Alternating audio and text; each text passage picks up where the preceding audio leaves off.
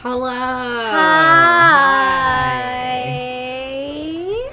How we doing?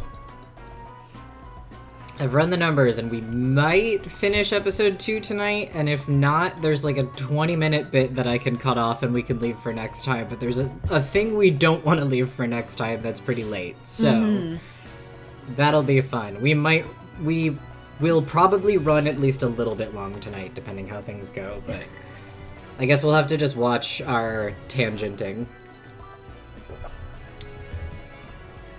We can't tell any overly exciting stories.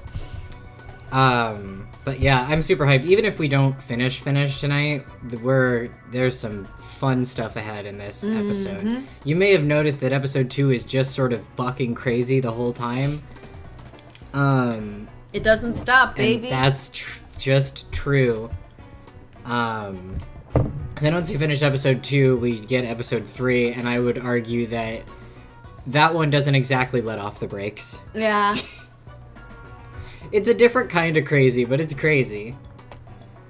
But yeah, I don't have a whole lot to say other than I feel so much better this week than I did last week physically, and I am hyped to be getting into this particular portion of the game. It's going to be great. There is, if we finish episode 2 tonight, or if we get close to finishing episode 2 tonight, there is another gross section that you will probably not want to be eating during, but it will be like way late in the stream if that does happen. So Midnight snackies. Yeah, and we will know when it starts. We will know. I personally, for me, it's... Oh yeah, sorry, I turned off the music. Oh, you've been muted. Oh shit. Oh no! Well, that's fine. I haven't been saying anything overly important. Just that we might finish tonight, we might not. If we do finish episode 2, there's sort of another don't be eating moment. It's longer than a moment, it's a scene. But we'll know when it's coming, and it's gonna be like, we're at least a few hours away from it, so it won't be immediate, but it's, yeah. I didn't find it as nauseating personally. Not as nauseating, but I still wouldn't want to be like eating a dinner. Yeah. Specifically a dinner during that time. Yeah. So that's my only real thing going into this, I think. The rest of it's pretty par for the course. Well, it's not, but I don't know. There's maybe one other thing I'll give a heads up about when I get there, but I don't know.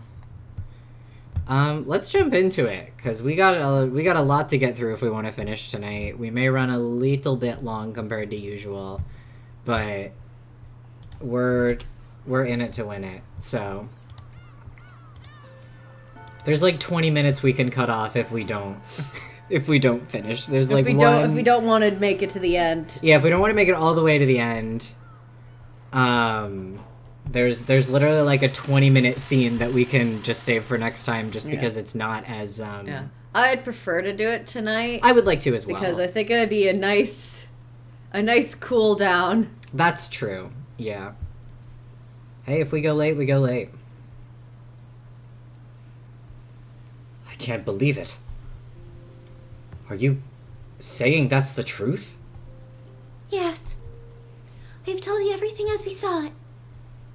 So, yeah, Rosa kicked, like, everyone out, and George was like, well, if you're kicking Shannon out, I'm coming with.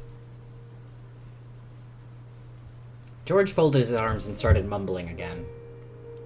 And the kitchen was once again wrapped in a long silence. George-sama, I'm fully aware how hard it must be for you to believe all that so suddenly. After all, even though I saw it with my own eyes, I grow less and less sure what it was I actually saw. I'm sure I saw it. And I'm sure I got into a fight, too.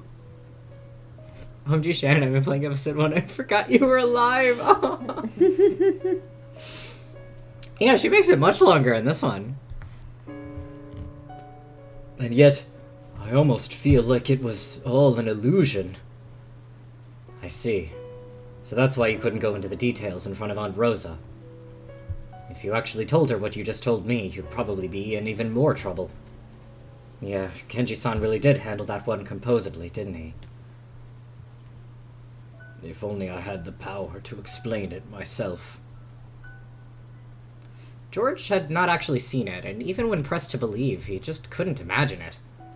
It was only natural. Because even the people who had actually seen it had given up asking themselves what it was. Yeah, everyone's having a really hard time putting any of it to words, it seems. Let's rewind the story a bit. Shannon, you said that when you thought Kanon-kun was an imposter, you picked up some spiderwebs and came back, right? Why did you do that? That's right. I was thinking about that as well. Why spiderwebs? I happened to hear from Kumasawa-san once. A long time ago, evil spirits lived on Rokenjima and they, feared spiderwebs. And they say that there's a legend that people treasured spiderwebs as amulets. And, right at that moment, I think I was also a bit confused. When it comes to those old stories, Kumasawa was very knowledgeable. Well, spiders are very useful bugs, after all. Yes, it wouldn't be at all strange for a belief system like that to come into being. I'm sure that the Torii Shrine was suppressing the power of those evil spirits. And because the spirit mirror was broken, that power came back. Nice use of passive voice. Because the spirit mirror was broken by no one in particular. That power must be what allowed Beatrice-sama to revive.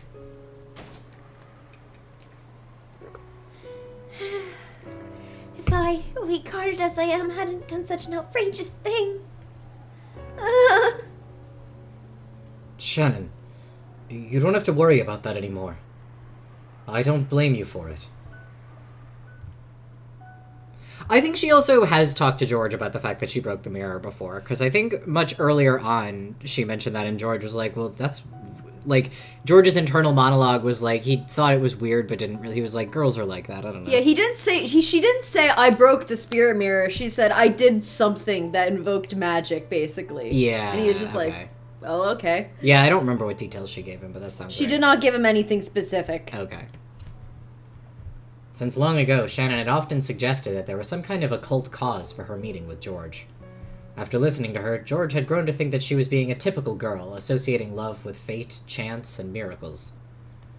He did think that smashing the spirit mirror offered at the Torii Shrine was taking it a bit far, but he'd laughed it off and forgiven her, thinking of it as just a prank. Yeah, I think she did tell him that. Not in text, at least. Not in the scene that we saw. Okay. He did think that smashing the spirit mirror offered at the Torii Shrine was taking it a bit far, but he'd laughed it off and forgiven her, thinking of it as just a prank that showed how serious she was about her relationship with him. Just breaking a mirror in some musty shrine wouldn't have changed the fate of our meeting. And it would never cause any curse. He tried to cheer her up, saying it was only a musty mirror covered in dust.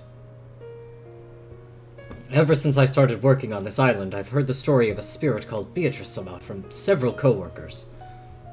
In the beginning, I thought it was ridiculous, but since it would appear indiscreet to say anything out loud, outwardly I conducted myself as though I also believed it. But could it really? She existed. Beatrice-sama was in the mansion all along. But she also lost her powers, and wasn't able to appear before us.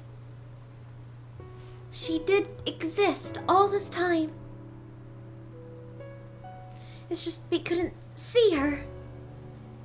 I'd like to hear Genji-san's opinion. I have no opinion. All I want to say is that, at that time, there were 5 of us in this room.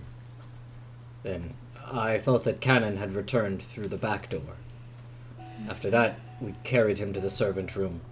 Something happened, and now Dr. Nanjo and Kumasawa will never come back to us. That is all. Genji, tell me the color of the sea. We have already explained everything we saw. I understand how unreasonable it would be to try and force belief from one who didn't witness those events, such as yourself. It's also interesting, we have such vague terms on what they've told George? Mm-hmm.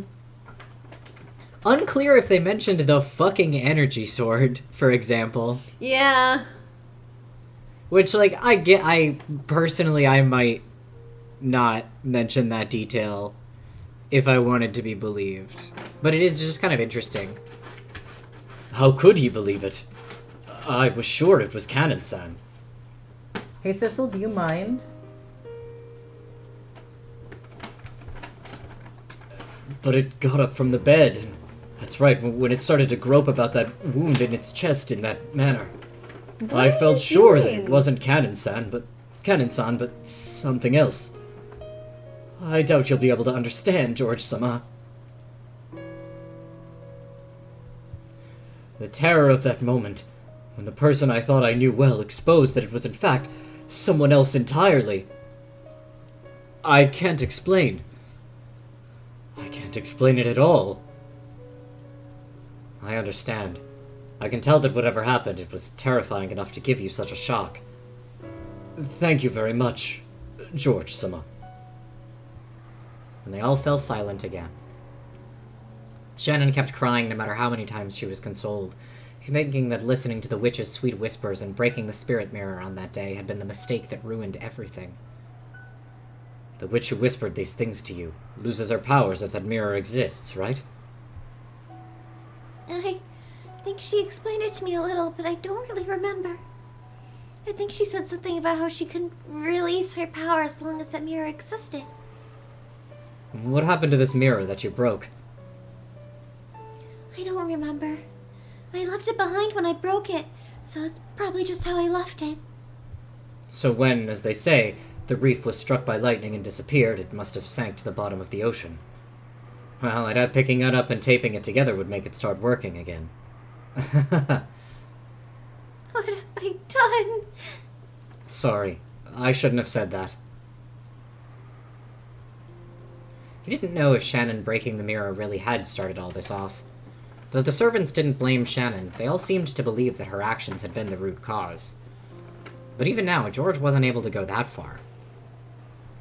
All this talk about witches and evil spirits just sounded fake to him, even though he was trying to be open-minded. Even so, he listened seriously to Shannon's story, trying to find a hint that might relieve at least a little of the pain in her heart.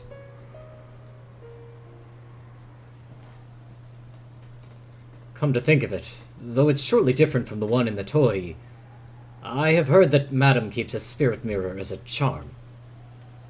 Really? On Natsuhi? Yes. I believe she received it as a memento from her grandfather or something, and that it functioned as a powerful ward against magic. A spirit mirror of high pedigree, I think. I have also heard the same story. Something about the mirror having the power to reflect that which is not good and send it back.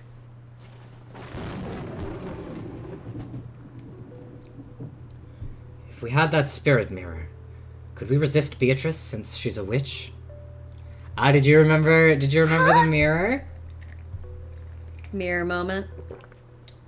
When George proposed this, the servants looked up. Oh yeah, you because you've been going back through episode 1, yeah. Good call. Well remembered. Mm-hmm. No, Umineko intends for you to be constantly replaying it while you're still playing it. I think that's completely fair. The shrine and the torii where it was kept are gone now, but the important thing is that there's still another spirit mirror.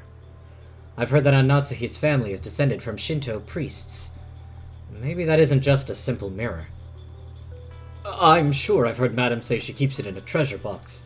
It might not be very large. I don't think its size is the problem. Even the mirror I broke was just a small, insignificant looking thing. Looking. I didn't mean to say it like that. Just a small, insignificant looking thing. A little old thing. Just a little thing. If our opponent is a cult, then we'll have to use the occult to fight back. Sitting around here won't solve anything. It's worth trying, if only for some peace of mind. Of course, this didn't mean George had accepted the witch. However, he'd thought it'd be necessary to have some kind of purification ceremony to heal the wounds in Shannon's heart. So this story about Natsuhi's spirit mirror really was story about Natsuhi's spirit mirror was really convenient. Let's go. I won't say anything crazy like, let's go get it and finish off the witch. However, I think it'd be useful to have some sort of charm that can protect us from her. Maria-chan told me about it earlier, but the door to Grandfather's room was supposed to be able to repel magic, right? That's our grandfather for you. It means he was pretty good on defense when it comes to the occult. Let's go. To Aunt Natsuhi's room. But I think Madame's room is locked. We returned the master keys to Rosa-sama. And even the key box in the servant room is now locked away. Oh my god, the Magikarp I named after Maria came back. Oh, hell yeah! I'm playing Magikarp Jump. I had a bunch of Magikarps named after Umineko characters for a while.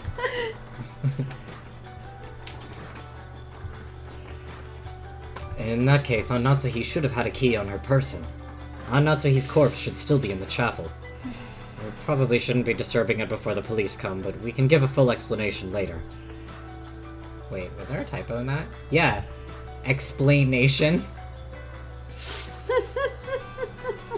Yeah, we don't know what's going on with Kinzo. We haven't seen him in a minute, but I don't remember what his status is officially. Yeah, he's fine. He's fine. He's literally just hanging out in his room. Yeah. Yeah, that's the thing. Nobody's been in his office in, like, forever. Yeah, like, Rosa went up there, then she was like, Grandpa is, shaken by today's events, and says he'll stay in his room. But Yeah. that doesn't sound like the Kinzo we know. Yeah, it's very... We also just haven't had any scenes with him in a minute, I don't think. But yeah. The scene with him, and it was from, I think... Oh, yeah, was right that... after we found the bodies. We did get the scene with the servants dictating his will. Yeah, which was right after they found the bodies. Okay, yeah. But I think that's the last anybody... And I think that it was after that Rosa was like... He doesn't want to talk to anybody, right? Yeah. Yeah. I'm trying to... The chronology. However, the entrance to the chapel is also locked. Goda-san, can't you break a single glass window with your physical strength? You could smash it with a nearby rock. Would it, really be okay to break the window of that important chapel? When Grandfather gets mad at us, I'll take responsibility. From the beginning, I've been ready to fight the whole Ushidamiya family today. I've got to get them to accept my engagement to you. So, I've been prepared from the start. Let's break the glass. Then let's borrow the key from Aunt Natsuhi's corpse. George's announcement that he'd take responsibility seemed to have given the servants a great deal of courage. Shannon and Goda looked at each other, then looked at George's face again. Grandfather knows everything about the occult. I'm sure he'll understand if it's the power of Aunt Natsuhi's spirit mirror we're talking about. Don't worry, he won't get mad at you. I wonder if Madame's mirror will really be able to seal Beatrice-sama once again. I don't know. But I think it's worth trying. So let's go. It's getting darker and darker outside. Quickly! Shannon, get a flashlight. Goda-san, find something that looks like it can break the glass. Sorry, Genji, but can you be on umbrella duty? Yes, sir! Yes, sir. The servants who had been rejected by Rosa gained a new master and started to move. George, who was normally calm and gentle, was now radiating dignity. Shannon checked the emergency flashlight. Just in case, she changed the batteries. Goda was testing several heavy-looking cooking tools. Normally a highly praised chef like him wouldn't want to use them for something other than their intended purpose. Yeah, the split here is interesting, especially... I know, Grace, we've talked pretty at length about the contrasts and similarities between, like, Rosa and George. And it is kind of interesting how... I hadn't really picked up on how that's actually kind of laid out here. Mm-hmm. Where it's like Rosa rejects all of them while George is like, let me roll with this. Mm-hmm. I trust these people because I trust Shannon. Normally a highly praised chef like him wouldn't want to use them for something other than their intended purpose.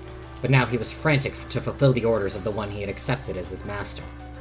After some worrying, he took a large, thick-feeling frying pan. Genji removed several umbrellas from the umbrella stand set in the corner near the kitchen door. He took 3 of them. Genji-san, I cannot go with you.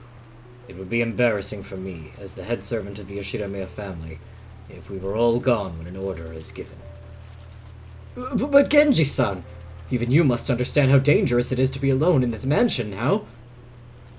I cannot go. I must remain here, so that the master can call for me at any time.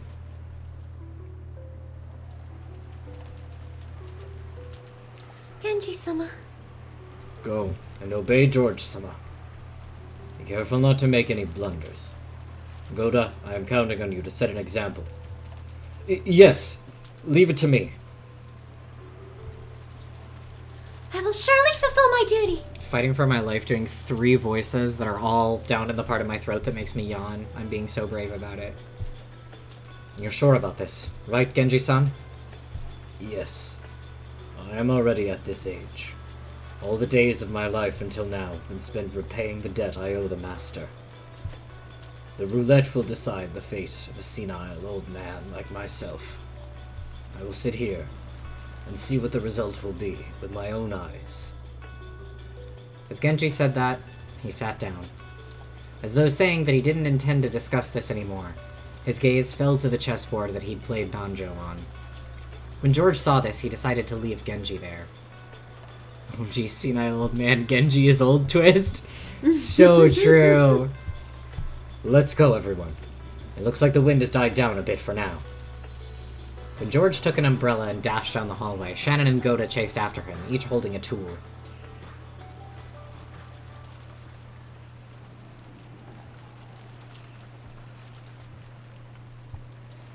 After they flew out of the room, Genji quietly stretched his hand out to the side of the chessboard. He softly pulled something there towards himself, covering it with his palm. If somebody is secretly old, I'll actually lose it though, because how would they do that? They couldn't, right? Who's to say? Genji killed his breathing even more than before. As he did, something flashed gold. From inside an ice pail set on the counter, a small gold butterfly appeared, softly and silently. It was almost as though it had seen George and the rest off, and was trying to secretly chase after them. Fuck yeah. It happened in an instant. The elegant gold butterfly, flapping its wings, was pinned against the wall by the knife Genji threw, just like a butterfly in a bug collection. After the gold butterfly beat its wings several times, looking like it was in pain, it accepted the fact that it couldn't break free, became fine gold powder and smoke, and disappeared as though it had melted into water. I love that he can just throw knives with devastating accuracy, and this is just something that failed to come up in the entire first episode. Yeah. He just never needed to. Energy sword also failed to come up ever. That's true. Canon having a whole fucking energy sword did fail to come up. He grabbed a hatchet instead of his energy sword. Yeah, that is weird. If I had an energy sword, I feel like I would rely on that more heavily than he seems to. Genji still gazed down at the chessboard as though nothing had happened. Although I think Canon waited to get out the energy sword until someone else got their energy sword out, right? The goat drew first. Yeah. From what I Cannon recall. was also in front of someone in the second one, which made him not want to pull out the energy sword. That's true, yeah. Which made him hesitate. Yeah. Maybe he would think up a brilliant move very soon. But no matter what move he made, his opponent would not be able to respond for all eternity. Even though he knew that, Genji searched for a brilliant move. Wait, I don't know. Interesting, okay. It must have been the perfect way to kill time, during the short period before some fate would be given to him. Nah, Grace, you're crazy. There's no metaphors in Umineko. There's no symbolism in episode 2 of Umineko. Absolutely not. Never. Nothing has a deeper, subtler meaning to it. He didn't know what result the roulette would bring about, but that decision would be made very soon. No one could interfere with the tumbling roulette ball.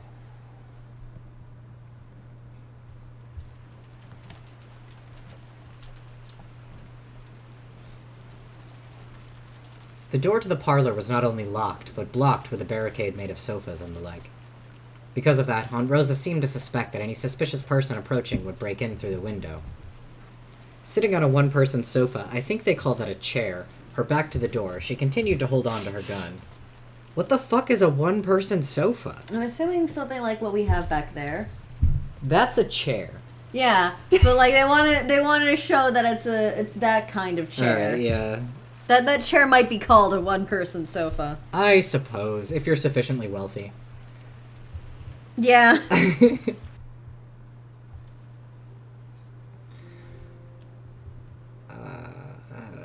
I didn't know what was what anymore, and even though my body and mind were worn out, I played with Maria as she wanted. Maria had said it. Beatrice was testing us to see if we could solve the Epitaph of the Gold, so we had to try and figure out this riddle. In the beginning, I was a little interested and tried to solve it, but I didn't even have a clue where to start in this weird text. I didn't doubt that there was some riddle hidden there, but I seriously doubted I'd be able to suddenly leap to an answer. In the middle part of the epitaph, we see lines going from the 1st to the 10th twilight, telling us to journey to the Golden Land.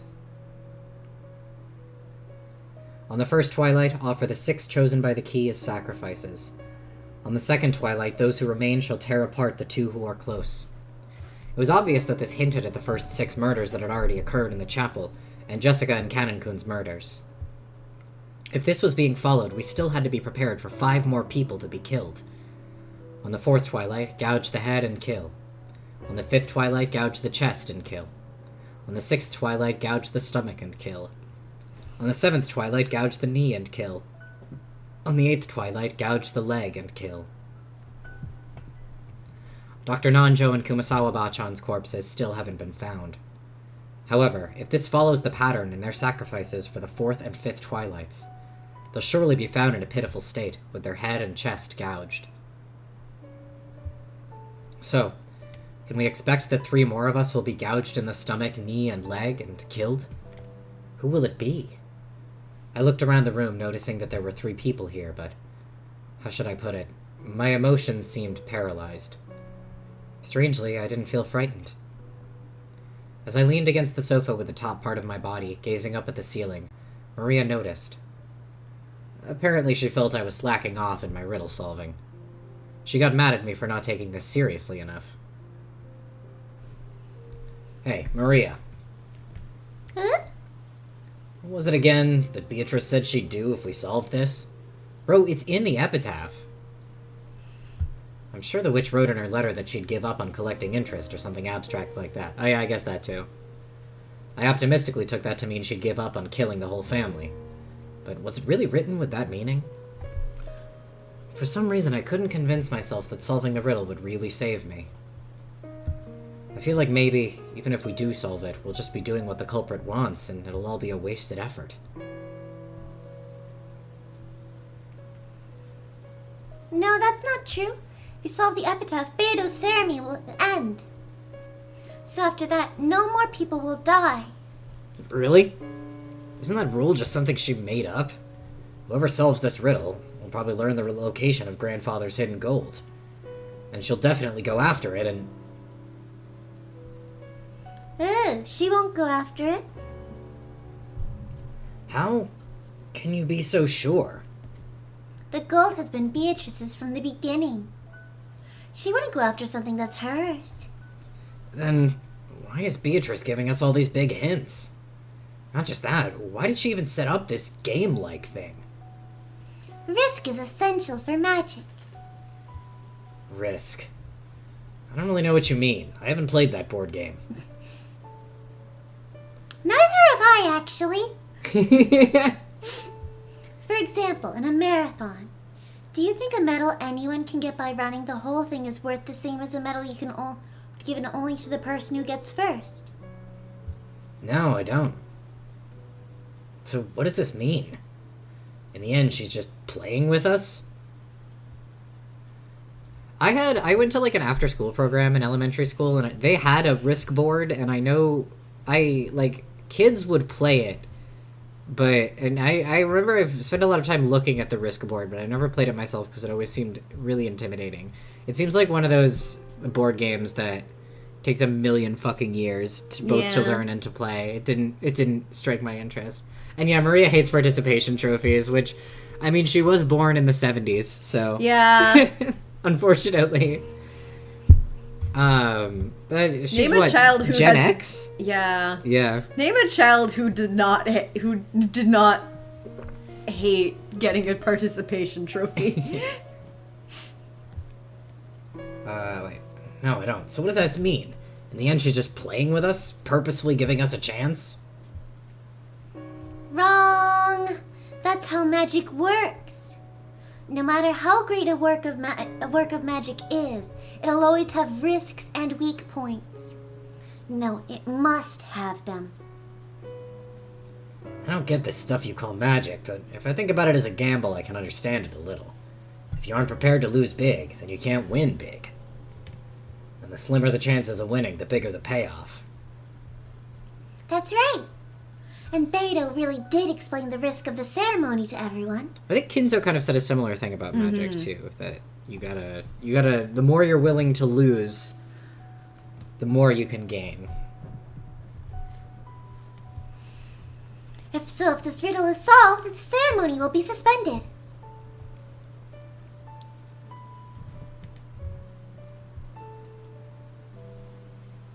I'm reading Grace's Yeah. commentary. Yeah. After all, if she breaks her promises, there wouldn't be any risk. If we solve this, will she really keep her promise? Why are flowers beautiful even though they wither? Why is there an artificial flower? Why is it that an artificial flower isn't beautiful no matter how elaborate it is, even when you can't tell the difference by looking? Humans can bring about miracles by gambling on their deaths. If an undying human existed, they'd have no way of bringing about a miracle. That goes for us. Life, the witch, and ceremony too. If we don't bear a risk, we can't succeed in anything. What do we do if we solve the riddle? Should we raise a hand and cry, "I got it!" Tell the witch our answer and see what she says? I don't know about that. But if we solve it, the ceremony will surely end automatically. You sure know a lot, Maria. Did you learn all that from Beatrice? Ooh! So, if you don't bear a risk, nothing can be gained, is that it? That definitely is the way of the world, but it's sort of in conflict with the chessboard thinking I like so much. At least when making moves in chess, players grope for the best move, always trying to avoid risk and hoping for an advantageous turn of events. They don't trust to chance like in gambling. That's right, there's no room for gambling in an intellectual game. And yet, this person called Beatrice has created such an outrageous crime, or maybe a ceremony, while purposefully imposing conditions for her own loss and announcing them to us. In chess, you always play your best move. So, by putting yourself in your opponent's position, you can predict their next move. However, we can't be sure that Beatrice's moves are always the best moves possible. I thought she was probably making us focus on the epitaph to fool us in some way, speaking in riddles. But according to Maria, that alone was impossible. She said this was a genuine risk that the witch had taken, and therefore proof that this was a formal ceremony for magic. I can't understand this witch called Beatrice. If she's committing this chain of murders with some goal in mind, why did she go to all the trouble of exposing the conditions for her defeat? No matter how I spin the chessboard around and think from my opponent's perspective, I can't understand why she'd give up if this riddle is solved. Which makes it really interesting that him and Beatrice are playing chess when Battler thinks magic is antithetical to chess. Yeah, especially like the whole idea that he's kind of getting into here about how like Beatrice might be making bad chess moves because it's advantageous magically, even if it's not advantageous in the chess game, which is weird because the chess game is this. Yeah. They never say what kind of game they're playing, but they do. It's played on a chessboard. Yeah, I do love it how they keep on saying chess analogies while never actually calling it chess. Yeah, it's also, you haven't gotten to the part of the game where they add more elements into the physical representation of like the physical game board that they're playing on. Boy. They do some funny shit with it in episode 6, I think. That I really enjoyed. But yeah, and they use check and checkmate. It's very it's I don't understand, because there's also scenes in this game that allude to like they are physically moving pieces on a physical chessboard when they do this, and also watching this play out, and I think it's just one of those don't think too hard about it things, but I am like, how does that work exactly? Please, what do they illustrate do? for me. And the chess, like, there's like physical chess pieces they bring out, and like it's a story. That's the answer, is that Umineko is a story. But like, So true, Jamie. this is very true. It is called Umineko no Nakukoro ni. That's very true. Yeah. And welcome in, Jamie. Hi, Jamie. Isn't it almost as though Beatrice doesn't care whether she wins or loses? Of course chessboard reasoning won't work against an opponent like that. I don't understand. What is Beatrice after that's making her carry out this crime? If she just wanted to massacre us all, she could have done it quietly without this whole crazy setup. I mean, Grace, they are kind of saying it seems like she's playing this game for a reason other than winning. It certainly does seem like that's what he's getting at. Mm-hmm. There was no need for... could be. There was no need for that kind-hearted advance notice, all this self-aware closed room stuff, or any of the rest. It's all overacting. I've got no clue what it means. Will I be unable to understand everything, as long as I keep thinking of Beatrice as a greedy human culprit? If I don't accept her as a witch, will my chessboard thinking be stuck before I've even lined up the pieces? If she really is a witch and everything Maria said is true, then there's only one thing for us to do. The theory building and discord and searching for the culprit has all been pointless. We should have all gathered in the dining hall, combining our knowledge to solve the riddle. By combining the knowledge of that many people, we might have been able to grasp at least a thread of the answer. The greedy humans, each desiring to gain something over their opponents, were getting offered up as sacrifices one by one without gathering their knowledge together. In the end, did the humans get what they deserved? They thought they were using their brains, but they were actually only thinking of their greedy selves. In the end, chessboard theory is a thinking technique where you project yourself on your opponent. So greedy people see their greedy selves inside their opponents. I looked lazily at Aunt Rosa. She was probably tired from being under all this tension the whole time. She couldn't sleep, but she kept staring vaguely at some point off in space. Aunt Rosa had announced that we couldn't trust anyone who hadn't been killed. Aunt Rosa's chessboard thinking saw herself inside her opponent. In other words, maybe Aunt Rosa was an isolated woman, unable to trust anyone and unable to let her guard down. That feels like the most obvious statement anyone could say about Rosa. Yeah. Aunt Rosa seems troubled.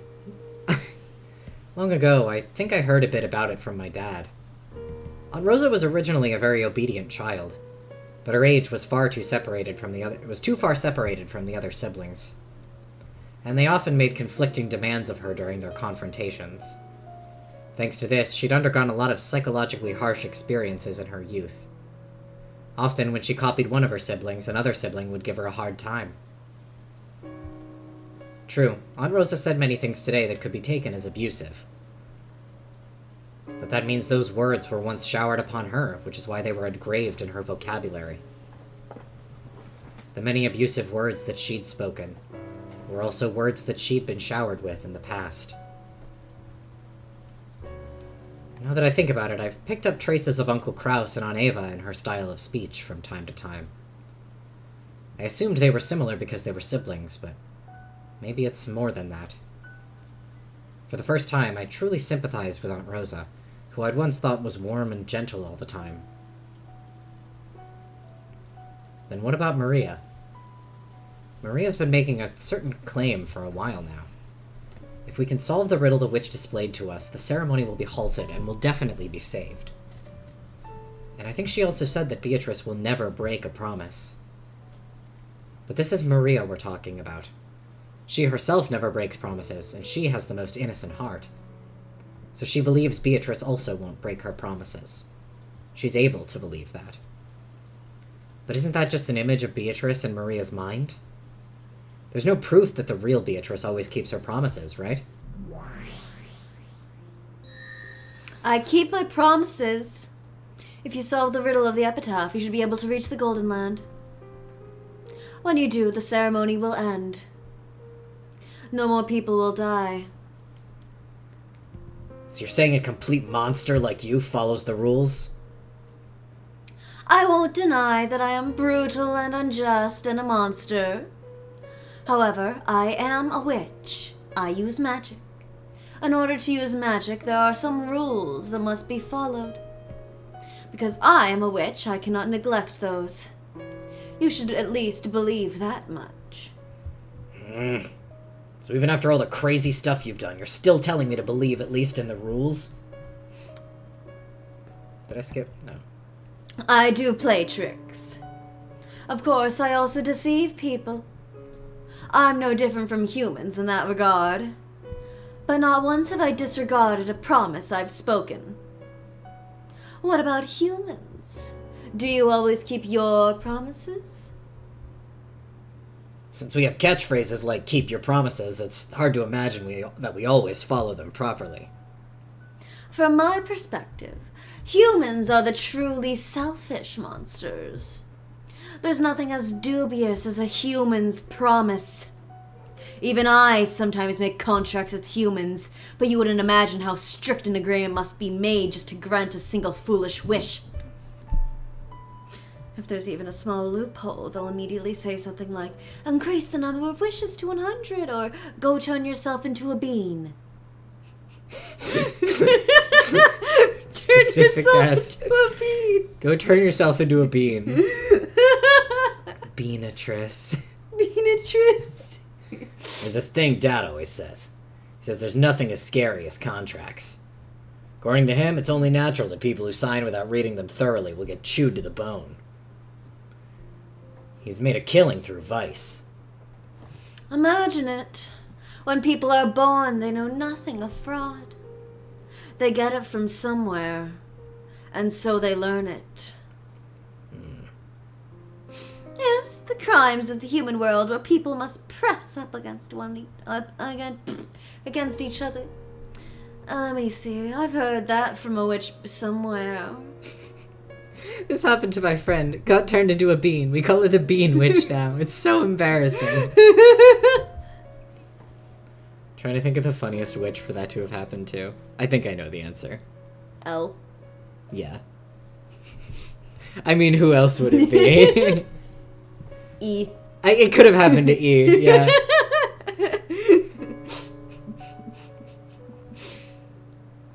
Oh well. I'm not as heartless as you think, you see. Every witch has a no beans clause now. True.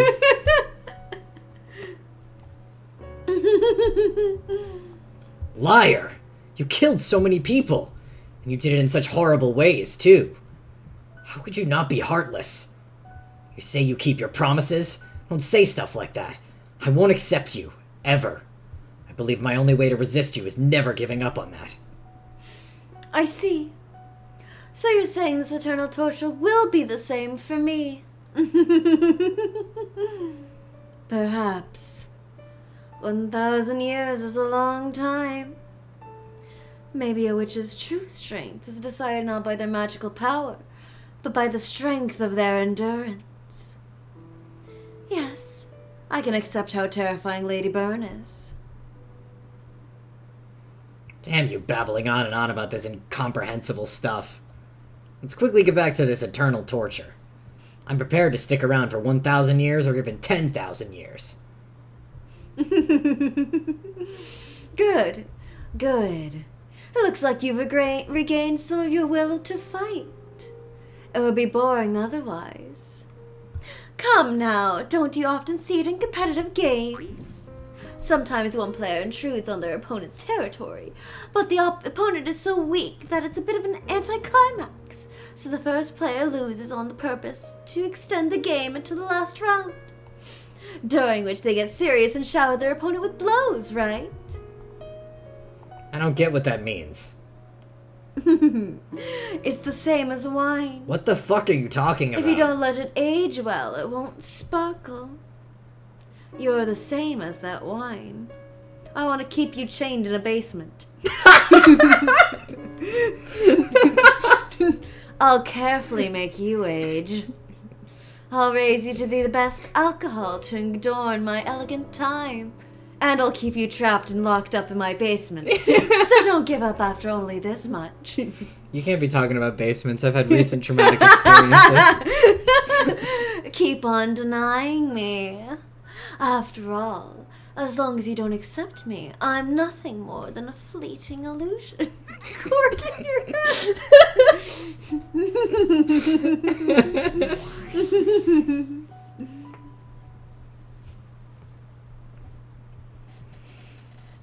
Well, that all seemed unimportant. Yeah, none of that was important. It will never come back. And then the glass shatters? Yeah. Oh. Yeah, because they broke in. No matter how many times I see it, Criminals. it's awful. I truly sympathize. Shannon-san, please get the key. Even though she is dead, Madam is a lady. I cannot touch her. Of course.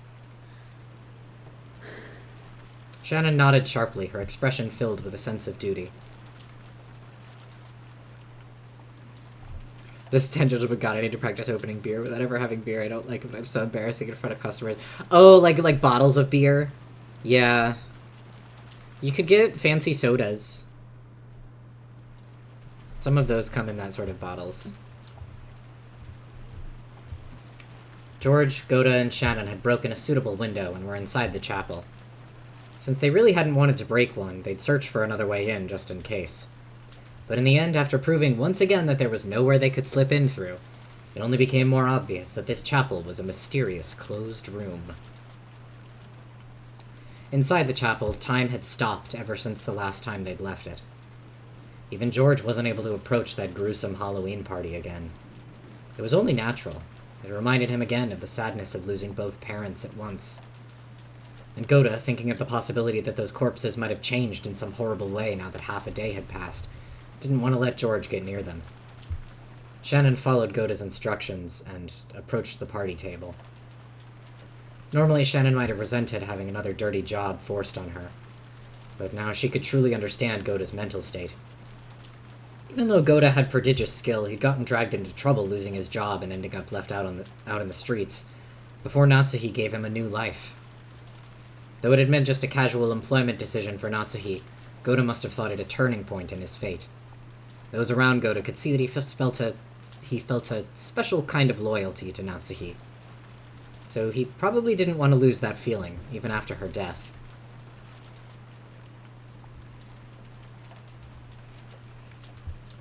Now that half a day had passed, the bodies of Natsuhi and the rest had changed completely. Small bugs sniffing out the smell of death had started to gather. This might get a little icky. Gross. It really wasn't something you'd want to look at directly. Madame, excuse me. Because of her long experience as a servant, Shannon had an idea of which pocket Natsuhi kept the key to her room in. It would probably be this pocket. Her guess didn't fail her. Just by touching the outside of the pocket, she was immediately able to feel it. It's here. The key to Madame's room. Shannon held the key up high, showing the others that it had been found. As George and Goda watched her, their eyes opened wide. That wasn't the expression Shannon was expecting, so it startled her.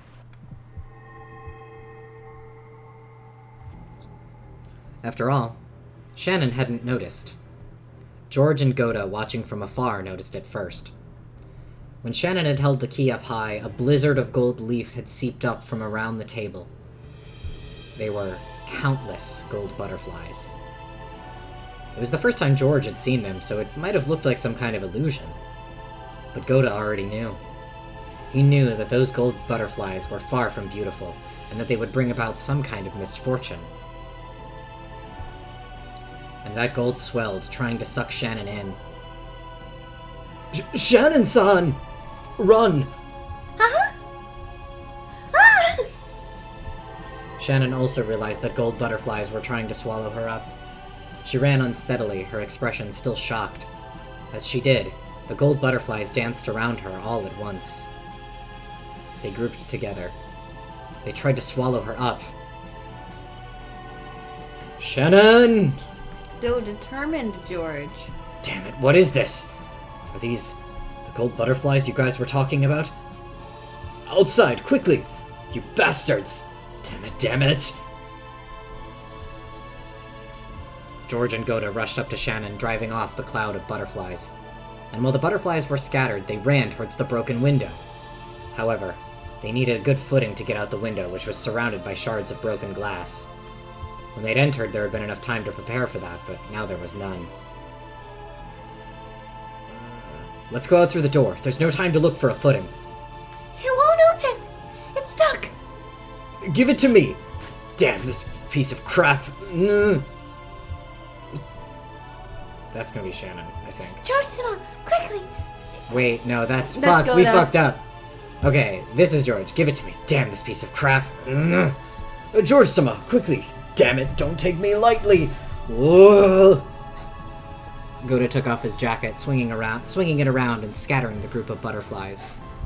But saying he was outnumbered would be a real understatement. It was doubtful that it even bought them a short amount of time. George struggled with the broken handle. Its age showed, and it didn't turn well. I can't leave it to strength. It needs the right angle, or there's some trick to it. George-sama! Damn it! You monsters! At that moment, Goda saw it. He was seen by it.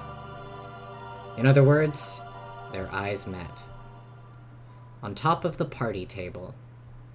A single can of Raid would really turn this situation around. Umineko, if they had one can of Raid.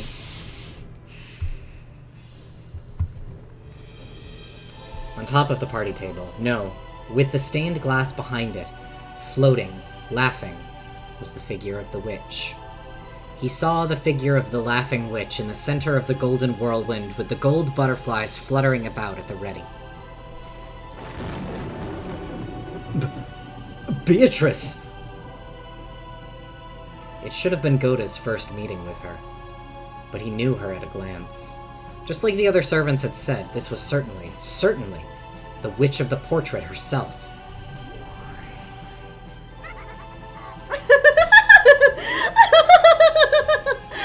It's almost time for dinner, is it not? Sorry, I am the host of this mansion now. She choked on a butterfly. So I must give a warm reception before your wonderful dinner. And look, we even have 3 people fit to order. Grace, you're always on my side. My, how truly convenient. Whoa!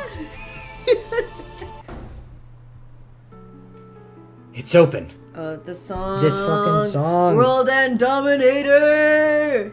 Goda-san, quickly. Is this the first time? Yeah. Fuck it up, World End Dominator. Ignore the fishy aroma. It's YouTube. Goda-san, quickly! Beatrice, Sama. Or wait, no, sorry, that was Shannon. It's open. Goda-san, quickly. Beatrice-sama. Huh? Are you sure it's a good idea to just stand there? If you think this place will make a fitting cemetery for yourselves, then be my guests.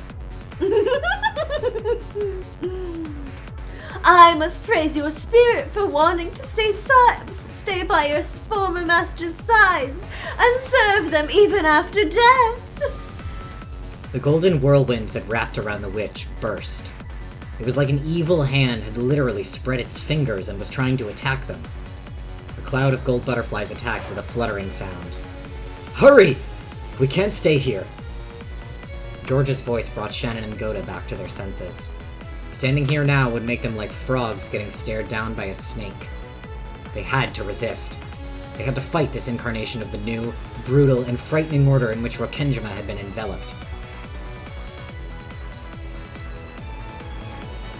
There was no time to take out their umbrellas. The three of them dashed out into the pouring rain. The three of them never realized because they didn't turn around. But the gold butterflies apparently couldn't handle the rain too well, and this hampered their ability to chase after the humans. The three people ran from their golden pursuers and flew into the mansion. How nice! How nice! It wouldn't be as fun any other way.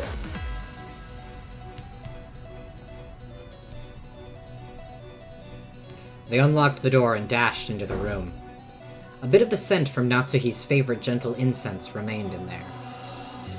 However, there was no time to let that calm them now. Where is it? You said it was in a treasure box, right? It's just a story I heard. I never heard exactly where it was. I think it'll probably be in her dresser next to the bed. Shannon's womanly sensibilities led her to conclude that. What the fuck? We're in George's head. I think. But next to the bed, there was only an incense burner, a half-read novel, and glasses.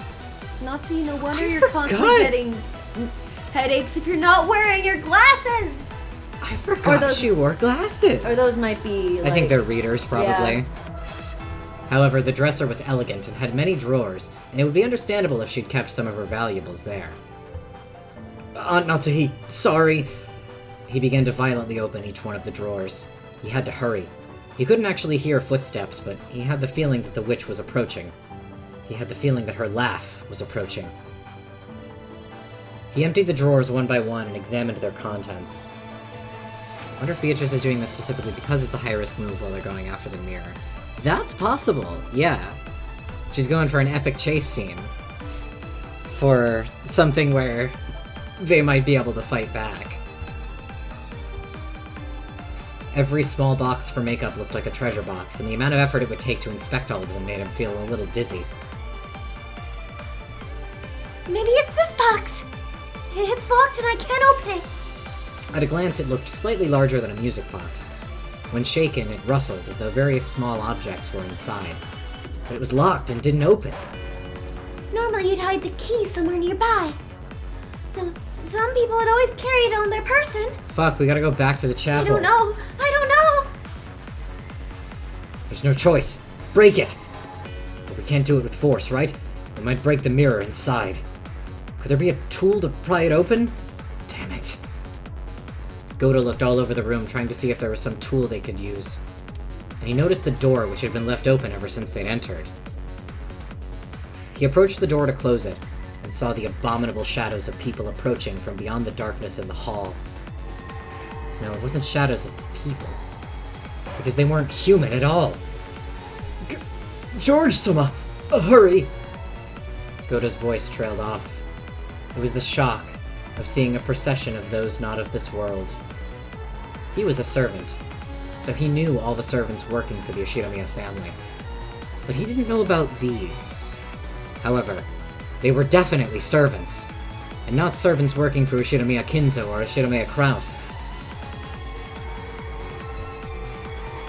Yeah, it's Puppy Army. That is fully not what goat noses look like. Yeah. These new servants who worked for the new master of the mansion, the Golden Witch Beatrice, had goat heads and bright red, boiled eyes of lava. And energy swords from the hit video game Halo.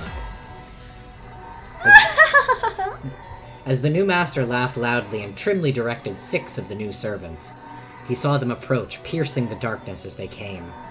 Of course, she was clad in the gold butterflies that were her symbol. Goda hurriedly closed the door and locked it. I forget what this read call again. Either imagining them bounding down the hall and Goda reacting with just as much utterly deep horror. Yeah, little... Yorkies? Yeah, little Yorkies. Little Scottish Terriers. Yeah. One of the tiny terriers is what they look like. Mm-hmm.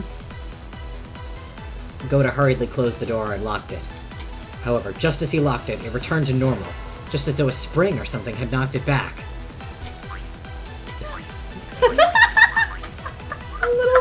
sound effect. Can't use that during intense scene. He can and he will. Just prancing down, tails wagging. It gave the illusion that some prankster beyond the door was unlocking it every time he locked it. I forgot this happened now. They couldn't have reached the other side of the door yet. So who was doing it? And how? It almost felt like playing with a broken toy. Click, boing. Click, boing.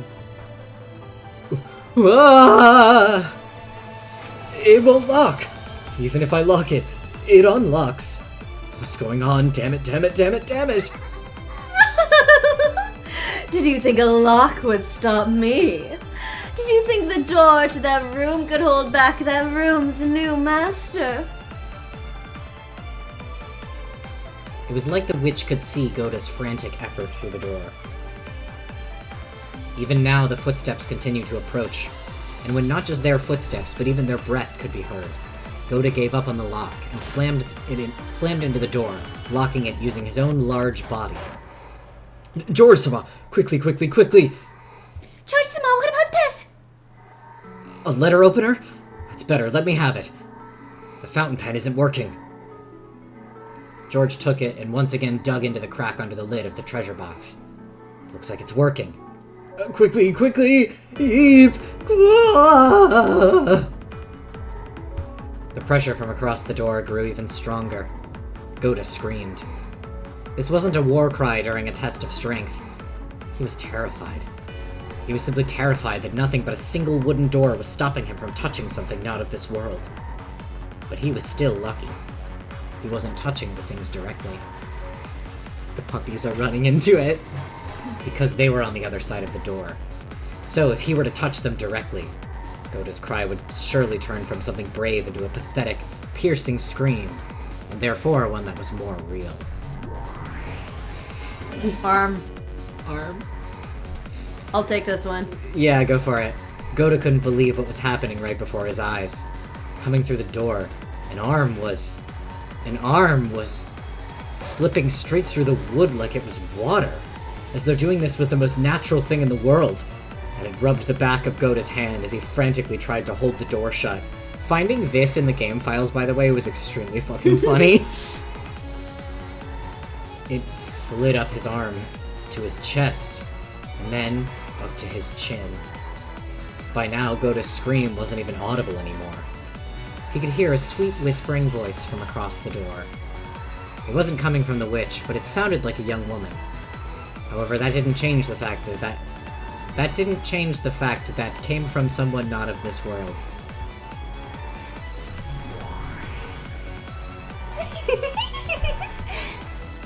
So cute! Hey, you see it, right? Your life flashing before your eyes? Let me know when it's over, Kay?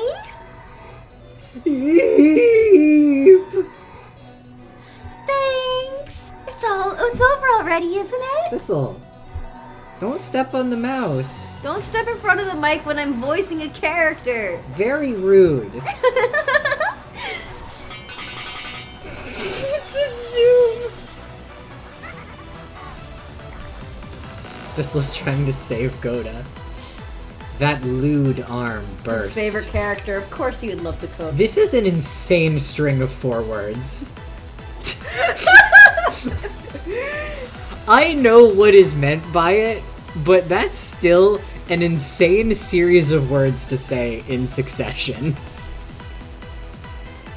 Then they heard the sound of something jumping around the room at an incredible speed.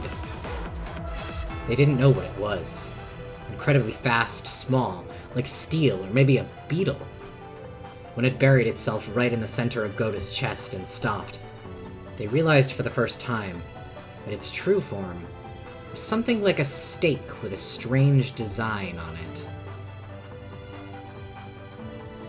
Goda's large body shook, bent backwards, and fell over.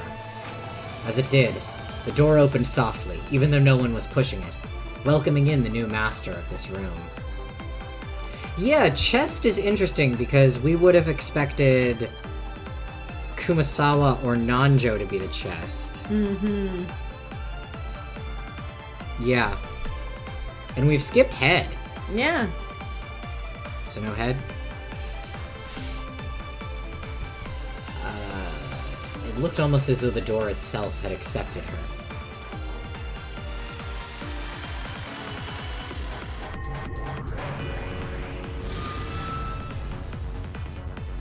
The goat attendants came in one after another, 6 of them. Then that witch came in, and the gold butterflies came in. The room was wrapped in a blizzard of gold leaf, which fell and piled up, turning it more and more into a world of gold.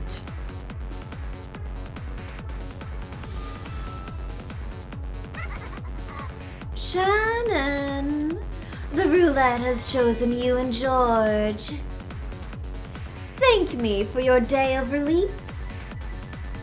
Do you have any regrets? You don't, do you? Receiving an engagement ring from the man you fell for and then being killed before spending your first night together. That hardly counts as a regret at all, right? You wanted him to hold you, didn't you? I always feel like that much is something I'm trying to pull apart since I can't energy swords and phasing arms right now. Yeah, it's not... The energy swords sure are difficult. The difficulty is extreme. The difficulty level is extreme. You wanted him to teach you a woman's joy, right? I know, Shannon, you're dribbling. See, your regret is dripping from your mouth. I can see it dribbling down from your mouth, Shannon.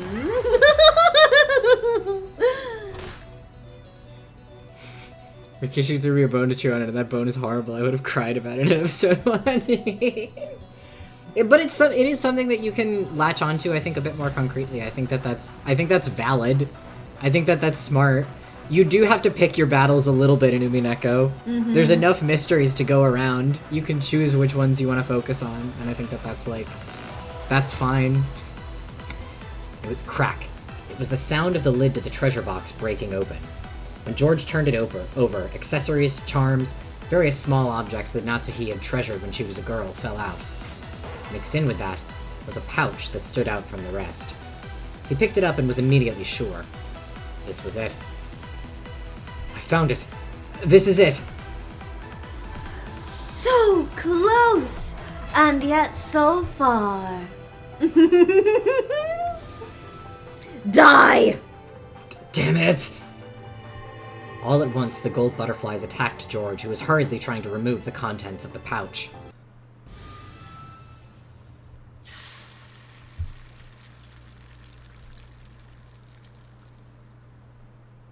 At that time, a bright red flash seemed to light up the room for an instant.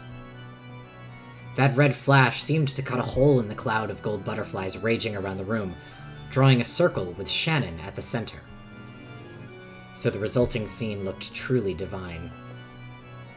Almost as though a single streak of light had cut through the clouds in this world of gold.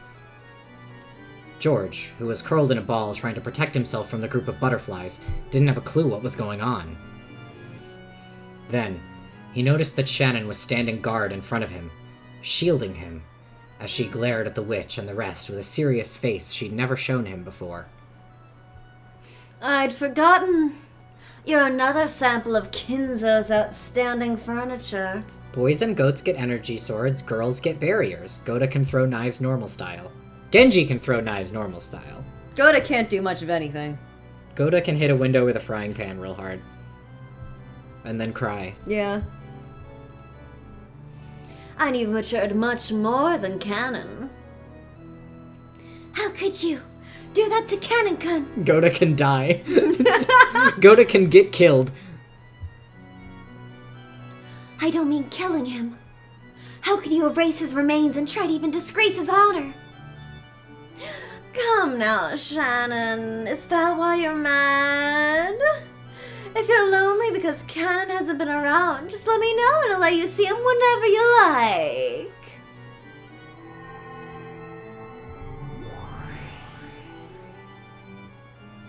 You mad? You mad? When the witch snapped her fingers, one of the 6 goat attendants glittered gold and changed into cannon. It was definitely a sight to make one doubt their eyes. It was definitely Cannon's face. Don't do that. However, in those eyes, the glint of Cannon's integrity was nowhere to be seen. They were the hazy eyes of furniture that only obeyed the orders of the witch. George couldn't understand the scene right before his eyes. And he finally understood why Goda and the rest had been unable to talk about what they'd seen in the servant room. Are you enjoying this? So yeah, it's looking like that was a pretty good call back on the Goat Boy Cannon theorizing last week. Yes, I am. It's always fun to reunite a pair that have been torn apart by death. After all, I get to enjoy tearing them apart by death, reuniting them, and then tearing them apart again.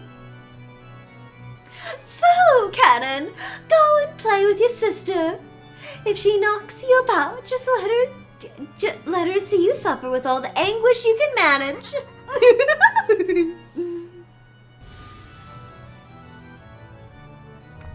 From the imposter Cannon's arm, a strangely shining curve extended. He planned to tear Shannon apart with that.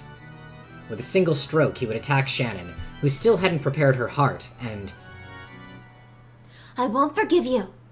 I'll never forgive you for dishonoring the dead not just once, but twice. Shannon, it is my turn upon the Xbox. Which mommy says so. Let down the barrier.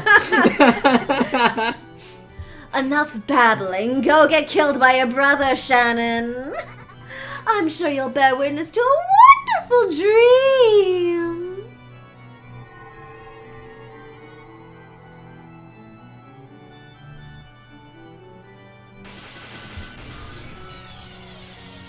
Purple.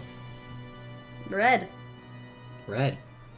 The imposter cannon certainly seemed to lunge at Shannon, drawing several purple curves. But when he flew at her, it was as though some kind of invisible wall had been placed in front of her. Go get killed by your brother, Shannon is such a funny fucking statement out of context. Yeah, that is a wild thing to say. The wall repelled the imposter, leaving a bright red ripple on its surface. No, it didn't repel him. It smashed him. It knocked him back, turning him into golden dust, into little bits, scattering him. The foolish furniture who had taken Cannon's form and even disgraced his honor after death broke into countless gold butterflies. And then those butterflies themselves broke into pieces, and those pieces were broken into pieces until they were no longer butterflies but a golden splash that faded away. Shannon. George-san, please don't move from that spot. I don't want to shift the central axis. Yeah, she's got a barrier. You know she's got a barrier in Golden Fantasia. Mm-hmm. You know this is her moveset. Actually, funny enough, something I didn't mention before is that her, like, funny special attack that she does, they're called Meta Supers, which is also really funny. But her funny special attack that she does is smashing the mirror, and then lightning strikes her opponent. And her voice line when she says it is the, like, I kept my promise, now you keep yours, Beatrice-sama. It's great. Golden Fantasia's dumb as hell, I love it. It rules.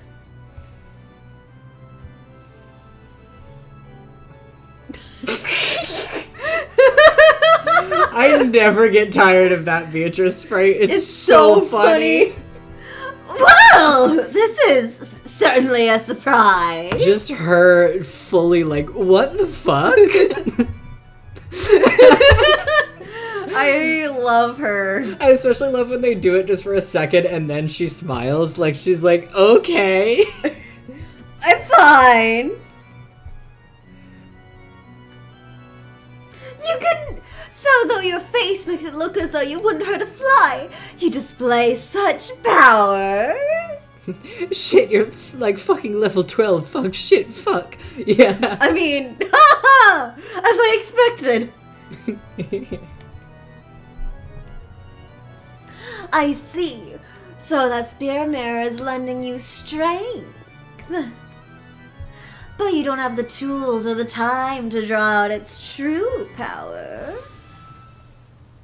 I won't let you have either of those. The spirit mirror George gripped had let out a divine glow, displaying a strength powerful enough not to submit to wicked forces. But that glow was no match for the witch's sinister nature. This is why furniture can be frightening. That feeling like unexpectedly stubbing your little toe on the corner of a cabinet. Yes, this is why furniture can be frightening. You furniture, furniture, furniture! I am not furniture. And right now you seem very pitiful to me. What?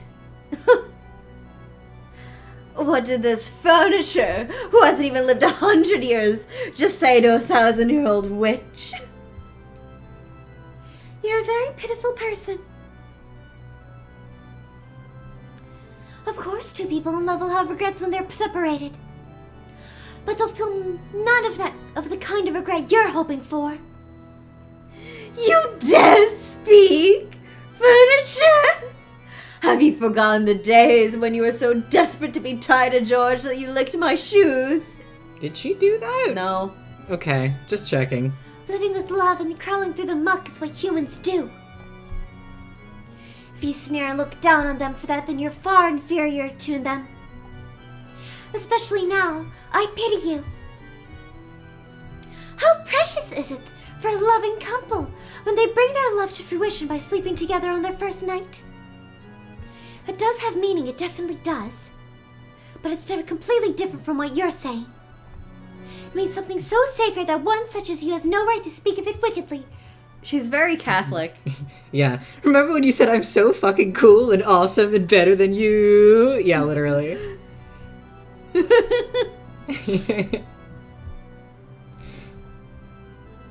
Yeah, Shannon's being real Catholic right now. So I no longer have any regrets. George-san and I have sworn our love to each other. As proof, I accepted his ring. With that, our eternal vows are completed. No matter how you torture us with your wicked magic and your malice, you cannot disgrace eternity. Don't speak in cheap ideals like some poet. Love is lost, totally meaningless unless you're sleeping together. Men are mere flies and maggots that get drawn to your female scent and crowd around you. Do you still not understand that at your age? You'll despair the very first time you witness the dark lust of that glasses man behind you. Okay, this is... There's subtext to this, obviously, but just the glasses man.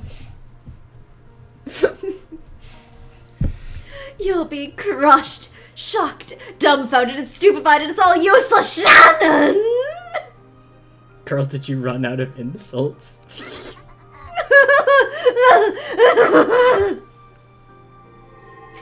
Yeah, that's enough talk out of you, you furniture, furniture, furniture! Who the hell do you think you are talking like that, no matter how beautiful you try to make love sound? In the end, it's fraud because love is filthy filth. Don't people become adults when they realize that? Die, you trash! Furniture, furniture, scrap!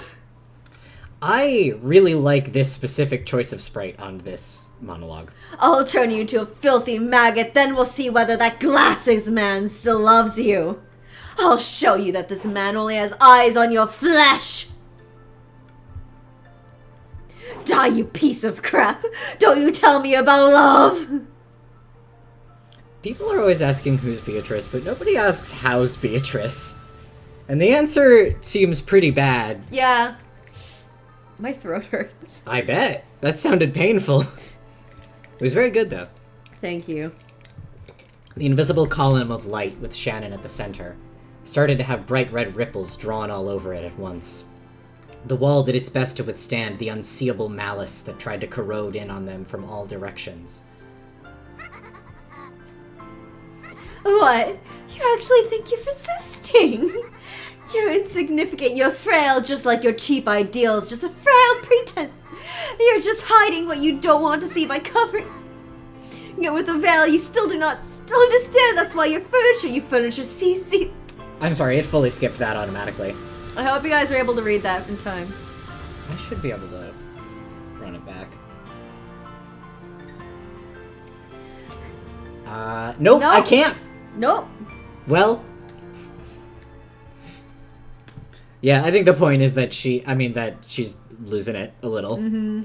The golden windstorm that covered the room gradually began to shave the walls off the column that protected Shannon and George. Vod's baby, so true. The bright red ripples frantically drew a resisting pattern, but that just turned it into a red wall of despair that began to wrap the two of them up.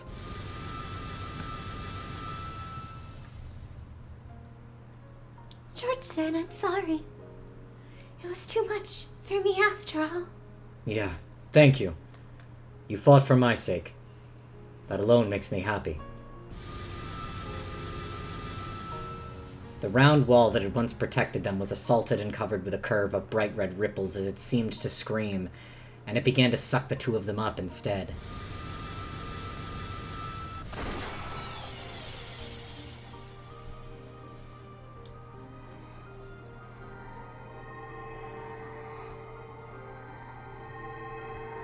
I always like the weird grinding sound effect that's associated with magic. Mm-hmm. I don't know how to describe it, but I always thought it was neat. It sounds like a really distorted breathing to me. Kinda, yeah.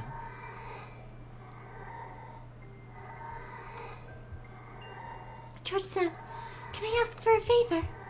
Shannon grasped George's hand behind her, so George hugged her shoulders just as strongly. What is it? In the end, please let me hear you say I love you. Yeah, we haven't gotten a sin for either of them yet.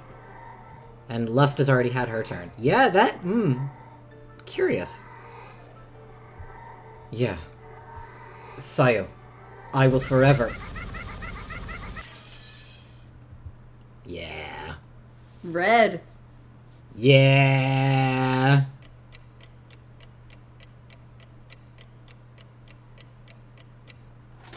Nine o'clock.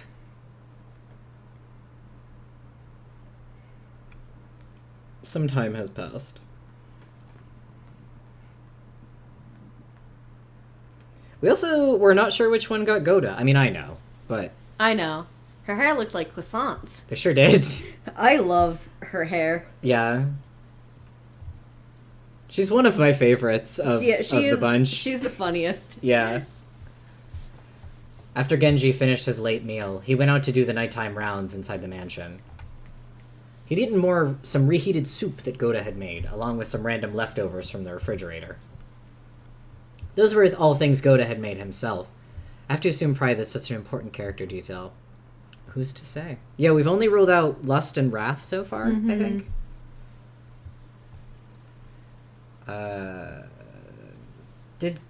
No, Goda didn't get got by one of the stakes last time. Nope. I was gonna ask about that, but no, he was first Twilight, right? Yeah. Yeah. What are the let's review the seven deadly sins. So we got lust, Wrath, envy, pride, gluttony, greed.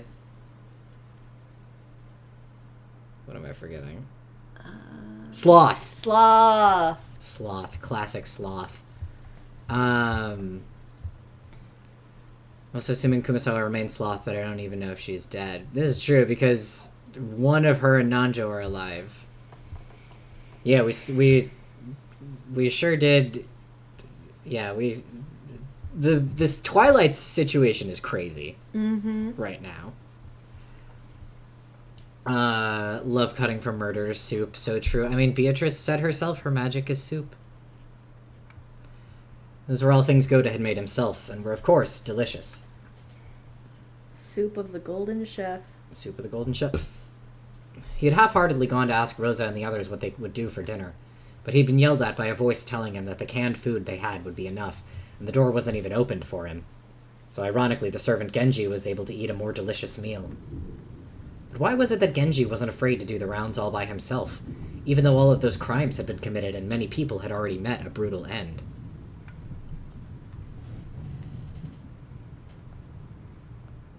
Judging by his appearance as he carried out his usual tasks without a trace of fear, as though everything was normal, you might think all of the horrible events that day had been no more than a dream or an illusion.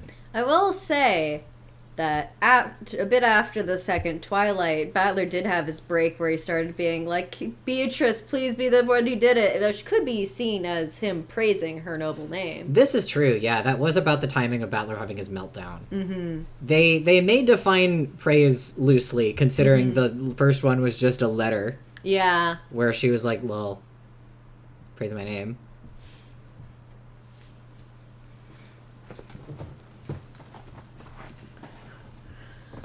That one I may have a loose, but is he of those who remain?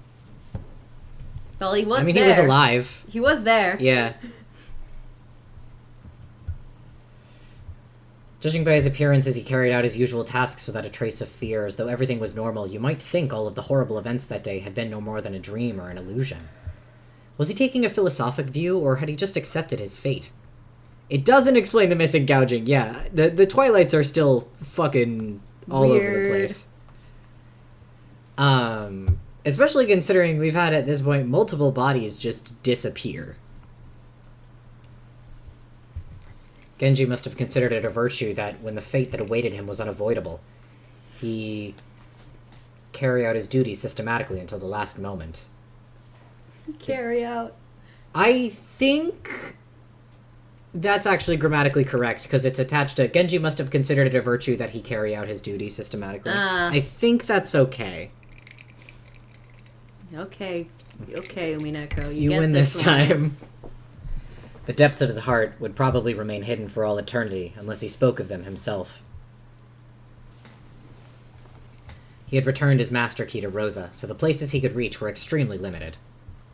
All he could do was walk around the hallways, checking to make sure all the windows were closed.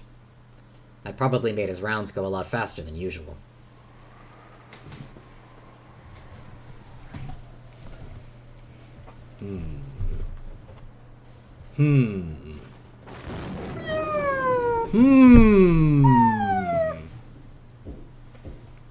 At the sound of a reserved knock, Aunt Rosa, who had been falling into a doze, jumped and woke up, pointing the barrel of the gun at the door as she yelled, "Who is it?" I was napping on a sofa, and that voice also brought me back to reality. "Rosa-sama, it is I, Genji." "Do you have some business? Don't worry about opening the door. Tell us from there." "Yes, ma'am. In that case, forgive me for speaking in this fashion. I have found Dr. Nanjo and Kumasawa's corpses." What did you say? I feel like that warrants more than a But alright, Genji. I see. Very well, let's go and check them. Until I see the corpses, I won't believe anyone. It's okay, Battler. If you stay with me, it'll definitely be okay. Maybe my face seemed to be darkened with anxiety. Maria grasped my hand with her small hand and smokes off.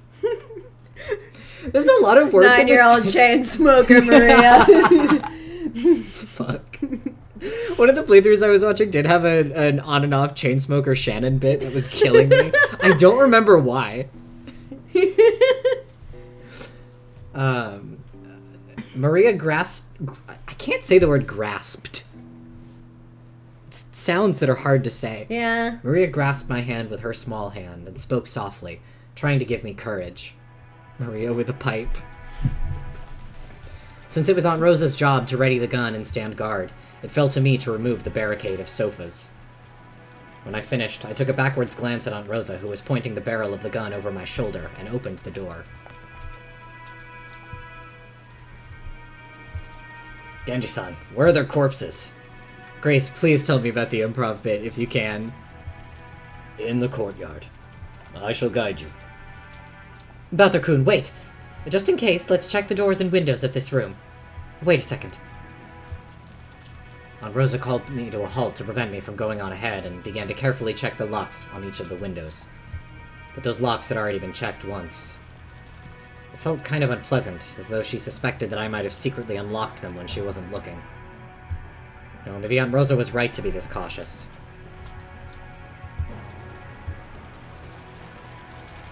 Though it was called a courtyard, it wasn't really a pretty place you could take a walk in like the Rose Garden. Related to smoking, character's alibi was that he was smoking in his study, and so another said, well, that's a long cigar then. And I, as the wife, said, oh, trust me, he does not have a long cigar. Oh my god. Now you're reminding me that when I was in high school, one of my parts in a play was a sexually unsatisfied wife.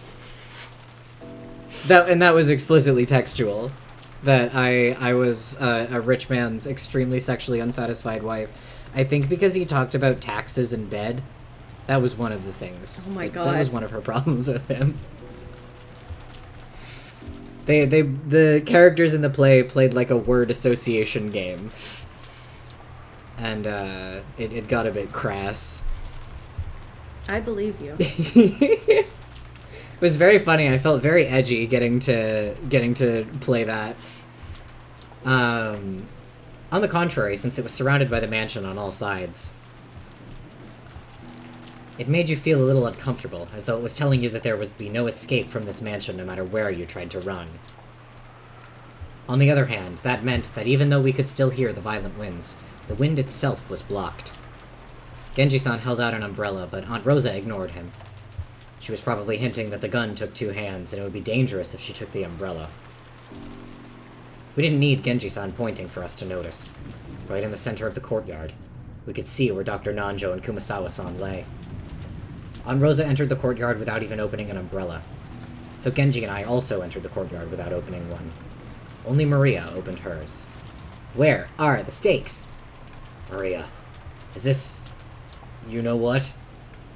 It's the 7th and 8th twilights. Let's go, baby! 7 and 8! That means... oh, wait, no. Let me first do the 7th twilight. There's Nanjo. His corpse, which had gone missing, was later found in the courtyard. At that time, it had a weapon shaped like a stake rammed into his knee. With this, the 7th twilight is finished. Her corpse, which had gone missing, was later found in the courtyard. At that time, it had a weapon shaped like a stake rammed into its ankle. With this, even the 8th twilight is finished. Literally unplayable. Literally unplayable. Curious. So we skipped Gouge the Head. Or... yeah. They're happening out of order. Yeah. Weird. I see. Oh no, that's gonna be... oh, I see. Certainly, just as Genji-san and the others said, there are horrible wounds on their necks. The cuts are quite sharp. Almost as though they were sliced with a katana or something. Or like one of those energy swords from Halo. Those gaping wounds on their necks definitely made me want to avert my eyes. Gamer Rosa. Gamer Rosa! Just the thought of that. Oh my god, she would be so toxic. Toxic Gamer Rosa. I hate this. What do you think Rosa would made in Splatoon? I need time to think about this. But after seeing that Halloween party in the chapel, even though they looked horrible, they were no longer enough to make me feel sick. It's either out of order or that they were killed before Goda but gouged after. But Head is indeed skipped, and is Kinzo? I don't think there's a secret third thing. Who's We to don't say? know. No one has smelled anything bad this time. Yeah, there's not been any funny smells this time around. I got doxxed by Aunt Rosa after she lost me in CSGO. That's how they found Battler. Yeah, exactly. That's how they dragged him back into the family. More importantly, our gazes fell to their legs, to Dr. Nanjo's knee, to Kumasawa-san's ankle. Driven into each of them was something like a knife or a stake with a demonic design. It must have been the same as the thing that had pierced Jessica's back. What is this? It's just like what happened to Jessica-chan. Is this supposed to be some kind of occult ceremony, I wonder? I do not know. The last time I saw their bodies, there was nothing like these. Maybe it was done after they were carried out of the servant room. All these low voices are catching up to me. The one stuck into Dr. Nanjo's knee was still standing erect, but the one that had been thrust into Kumasawa-san's ankle might have been a little shallower. Hard to stab something into the ankle. Well, yeah, especially because, like, I don't know that a frail old lady is gonna have because the blade of him's what, like 5 inches? Yeah. I don't think you have like 5 inches of ankle Yeah. if you're going perpendicular style. But yeah, there's also like just bones. Mm-hmm. It had come out and fallen over. So by looking at the one that had fallen over, for the first time I realized that it wasn't a knife, but something like a stake. Because I feel this is described as being just outside the door, so they had to be placed after the chase. So how did that happen? Yeah, that seems like this was relatively recent. Well, they're just outside the door into the courtyard, which is not a door like the courtyard is completely closed off by the mansion. So if you were going in, you wouldn't pass the courtyard. Because it's it's not, they're outdoors, but they're not like, they would have to go back through the mansion to leave. So I guess it is possible that they wouldn't have been seen during the chase, so that they could have been placed at that time. I only say that because that's established in episode 1, so I'm not like giving away information we don't have, but yeah, the courtyard's totally closed off. So by looking at the one that had fallen over, okay, something like a stake. Its full length was probably about 30 centimeters. It was probably made out of bronze or iron or something of the sort. Even without touching it, I could tell it had some weight to it. It was composed of a grip and a cone-shaped part, and it was obviously made to be a piercing weapon. Maybe it was like a miniature version of those lances Western knights used on horseback. The spiral-shaped ditches in it made it also look like a small drill. However, the grip had an occult design modeled off a demon or something, so instead of a weapon used in war, it felt like something that would be used in a ceremony to offer up living sacrifices. There's no mistake. They're meant to be sacrifices. On the 7th twilight, gouge the knee and kill. On the 8th twilight, gouge the leg and kill. On the 8th twilight, gouge the leg and kill. Wait a sec. That means they've left out the 4th, 5th, and 6th twilight. Yeah, we fucking skipped some. What the hell? Could it be? Of course. Why is Genji-san alone? If something like this has happened, why aren't George Aniki, Goda-san, and Shannon-chan here? Why was Genji-san alone? What's going on? Where did George-kun and the other two go?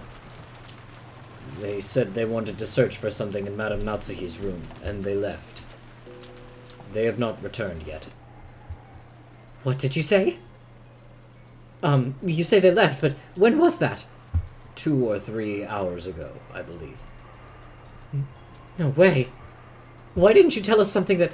Wait, no. Why didn't you think that was suspicious? There must be at least one servant on standby at all times. It was my duty to wait for orders until they returned. Was Genji-san really this much of a robot? This is bad, it's really bad. Dr. Nanjo and Kumasawa-san were killed like this, which means that 3 people have already been killed. Okay. We ran towards Aunt Natsuhi's room. Oh, I see. Yeah, I see what he's saying. So he's making the leap that, like, if they were killed in this way, then 3 people were already killed for the previous ones. We ran towards Aunt Natsuhi's room, with a touch of anxiety and just as much resignation.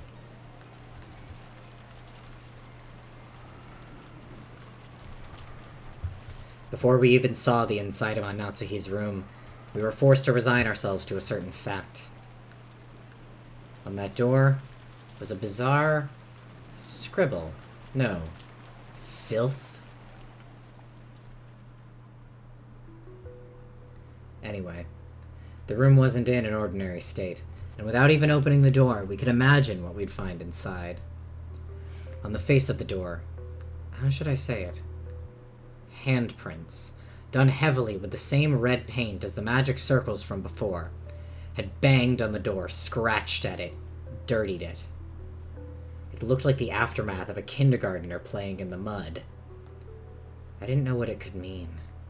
The bright red paint that had been slathered on was dripping down, and even though no one said it, it made us think of blood. Genji-san, please open it. Aunt Rosa held her gun up high and ordered Genji-san to open the door.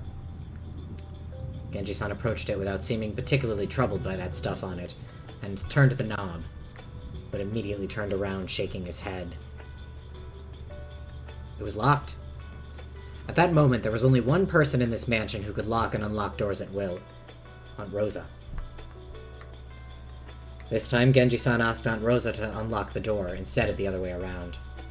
After frowning slightly for a second, Aunt Rosa handed me a master key and told me to open the door. Bather-kun, would you open it for me with this? Just trusting Genji-san with something like that wouldn't... Aunt Rosa glared at me intensely. Getting into a fight here would only make the mood turn even more sour. Without talking back anymore, I approached that creepy door and tried the knob. It didn't open. It was definitely the resistance of the lock. I stuck the master key into the keyhole. Clunk. There was a slight resistance. Aunt Rosa told me to be on my guard, and I opened the door without really guarding myself in any way. And then, there was a scene laid out before us that didn't betray my expectations at all. Horrible. As I thought, it's a reproduction of the 4th, 5th, and 6th Twilights. Ooh. The inside of the room looked as though a robber had just broken in. Drawers had been flung open, pulled out, and had their contents thrown all over the place, leaving the room so cluttered you'd never believe it belonged to the methodical Aunt Natsuhi. But the very first thing that caught our eyes was Goda-san's corpse lying face down right in front of the door. Right in the center of his chest, almost as though it had been... Right in the middle of. Almost as though it had been stuck there to finish off a vampire, was one of those demon stakes from before. Exactly how far could it have reached after being stuck that deeply into his chest? Just imagining it would make anyone's chest hurt. Wasn't gouging the chest the 5th Twilight? Maria grabbed my hand. Her expression looked just like normal, but maybe she really was afraid of the aura in this room where 3 corpses lay. And along the wall farthest into the room, George Aniki lay dead. This time, one of those stakes had been rammed right into the center of his stomach. Wasn't gouging the stomach the 6th Twilight? Shannon-chan's corpse was face down in front of the dresser, lying in a sea of blood. Had she seen her own face at the end? And that horribly broken mirror stained with blood? Because she was lying that way, I couldn't see her face, but I could guess even without seeing it. Nearby, in the sea of blood she lay in, a demon's stake had fallen. Only the 4th Twilight was left. Gouge the head and kill. And now, we did get system updates on Shannon, George, and Goda, but, died in Natsuhi's room with her forehead pierced by a weapon shaped like a stake. At the 4th Twilight, gouged the head and kill. She spent her last moments with her beloved. Died in Natsuhi's room with his chest pierced by a weapon shaped like a stake. At the 5th Twilight, gouged the chest and kill. You wanna read this? The cook was cooked. Georgie. Died in Natsuhi's room with his stomach pierced by a weapon shaped like a stake. At the 6th Twilight, gouged the stomach and kill. It was possible that they would have ended up as the 2nd Twilight.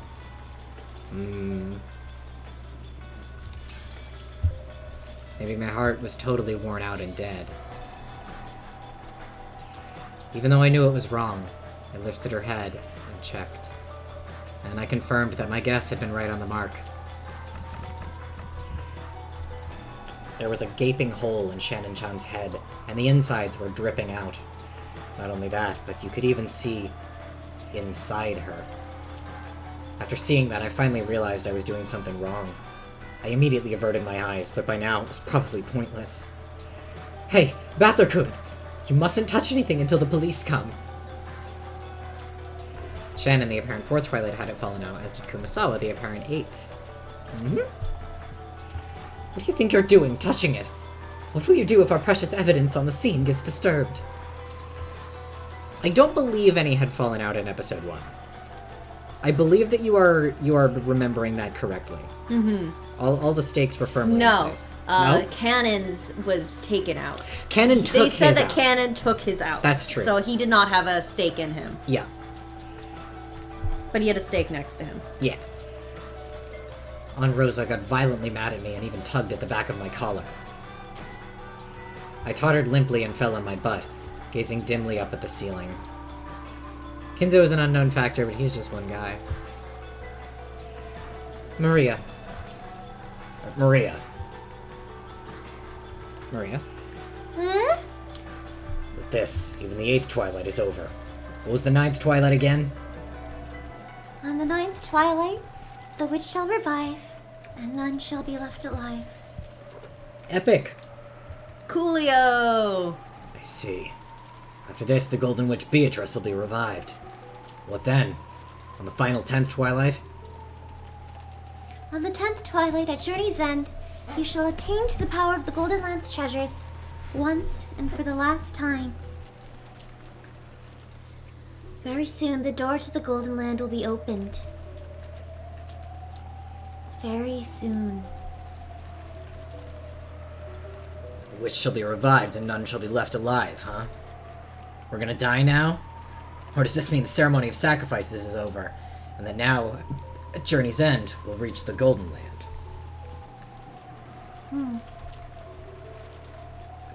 What is our journey?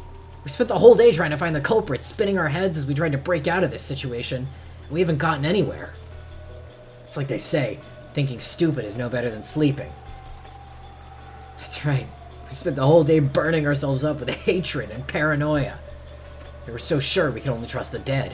We came all the way here just to confirm these 3 deaths with our own eyes. If we're like this, why should we be able to make it to the Golden Land? That's right. If we couldn't resolve any of our problems anyway, it would have been so much better if we'd locked ourselves up the whole time without thinking at all. Grandfather's the wisest of us. He's been shut up in his room since yesterday without any contact with anyone. That was the right decision. Grandfather was the most correct of us all. It's okay, Butler. If you're with me, you'll be okay. The witch is very fickle, but she's a terrifying being who might kill humans partly for fun sometimes. However, if you're with me, you'll be okay. So don't be afraid. Thank you. Even if you're just saying it to console me, I'm glad. After Aunt Rosa finished investigating their corpses, she announced that she'd seal this room again. Chased the rest of us out, stole back the master key she'd lent me, and locked the door again. Apparently George Aniki had been holding the key to Aunt Natsuhi's room. She also collected that. Wait a sec. She's got all the master keys on her person. If Natsuhi's own key was locked up inside this room, doesn't that make it another goddamn fucking closed room? So what? Is this the 4th closed room?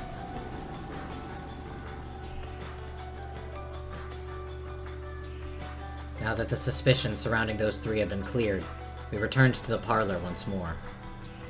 I don't have a clue what's going on anymore. If only the dead are innocent and everyone alive is a wolf. That leaves only me, Aunt Rosa Maria, and Genji-san. And besides us, there's only Grandfather and that 19th person, the guest we've seen no trace of, Beatrice. 13 people have died, and 6 are left. How would a wolves and sheep puzzle with only 6 people end? Even though a puzzle that started with 19 people has been reduced to 6, I can't think of an answer.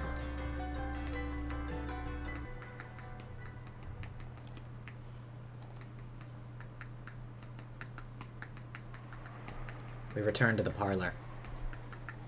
I was a bit worried that while we were gone, a creepy magic circle or something might have been drawn on the parlor door, but thankfully we didn't find anything like that. Need to bust out math charts. Yeah, start running your wolves and sheep puzzles. Thank you, Genji-san. This is far enough. Please rest for the day. Certainly. Then, please excuse me. Hey, Aunt Rosa! Are you saying you'll leave Genji-san all alone in a situation like this? That's right. I do think it's quite dangerous. But in that case, why is he safe? After those three headed to Natsuhine-san's room, he was alone the whole time. And yet he's safe. It's a wolves and sheep puzzle. Why would a sheep be safe if it was all alone, and therefore in its weakest possible position? Probably because, by coincidence, there weren't any wolves around. Wrong. It's because it wasn't a sheep. Are you saying Genji-san's a wolf? He said he was alone in the kitchen, but that's impossible to prove. The only ones who could have carried Dr. Nanjo and Kumasawa-san's corpses, and who could have killed George and the rest, were him and Beatrice, right? Wait, with that argument, anyone...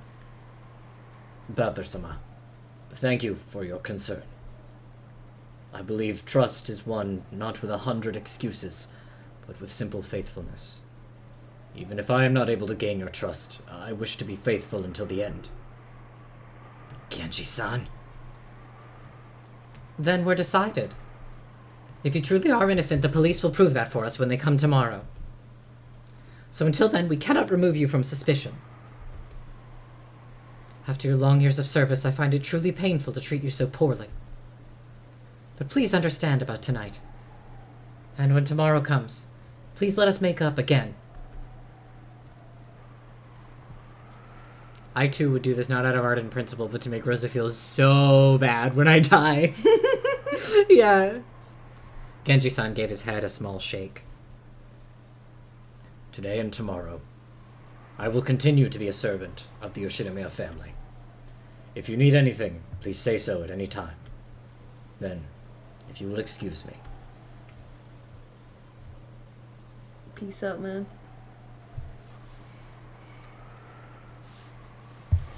After hearing all that, there was nothing left to say.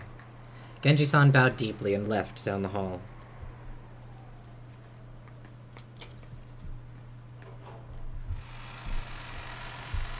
Then, we entered the room. Even though Aunt Rosa still held all of the master keys herself, she thoroughly checked the inside of the parlor again.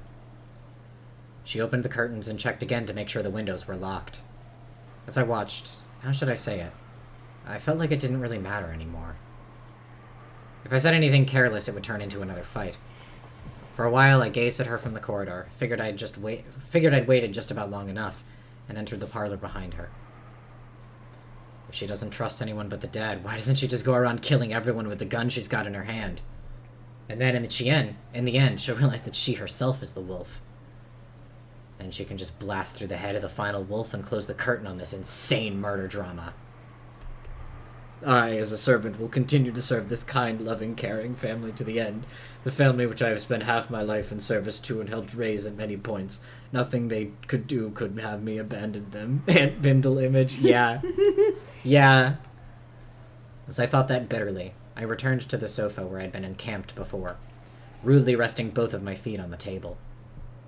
When I tried to do that, I found something there and stopped moving my feet. What is this? Right there, almost as though it had been addressed to me, was a Western envelope. Teehee.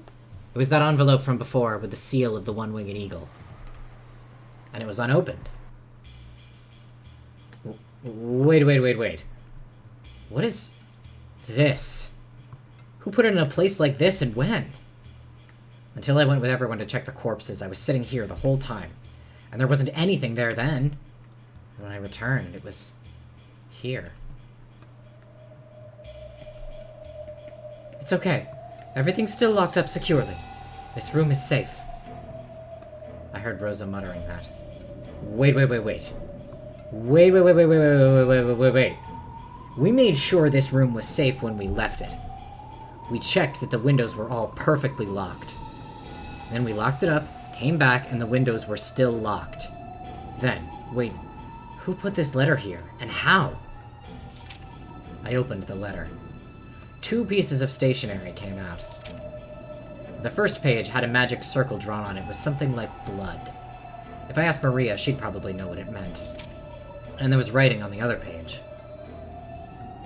Having made progress in solving the epitaph, in just a short while your time will be up in a flash. The 9th twilight will begin quite soon. There was no mistake. It was a letter from Beatrice.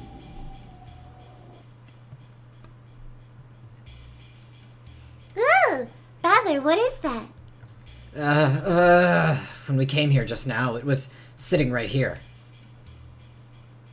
What happened, Maria? Huh? Battler-kun, that letter. Oh, wait, it was sitting right here. Why? Even though we checked to make sure this room was locked. Why? Why? Maria, come here. Aunt Rosa closed her eyes just a little, and after thinking silently for a moment, told Maria to come. Maria obeyed her mother's words. As she did, something unbelievable happened. Aunt Rosa pointed the barrel of that gun at me. Battler-kun, I've concluded that you are a wolf. I love that this is like the gun theme. Yeah. This is always the theme when there's a gun. Why? When I came into the room just now, I saw that there was nothing at all on the table. And I know that Maria did not approach that table. We're talking about a short stretch of time, but the only one who claims to have approached the table and found the letter is you. How could you... Wait, that's all screwed up. Why would I put something like this here? Wait. I just found something suspicious and reported it, right? Why are you suspecting me? It was a self-report, because only you could have set that letter there. That's right. This is all a charade. You pulled an envelope from your pocket, and then acted as though you just found it, to create the illusion that the witch entered a closed room, set down a letter, and left. Dumbass! Are you thinking like that again? Are you gonna suspect me because of something like that? Cut it out! My dad and everyone else were killed. Why would I take part in the culprit's scheme? True. Even if you were offered a large sum of money, I don't want to believe that the existence of the sort of demon who could sell out their own parents. And again, maybe such a demon does exist. No, it's a bad way to say it. What if you didn't view Rudolph Nisan and Kirie-san as your parents? What? Think about what you're saying. Dad is dad, right? Of course I'm not related to Kirie-san by blood, but she's like a big sister to me. No way in hell I'd let a comment like that slide, you bastard. Ooh, stop it! Ooh. Stop saying ooh! I'm sorry, that was a bad way to put it. True, Ushidamiya Battler-kun may be Rudolph Nisan's child. But are you really that Battler-kun? What the hell are you talking about? If I'm not Battler, who else do I look like?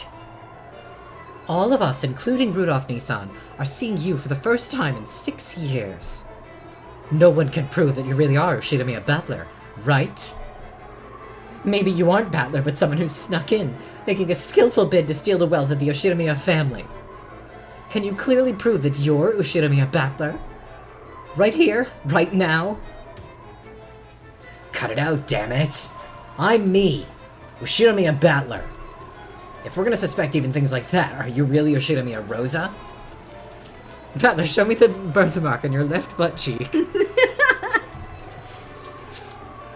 God, that reminds me of a conversation I was having with Nine, where we were just, like, speculating. I was still in the middle of Umineko. Just kind of speculating about the couple of people who have, like, the golden eagle tattooed. Mm-hmm. And I was like, I guess we can't prove that everybody doesn't have a tattoo, and most of them are just hidden. Mm-hmm. And then I jokingly said, please repeat in red that Battler does not have a golden eagle tattooed on his ass cheek. And Nine was like, Rudolph would do that.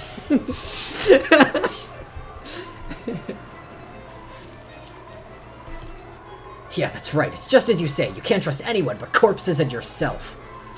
If you're gonna go that far, let me make an objection. George Aniki and the others were found dead, and Natsuki's room was locked. George Aniki had the key to that room, right? And by now, the only one with a master key is you, Aunt Rosa, right? Aren't you the only one who could have unlocked that room? My theory goes like this. You're in contact with the real culprit, and while I wasn't looking, you lent them one of the 5 master keys. I didn't do something like that. See, there are 5 of them here, right? As if that matters. You could have had them set it in a prearranged spot and collected it, right? And weren't you the one who doubted whether there were 5... Sorry, aren't you the one who doubted whether there really were 5 master keys? How do you suggest that someone other than yourself placed that letter there? Until you find proof someone else did it, you're a wolf. Shut up! And why don't you show me some proof? How do you claim the culprit killed George Aniki and the rest in that closed room? How did they lock it? That's exactly right! Natsuhi's room was exactly the same, just like usual. The door and windows were locked from the inside. There were no frauds or tricks, no means of secret passage, nor places in which to hide. Natsuhi's own key was in George's pocket, and the inside of the room was sealed off. Only the 5 master keys were left, and Rosa was holding all of them. Lots of people are getting Yeah, all your right friends now. are gaming right now. And let me say this, the parlor is the same. The key to the parlor itself is sealed away in the servant room.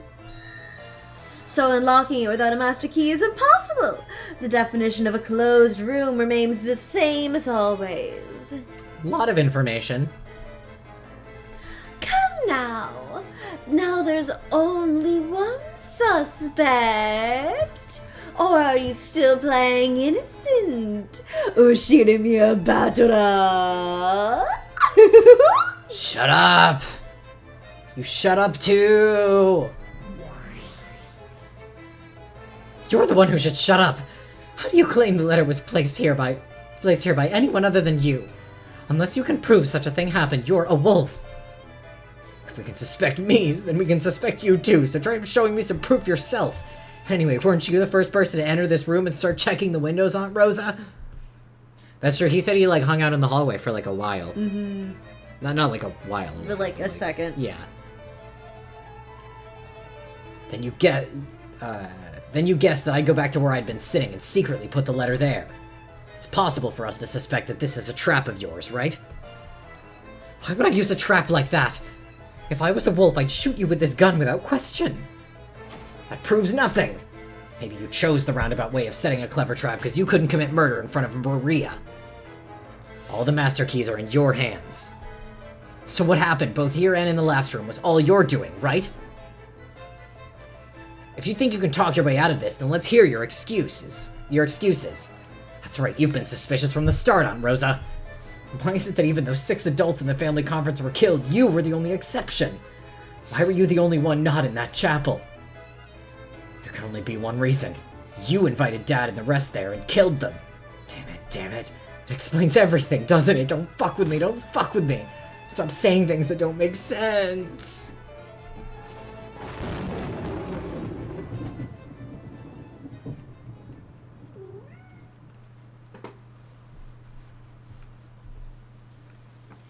Maria. Ew, stop it! You mustn't fight! Sissel, for the love of God.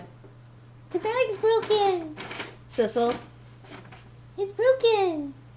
I can't get in. Sissel, I'm gonna scream.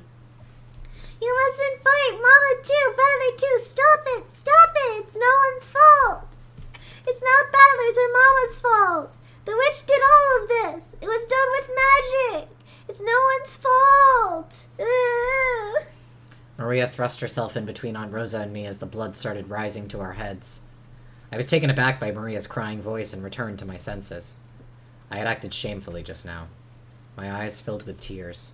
As if you weren't crying earlier. Yeah. That's right. It's all the witch's fault, isn't it? All this about keys and tricks and alibis, all of it was stupid. Even though it's the work of the witch, we weren't able to trust each other as humans. Right, Aunt Rosa? From the beginning. There wasn't a human culprit, it was all the work of the witch. So there's no way you're the culprit. What? I just saw the something that Grace sent me a video. That's really good. Beatrice. Oh, Adrian just received your message, yeah. It's beautiful. It's so beautiful. So there's no way you're the culprit. And there's no way Maria, Genji-san, or I am either. Why has it come to this? Why am I screaming at Aunt Rosa, who I loved? Why am I having this fight with the kind aunt I loved so much? Why does everyone have to suspect each other? I'm not gonna suspect my aunt. I'm not gonna suspect anyone. It's all the work of the witch. It's all the work of Beatrice. It's all a crime that Beatrice committed with magic. Beatrice, please show yourself here and confess to us that you did everything. I'm sorry already. I'm sorry we've been suspecting each other like this. So forgive us, release us from this hell of suspecting each other until we see each other die. Give me my kind relatives and cousins back. I hate it all. You definitely exist. It's your victory. Show yourself. Oh, Beatrice! Beatrice!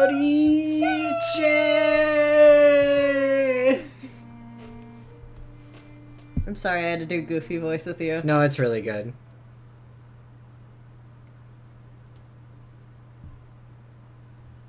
Balakun, get out of my fucking parlor.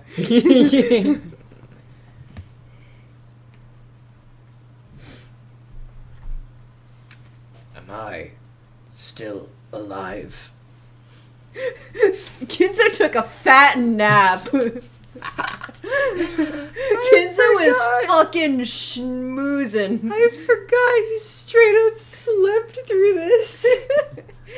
He just took a big ol' nap. Apparently, some time ago, Kinzo had fallen into a doze. He was just resting his eyes. Yeah. He searched for his spectacles Dad and looked nap. at the clock. Yeah, he put on Braveheart. Mm-hmm. God damn, I hate that I relate to Kinzo in any way, but I feel that.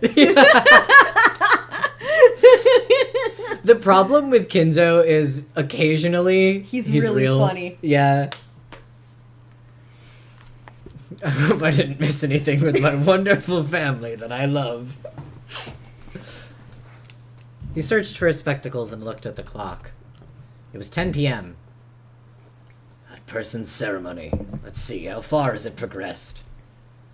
It must have come quite far by this time. Actually, we're still on the first twilight. Kinzo lifted his heavy body from the chair and approached the portrait of the witch that he had gazed at every day.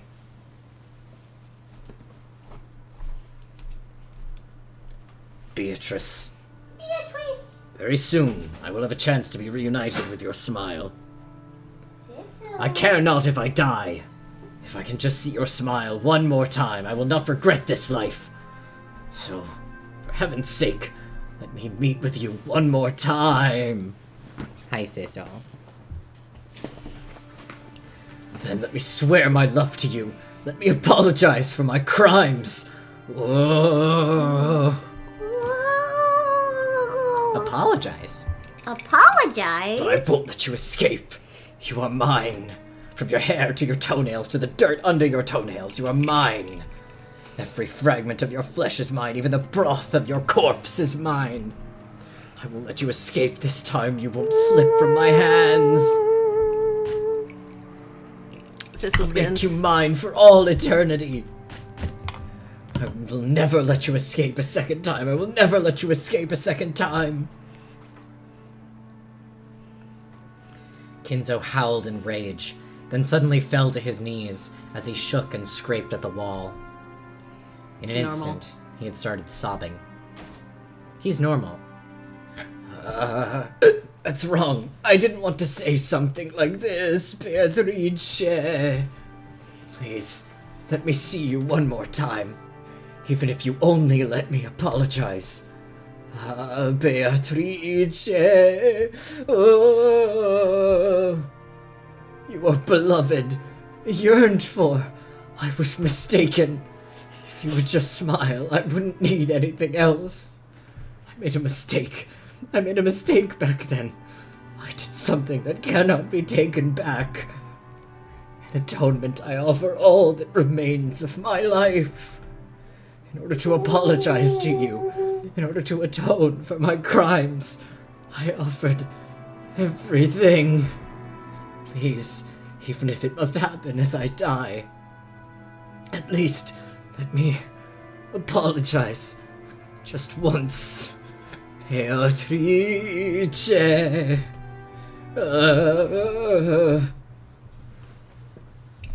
Yeah, nothing she said earlier is related to this. Snuggle baby. That meant nothing. That won't come up Sorry, again. I'm just snuggling Sissel and baby talking him while Kinzo is crying his fucking eyes out. Ah, fuck him. As Kinzo shook and cried, a butterfly appeared out of nowhere behind his small back, like a flake of gold leaf, and softly descended. Sissel, what's your favorite Umineko character? I feel like I could answer that. His cousin. Yeah! What's your second favorite Umineko character, Sissel? I think he'd be a real go-to-head. I can see Sissel being a go-to-head. Loves food. Loves food. Goda, we established. That's true. Grace did Yeah. say earlier that Sissel was trying to save his favorite character, Goda. This is a Beato. Right. You fool, Kinzo. Do you think any woman out there would fall for a man's tears? Well, even if it wouldn't make a human one fall for you, it might do the trick for a woman who is not a human. Kinzo, do you remember? The game of chess you played with me, which is still ongoing.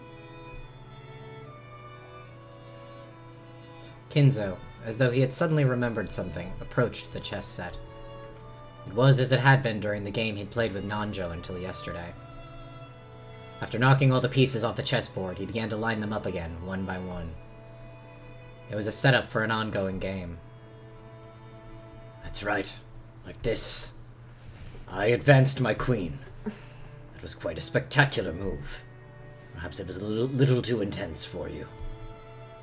I worried whether you'd abandon your piece or not. Worried for so long.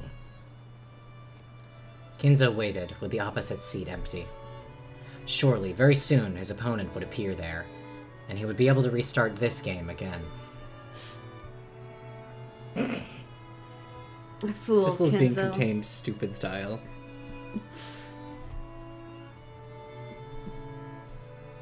You want to apologize? You want to see my face again? You want to make me make my smile an eternal thing? Why can't you say a much simpler word? Even though that is the sole element of this world. At that time, Kinzo muttered. Was it a prayer? An entreaty? It was probably best to just call it muttering. I love you, Beatrice. They were pure words, like something an innocent child would say, without any evil intent. You really are a fool, Kinzo. If you ever have the chance to do your life over again, know that those words will never cause a woman to fall for you. That's right. Not unless a miracle happens. That's what makes this. At that moment, Kinzo definitely heard a small knock, one with a tempo that differed from those of the servants. Who is it? The woman beyond the door didn't answer. I'm asking who you are. Will you not answer? The woman beyond the door didn't answer. Could it be? Oh, could it be?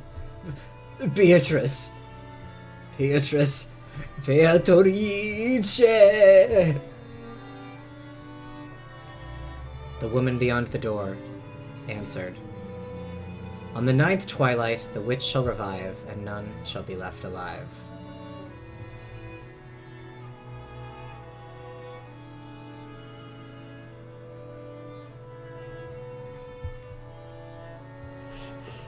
And that's a perfect place to call break, I think. Mm-hmm. 30 minutes to midnight. 11:30. So how many hundreds of Orpheus and Eurydice arts are there? I have not seen any. But it's possible they exist. Let's take a break for now. That brings us to the end. We have 2 chapters left of this episode. Mm-hmm. We're getting there. We're So, making our way, boss. Yeah. We're making it happen. Yeah. So, we'll be back soon. Get a snack or a drink. Cecil, for the love of fucking God. We'll help him in his bag momentarily. It's fine. But This yeah. isn't over the sound. This is over principle. Yeah, we get music for Yeah. fucking once, so that's nice. Sorry, you only get creepy music. That's fine. It's not too creepy. But yeah, we'll be back soon. See you soon. Bye.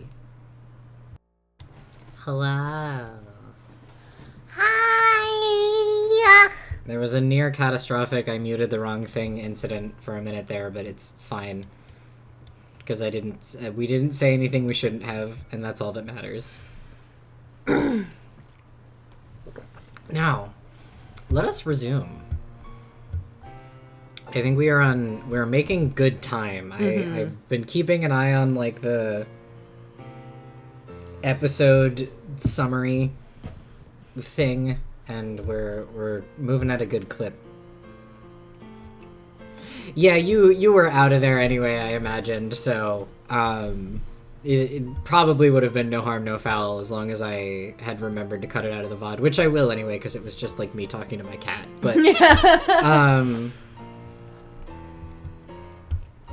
But yeah, it's all good, so let's get back to it. Battler's figure was in the dining hall. He didn't feel like going back to the guest house in the middle of all this rain. I said like 2 sentences to my cat, I think. Mm-hmm. We not- talked a little bit to each other. Yeah. You went to get your snackies. Did that remind you that you left something in the kitchen?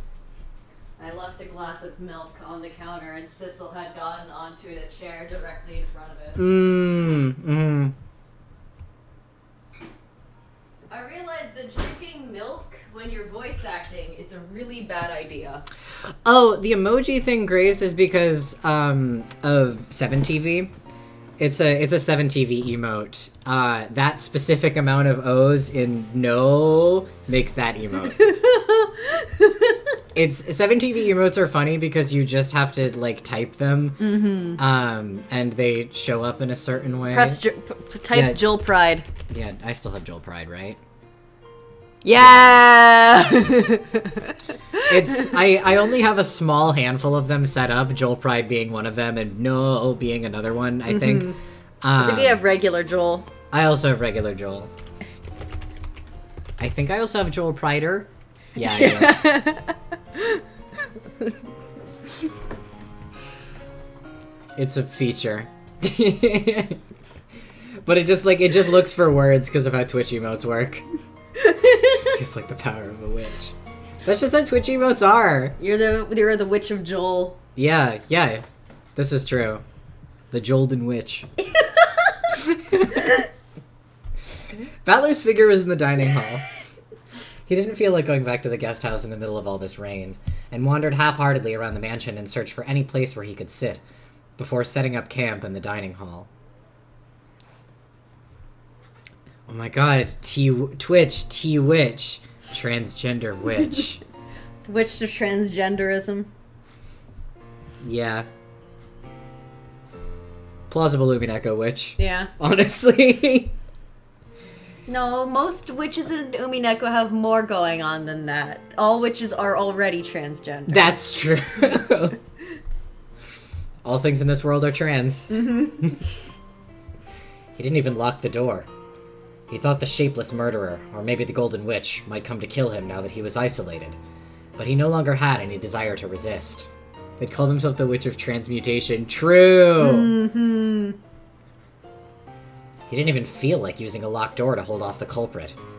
Helped the Bean Witch get unbeaned! See, it makes sense! Yeah! This is real. He wanted that person to come at him openly, from the front. If it was the killer, he wanted to ask them about some of those wonderful closed room tricks as a parting gift. If it was the witch, he hoped she'd at least take his life with some spectacular magic. However, ironically, neither of these two came to meet him. Battler opened the liquor cabinet on his own and enjoyed the liquor to his heart's content. No longer was there anyone to scold him for drinking alcohol. He boldly rested his head? He boldly rested his legs on the extravagant tablecloth and savored the high-quality liquor, which probably had a mind-boggling price, drinking it down straight from the bottle. Then, someone knocked. Batler realized that someone had finally come to greet him. Hey, it's not locked. Whoever you are, please come in. And go ahead and introduce yourself. If you're human, please give me your name. If you're Beatrice, please tell me your bust size. I may not look it, but I'm well known as a breast sommelier, you see. It is Genji, Battler-sama. Genji-san, huh? Sorry, but I've got no interest in your bust size. Please, come in. It's unlocked. Well, tell me your bust size, Genji. Well, he's not Beatrice. That was how he was trying to get Genji to admit that he was Beatrice. Oh, yeah. Speak for yourself, Valor. Yeah. Move aside, straight boy. I'm about to get it. Excuse me. Genji-san opened the door and bowed. And yeah, he is a self-proclaimed breast sommelier. Which is, unfortunately, the name of one of his moves in Golden Fantasia. I'm glad for you, Grace. Show him no mercy.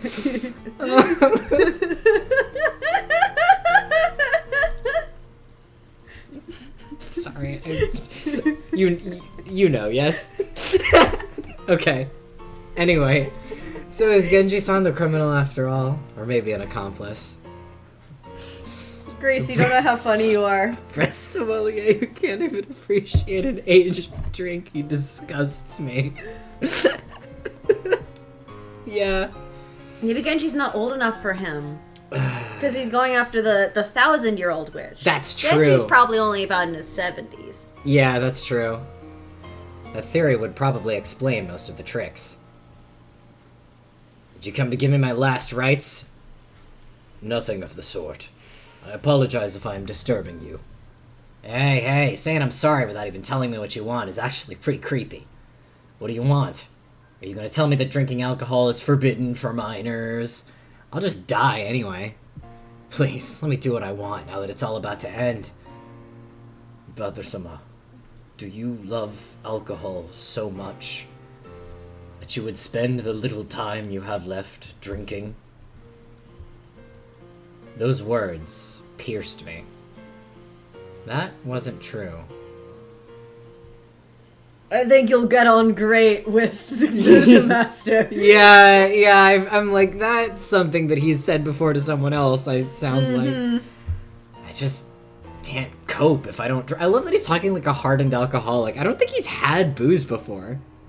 He said that he's had a little bit. Yeah, he's probably had like a sippy at dinner. I'm sure he's been permitted like half a glass of wine. No, I think he's done some illegal partying. Oh, you think so? Yeah, 'cause he says that like, alcohol is important with he seems like a kid who would do illegal partying at his high school. That's true. I just think of him as being too lame for that. No, we know that he gets pussy. I guess that's true. Ava called him out for lying to her about how much pussy he gets. That's true. That's very true. He's Like, talking about his New Year's sippies. Yeah, okay. What were you starting to say? I just think that he's the kind of guy who'd just go to parties. Yeah, I think that's fair. It's his personality, for sure. I can't even taste the alcohol at all. You are just like the Master. Indeed, you inherited the Master's blood strongly. And Grandfather, the heavy drinker, was drinking to drown his sorrows the whole time? Fuck did you think? First I've heard of it. Maybe he thought that Kinzo was also a partier. After several sad incidents, the Master's life was reduced to one of atonement alone. What is it you know?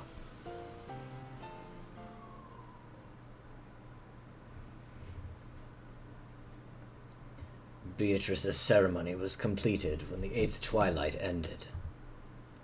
I believe I can tell you everything now. What did you say? My drunkenness was completely blown away. I lowered my feet from the table and listened carefully to hear what Genji would say next. Bather-sama, I shall guide you to the master's study. It would probably be best to hear it directly from both the master and... from both grandfather and... Hey, what in the world do you mean by that? Come, this way. I shall guide you, Battler-sama. Yeah, it's definitely going to be everything in episode 2. After Genji-san told me to follow him, he started to walk down the corridor. I threw my drunkenness off completely and went after him. We climbed a big staircase towards the 3rd floor. Genji-san stopped walking halfway. Yeah, that's why this is the Answers arc. Mm-hmm. Totally. It's 2 arcs long. Yeah. Umineko. It's famously a really short I and was gonna accessible say. visual novel. Umineko, famously over quick. He then turned back and spoke. Battler-sama, from here on, you will probably see things you will not be able to understand. Don't think that'll scare me. I've already seen enough incomprehensible things today to make me sick. Please, accept what you see as you see it, and accept what you hear as you hear it. Why? What? No, so, that was still Genji, sorry. Why? What? There is no need for questions like that. You will learn the truth, and that is all. I will leave it completely up to you, Battler-sama, whether to accept it, believe it, or deny it. Genji-san checked one last time to see whether I was prepared to know the truth. The 8th twilight had already ended, and on the 9th twilight the witch would revive, and nobody would be left alive. It meant that Beatrice had already been revived. And it probably also meant that none of us would be allowed to return alive. If I was going to lose my life anyway, I wanted to know the truth in the end. I really like that accept and believe are separate things, and disbelieve is not an option. Yeah, it's very... to accept something and to believe something are... there is nuance, I think, between those things. Mm-hmm. That's very interesting. Didn't matter how hard it might be to accept. Yeah. Even if a demon or a witch shows up, I'm prepared. Indeed, you are just like the master in his youth. Battler-sama, please be diligent in your studies. In the future, you will surely have great aspirations. And when that time comes, see to it that you are never forced to regret a lack of study and training. I'd be happy to, assuming I ever get a chance to work hard in my studies. Genji-san's silence felt like it was further confirming a certain resigned feeling I had.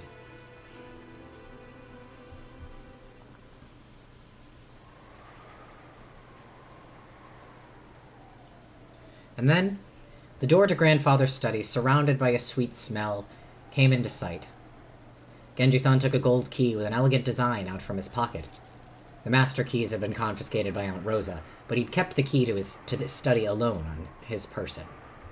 He put it in the keyhole, and it made a heavy clunking sound. Clunk. Master, it is I, Genji. I have brought Battler-sama with me. There was no reply, but it seemed that permission to go inside had been given. Come, Battler-sama.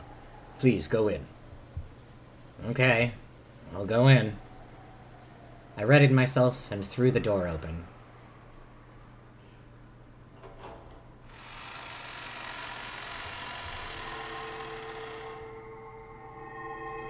At that moment, I got slightly disoriented by the dazzling golden glow. It was, unbelievably, a swarm of butterflies that shone gold. The gold butterflies that completely filled the inside of the study poured out all at once. What is this? It was almost like golden leaf confetti. The interior of Grandfather's study was filled with a golden glow. The song is called Black Liliana. This plays during the first Witches' Tea Party? No. Oh, no? Why did I think it did? Is this one new, then? Mm-hmm. Okay. and on a sofa like a reception chair in front of the study desk, I could see Grandfather's back. There was someone on the side opposite from Grandfather. It was in shadow, so I couldn't see it well. Master, I've brought Battler some. Battler, is it? I'm busy thinking now. Be silent for a while. Kinzo declared that unhappily, his back still turned. Battler, I said what has no use. Come on now. It seemed he was enjoying a chess game with a visitor.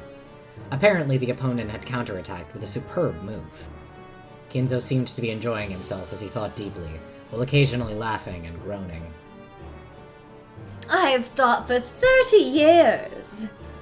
I have thought for 30 years how to counter this move. Have fun. Have fun with the move I have fermented for 30 years. Indeed, this is a deeply matured move. What fun, what fun! I see I'm no match for you. What is this? Sorry, I was taking a sip. So you came, Battler. I've been waiting for a while. 30 years fermentation definitely isn't enough for a true breast sommelier. Be silent for Kinzo's sake. Isn't it too early to resign, Kinzo? I could have countered that move in several ways already.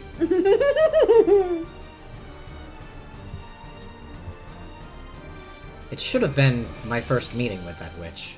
However, I knew this witch. Even though it was our first meeting, I knew her. From the portrait. Genji, serve some alcohol for Bella. What would be appropriate liquor for this man? That which the master has loved since the days of his youth. Good, good. Serve it. You did well coming here, Ushimir Battler. First, sit down. You called my name many times, did you not? In deference to that, I allowed you to meet me. So, what will you ask of me? What will you inquire? The door of the Golden Land will soon be opened. Soon we will have a banquet to celebrate my revival, at which I will be welcoming in the witches. In the meantime, I'll answer your questions, as many as you like. I've got a bunch of things I want to ask. What happened on this island? And why did incidents like these occur? I want to ask about the closed rooms, too. What about the chapel? What about Jessica's room? And the servant room? And Anatsuhi's room? And the parlor? There's so much more I want to ask. About the witch's true nature. Is Beatrice really a witch? What's your goal? What do you want to make us do? And why did you call me here? Answer me about everything. Be quiet. You think you'll get answers if you ask? Don't say that, Kinzo. I do like that that's functionally a list of questions you should be thinking about. Yeah. It's like, hey, here's the questions. A fragile and fleeting spiderweb did offer protection from King Herod once. Just like there are no useless things in this world, there are also no useless questions. Very well. I'll answer all of your questions, but only on one condition. The titular questions arc. What is it? If you hear everything and are able to accept my existence, then you will kneel and kiss my shoes. I called you here because I wanted to make you surrender to me. Kinzo and I made a bet. We bet on which would come first, Kinzo thinking of a new move or me making you surrender. I don't think I'll lose. Damn you talking so tough. Yeah, alright. Try and convince me. Try and convince me that you're a witch who can use weird, awesome, powerful magic. If I surrender, I'll kiss you or do anything else. She's like, oh, you should not have said that. Oh, I'll take advantage of that. The witch cackled gloatingly. Then she glared at him unpleasantly with eyes that said a man can't go back on his word. Well said. So from what question shall I begin? I'll answer everything. Come, what will the first one be? I'll do anything. Famously something you should always say to a demon. True. T. Then the witch started to tell everything. She began answering all of Battler's questions. Everything made sense. He was convinced by all of it. And then Battler had no choice but to admit it. The witch certainly did exist. What followed is a story that needs no retelling. When the king falls and you are defeated, it's time to start reflecting on your finished game. And then all you can do is set up the pieces one more time.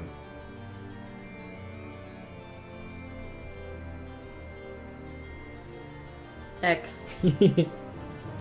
Grace, are you mad? Second game, Turn of the Golden Witch result. Here's where we'll get our sins, also.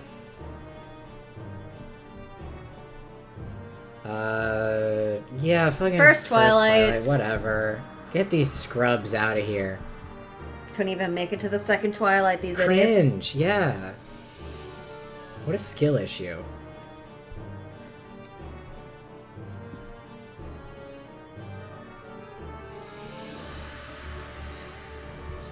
Jessica, Stake of Admosius, of Lust. Lust. Canon, Stake of Satan, of Wrath. Oh, they're going much slower this time. Okay, so the first one does go really fast and is supposed to be overwhelming then. You're supposed to be able to read it. Shannon, Stake of Mammon, Greed. Greed. Goda, Stake of Beelzebub, Gluttony. George, Stake of Lucifer, Pride. Nanjo, Stake of Belphegor, Sloth. And Kumasawa, Stake of Leviathan, Envy. The witch Beatrice revived on the 9th Twilight. She finally opens the door to the Golden Land. And so, missing on the 10th Twilight. After he acknowledged the existence of the witch and prostrated himself, the witch invited him to the Golden Land. Rosa, the witch did not invite this woman who denied the witch's existence to the Golden Land. Maria accepted it. Yeah. Genji accepted it. Yep. Ushidame Battler. Will he acknowledge the witch's existence and be invited to the Golden Land? The witch shall praise the wise and bestow 4 treasures in the Golden Land. There they chose to revive the dead souls and all the love that was lost. After all, if their desire had been a mountain of gold of any size, they would not have been able to receive it. Kinzo chose the person he had loved and lost. Maria chose the lost love of her mother. Genji chose a fat nap. Good for him. Good for him. Sleep peacefully, Beatrice. Let nothing disturb your slumber ever again. The winner is the Golden Witch Beatrice. Because time ran out before any of the 18 could solve the riddle of the gold, all 18 died. When the seagulls cried, none were left alive. Umineko no naku koro ni. Umineko no naku koro ni. Yeah. Yeah. Yeah. And now we have the post-credit scene. We sure do. Teehee. Teehee.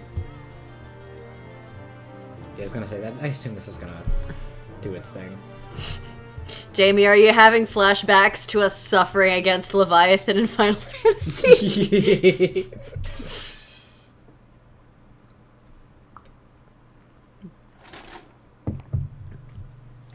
11:59 p.m.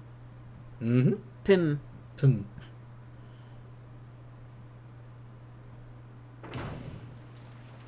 Where are you, Beatrice?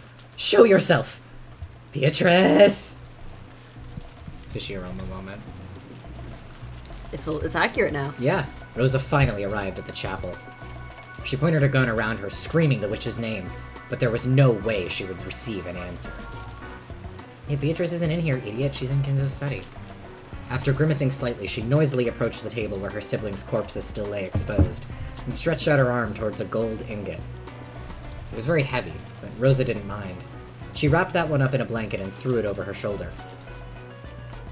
At least, just this one. This alone should be worth over 10 million. Without letting go of her gun, Rosa picked up the gold as well. Her shoulders were screaming, but Rosa didn't mind.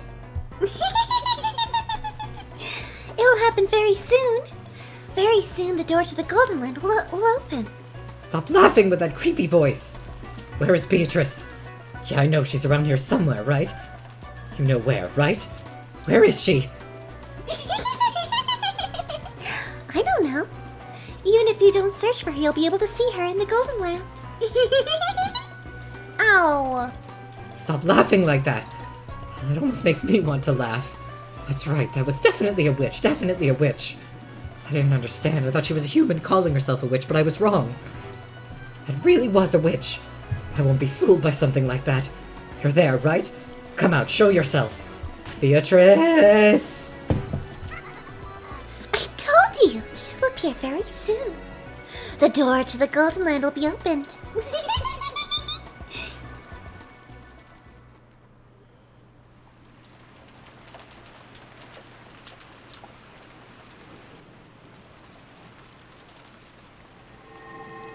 That's right. Isn't that splendid? I care not, I abandon that rook. You, woman, are a king that cannot be reached without the resolve to lose everything one has. I'll corner you, Beatrice.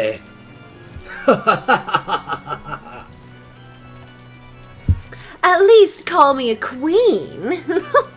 What a brilliant move. So your blood, no, the Ashurmia blood is bad at giving up.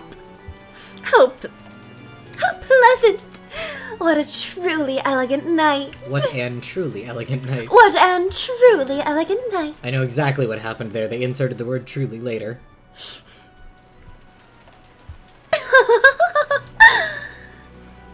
Master, Beatrice-sama, it will soon be time for the banquet. Already? That was fast. Every night I pass with you goes by swiftly. The moon falls like an apple, and the sun leaps out of the river like a small fish. Maybe perhaps like a Like a sweet small, fish. sweet fish. It is time, so let us go.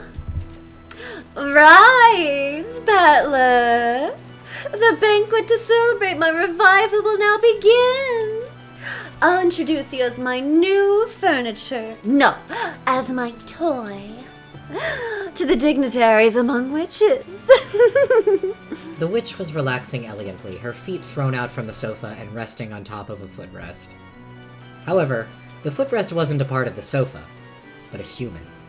A human down on all fours. Beatrice-sama, your silk dress. You are the guest of honor, but I am the host. I will go out first. It would have been nice if Shannon were here to help dress you, but unfortunately it seems she no longer remains. She's never around when I want to use her. An entirely useless person. However, you did well to remain here. I'm happy, my friend. Oh, there's a CG for this part in the console version. Mm-hmm.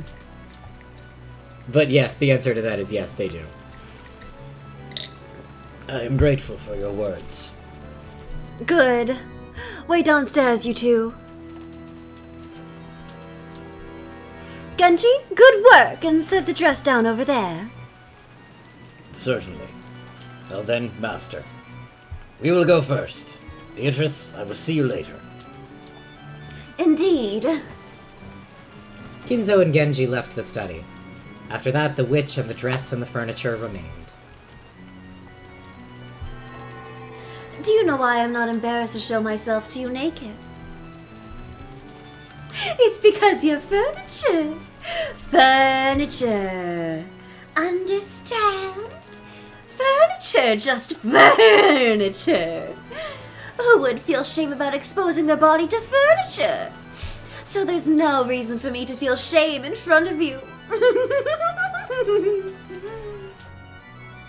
The witch rose and her jacket slipped off, just from her shoulders. Does that mean I get a sick-ass energy sword? After that, the jacket fell to the ground with a thump. When the furniture respectfully approached to pick up those clothes, the witch gave it a small kick, and it fell over. The furniture was afraid of what misconduct it might have shown. Do you, as furniture, plan to force me to unbutton myself? Stand and undo the buttons, one by one, with care, quickly, gracefully, with no mistakes. The guests are being kept waiting, so change my clothes quickly. Yes.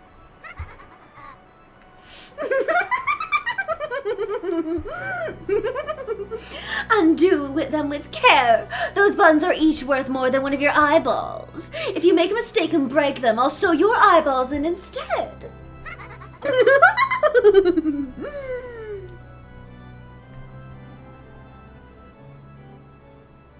Yeah.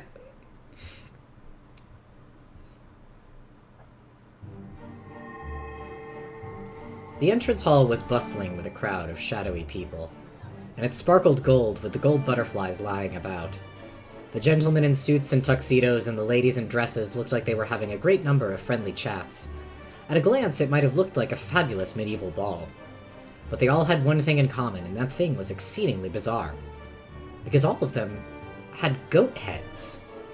Was it a goat mask masquerade? Or did they really have goat heads?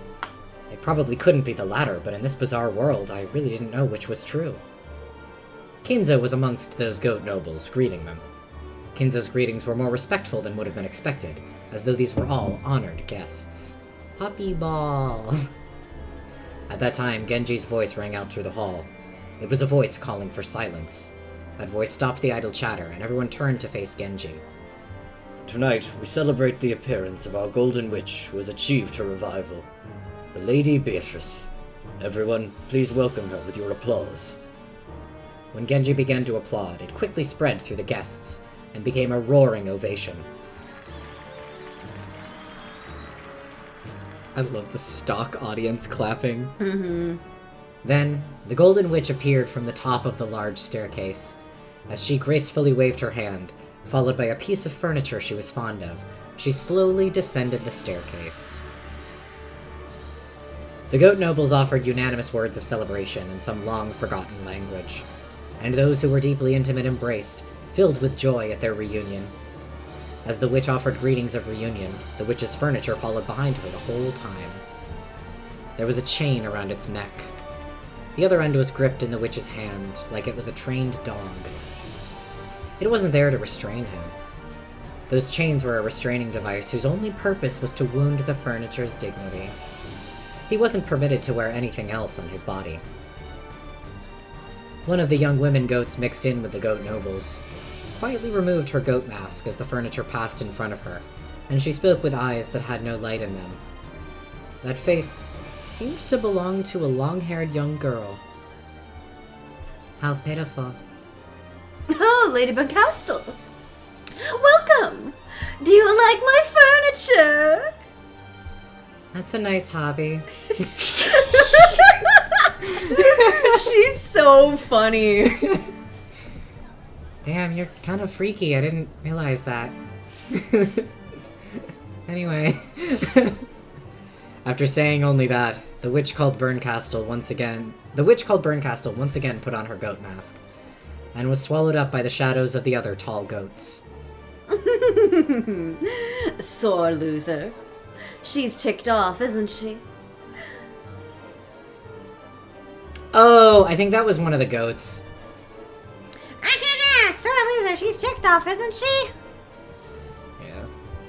You're not wrong. Yeah, okay. The young women goats giggled, and the witch once again let out a high-pitched laugh. Thank you all for gathering here for my sake. Oh, I see the witches who were in my dream here. Oh yeah, Grace dreamed of two Umineko witches. Oh. What was the name of the one you were telling me about? I can't for the life of me remember.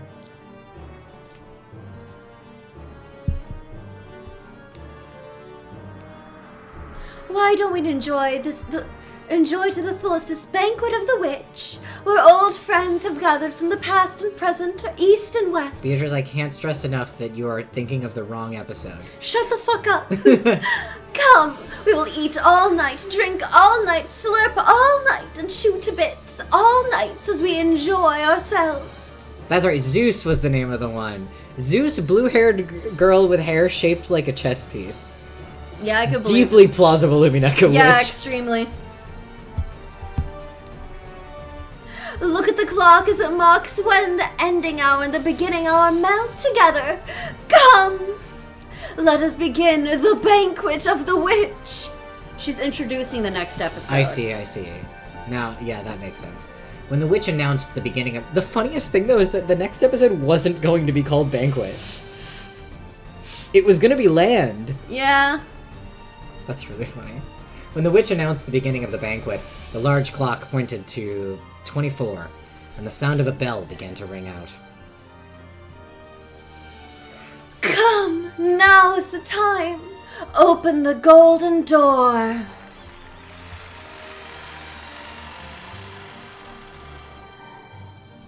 Cheap Get out of our streamers, fucking get the chat. fuck out.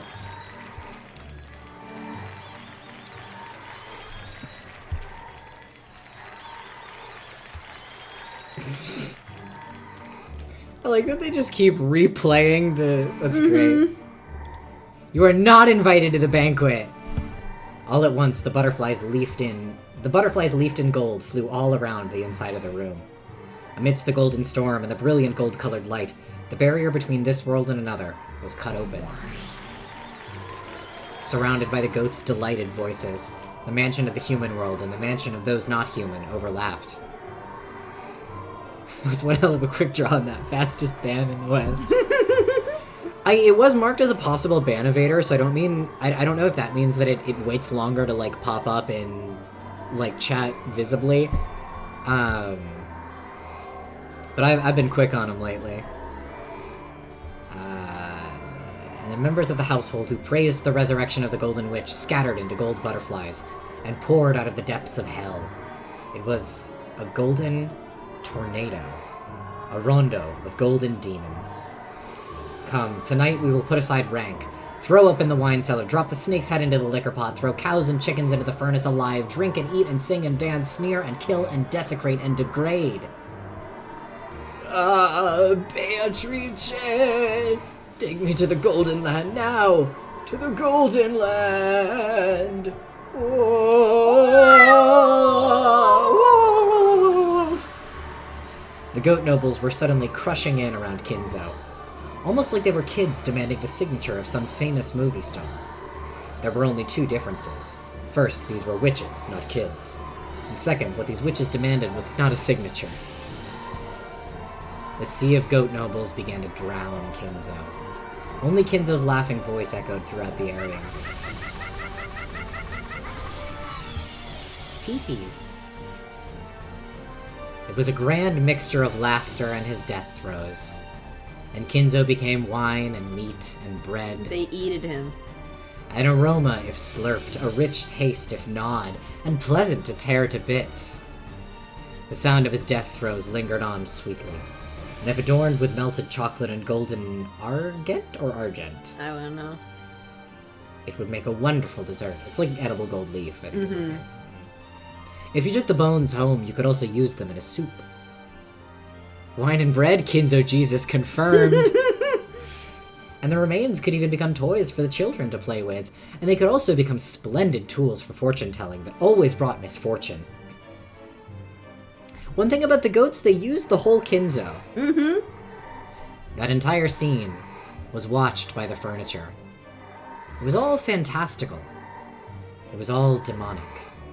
Was the quaking of its supposedly paralyzed heart proof that it could still feel fear? At that time, its knees buckled and the furniture's body fell down in the middle of the carpet. Grace! No! Wine and bread, just like my furniture. Grace! Jesus Christ. After all, the witch had kicked those knees from behind. Kneel and show your respect. Rub your forehead against the carpet and show how vulgar you are. Put your hands behind your back and swear that you will offer all your flesh and blood to me. The furniture let out a painful voice. Fear is the most basic emotion humans have. Was that emotion reviving his sense of self, which should already have been slain? So you are still far from suitable for my furniture. Very well, I will carefully finish you, making you into the kind of furniture I like. The kind fitting only for me. As you are now, I doubt you can offer more than entertainment for our guests. The goat nobles were surrounding the crouching furniture. It seemed their blazing, blood-red eyes couldn't hide their ecstasy at this new young food they'd been given. And from the ugly teeth that stuck out of countless mouths, saliva, or maybe the traces of meat and wine that they had just eaten, dribbled down.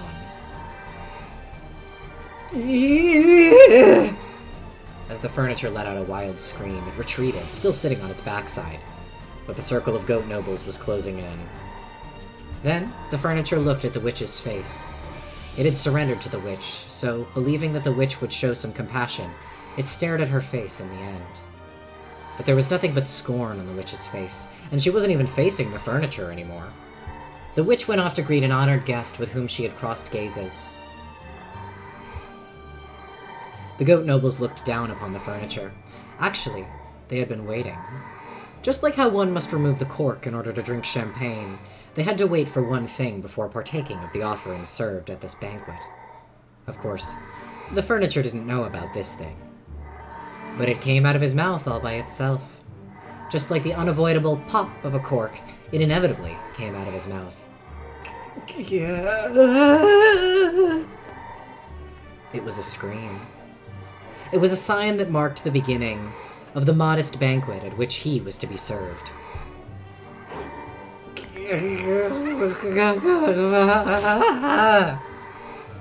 Yeah. Me when I die. Me when I die. Banquet of the Witch, complete episode 2, was the achievement we just got. Kinzo was happy. Yeah, exactly.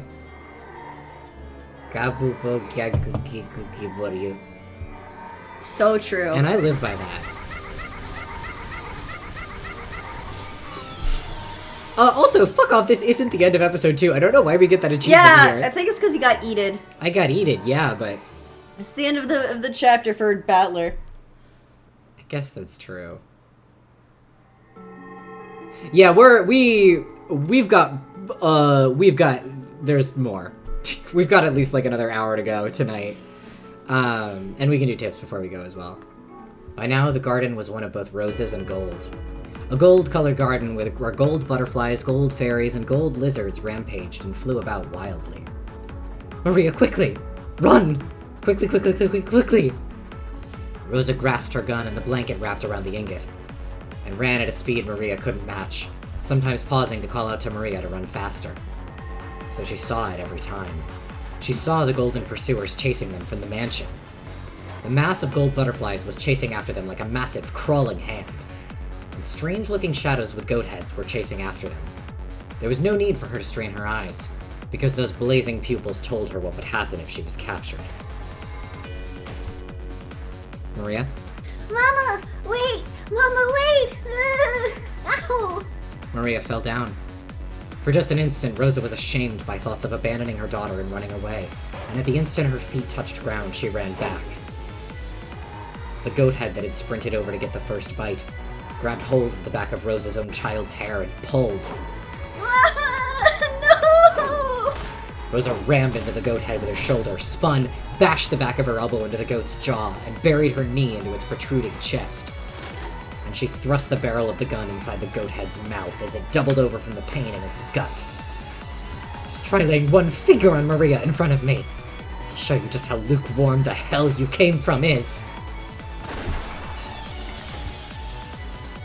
The blast from the Winchester's .45 caliber long Colt bullet exploded inside the goat head's throat, and its medulla oblongata was instantly pulverized. Only I can lay hands on yeah. The goat head hadn't understood. It had thought women were like pre-opened wine bottles.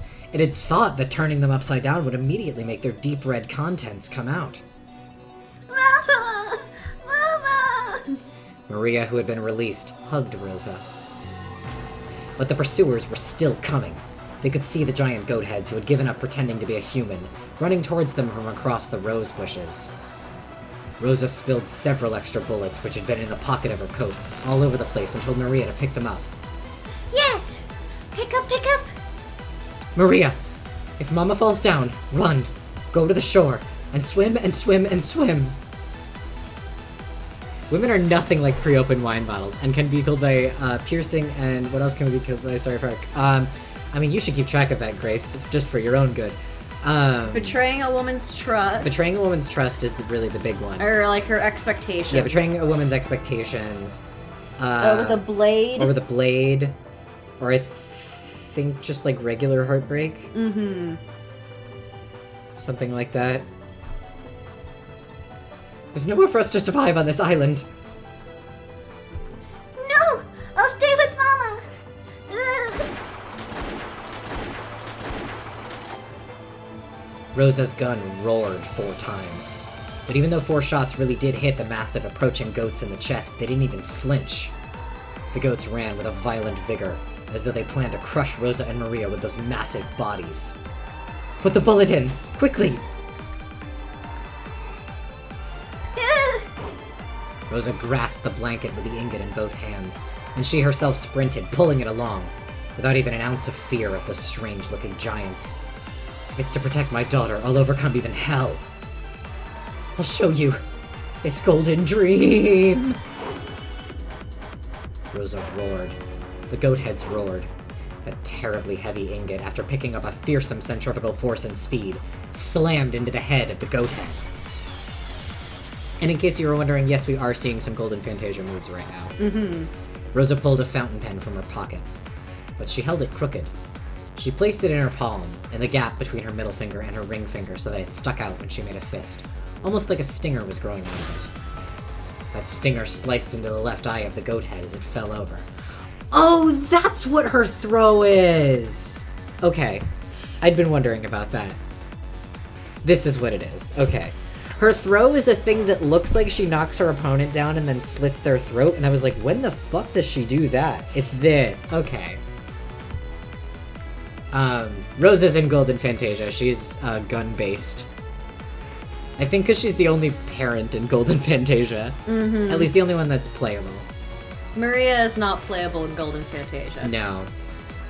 But Stinger sliced into the left eye of the goat head as it fell over. But Was the goat head's roar a scream? She does appear because Rosa's like meta special is the bullet that Maria chambered. Yeah, and so when you trigger it, Maria pops in for a second, Holding a gun. Yeah, holding a gun, and it's great. But Rosa's roar was different. She pulled back her fist and slammed it into the fountain pen that was still sticking into the goat head's eye. The pointed tip was gouged into the depths of its head. Beatrice ain't the only one who can gouge the head and kill. Cannon is fucking nothing compared to Rosa. Combat capabilities. Yeah, apparently. Rosa knows a fucking kill. Yeah. Mama, the bullet went in! Good job! When Rosa grabbed the gun Maria had thrown, the giant finally tumbled on the ground with a thunderous crash. However, at the same time, I saw the goat-head pursuers on the other side of the rose bushes increase in number. I've gained enough distance for now. I held onto the blanket wrapped around the ingot and the gun, and once again ran with Maria. Why am I running with a gun in my right hand and the gold in my left? Why don't I let go with one hand and grasp Maria's hand?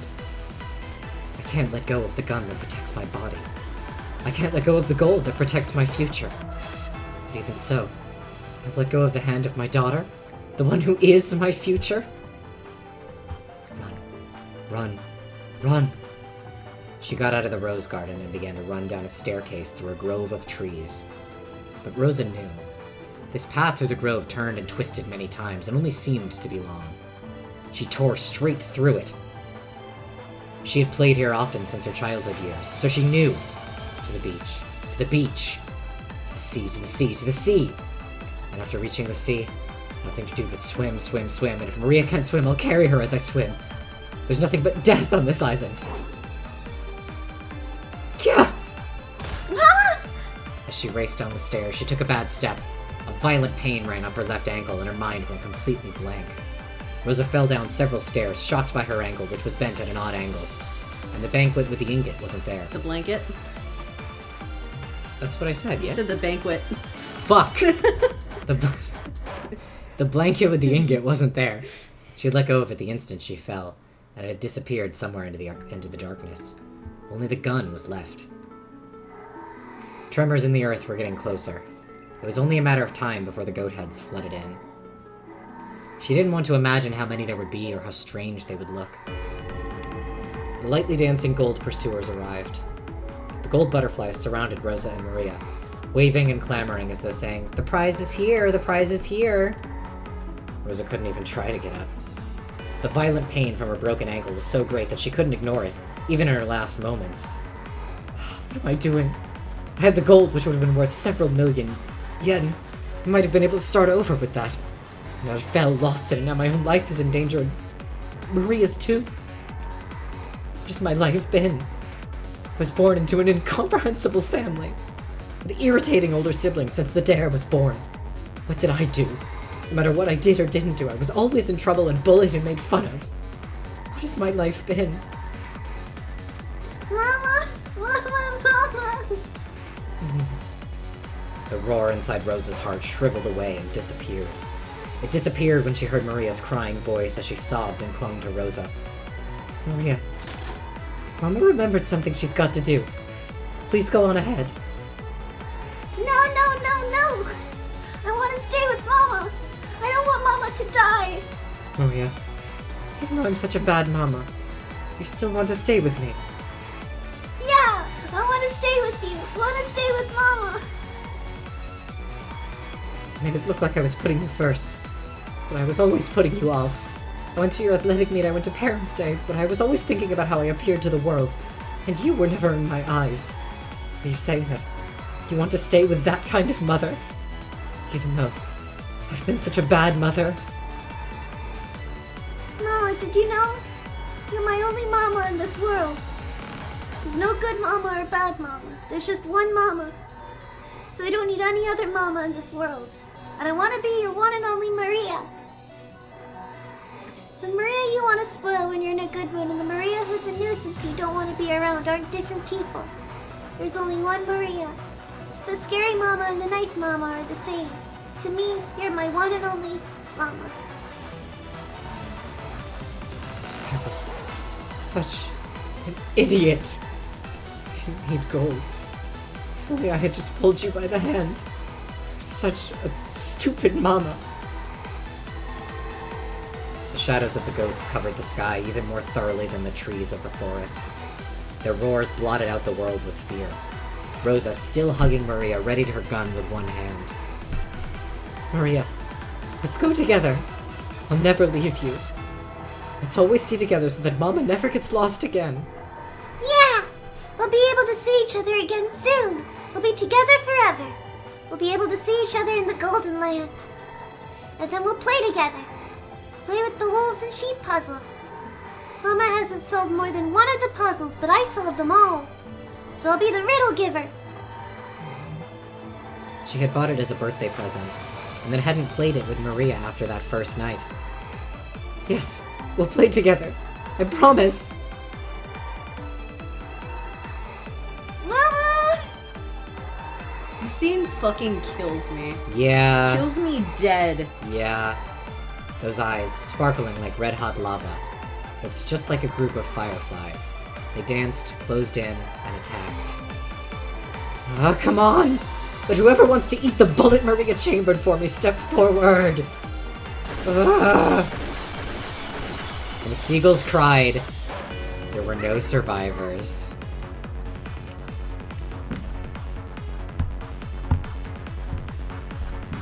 God! That scene fucking kills me. Everything about it. There's no good mama or bad mama. There's only Mama.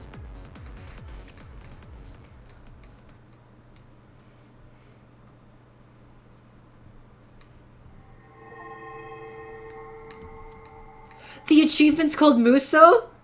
Need I What? say more? Okay, so this is because it's an old Umineko meme that scene is referred to as Rosa Muso, because Muso is the Japanese name for the Warriors games. Oh my god. So the bit there, people call it Rosa Muso because she's acting like the protagonist of a Warriors game, just my wiping God. out legions of faceless enemies. And so I guess they're honoring that by calling the achievement Muso. That fucking God. rocks. I love you, babe. I will be 2 seconds. I just have to run to the bathroom, and then How we are fucking dare you. absolutely tea partying. Are you fucking kidding We're me? tea Let's partying the go. fuck. Okay, I'm back. We're back. Let's tea party. Episode 2. If you have a snack, put it away. Please. Purgatorio.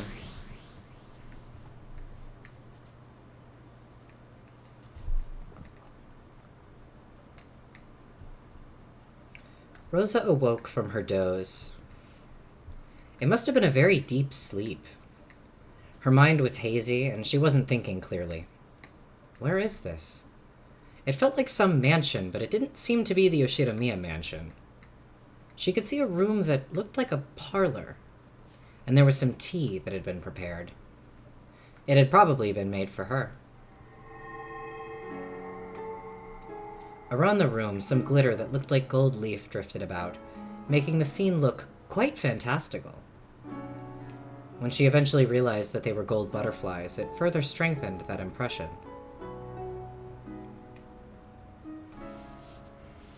There was someone across from her. A woman. A lady. It was the portrait's witch. And she's here. And everyone is dead. Yep. Huh. Battler's been obliterated. Battler is gone. I didn't notice that before.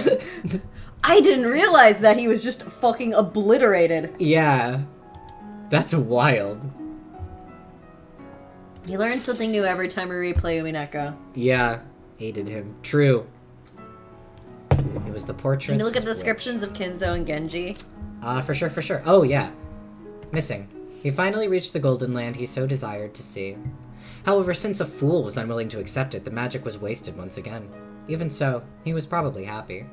After all, he managed to be reunited with the Golden Witch, if only for a brief time. Afterwards, he was crushed to bits and eaten by demons and went to hell. Genji. Missing. Selfless furniture seeks nothing but repose in the Golden Land. However, since a fool obstinately rejects the Golden Land, it seems his time of repose is unlikely to come soon. Afterwards, he was torn to pieces and eaten by demons and went to hell. And as we saw, I believe, Rosa denied the witch. Oh, yeah.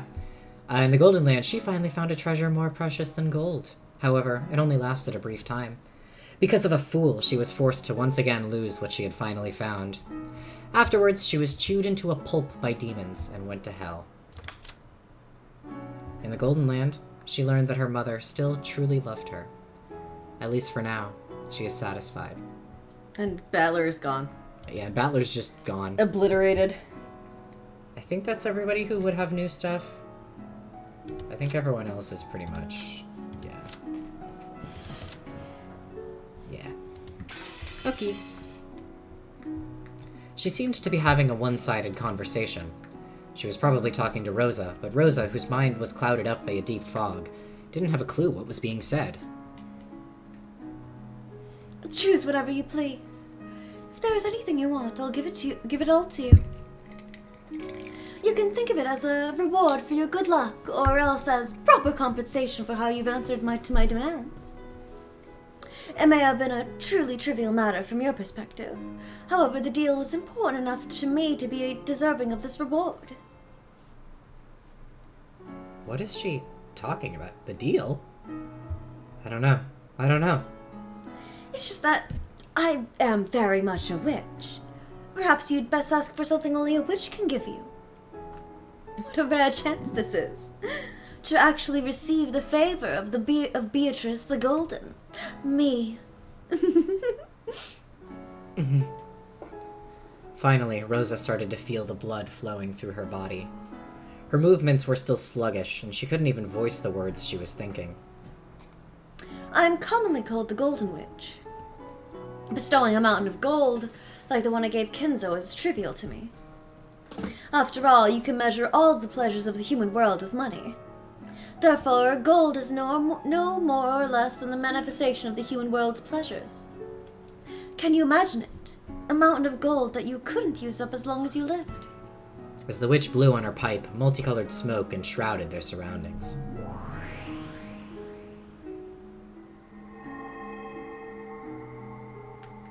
As she did this, the inside of the parlor was suddenly filled with stacks of gold ingots. It looked like a shining gold-colored wall.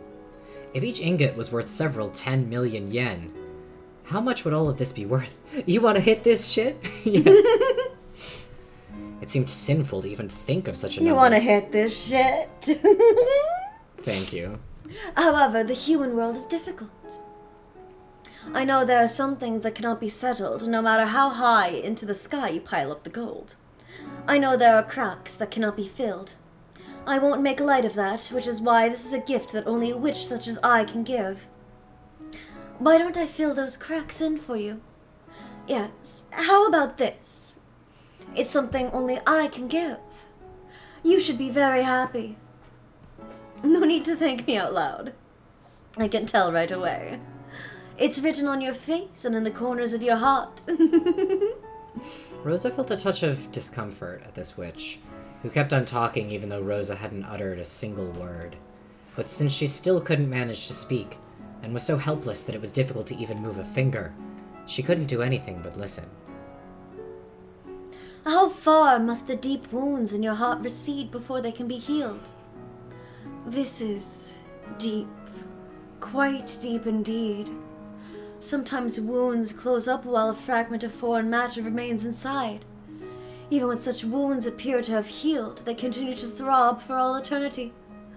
Sometimes you have to open the wound once more in order to heal it completely. As the witch spoke, she stared deep into Rosa's eyes. What in the world was she peering at? Rosa felt uncomfortable, but she couldn't look away. So, your pain that was already fated by the time of your birth. How heartbreaking. You don't have to say it. I understand. I understand. Rosa was gradually being sucked into the witch's eyes. Then, the world grew dark, spinning round and round as she was sucked in.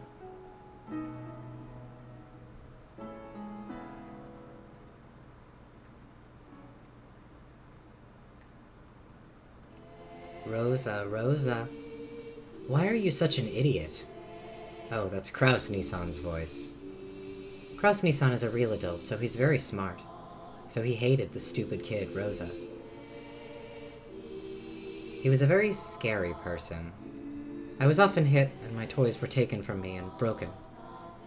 I was apparently being punished for something bad I'd done, but I never really understood what it was, or why I was being punished. I was always punished suddenly, and then later told what the punishment was for, in a forced manner, but it was always something I didn't remember doing. So I really hated Kraus Nissan.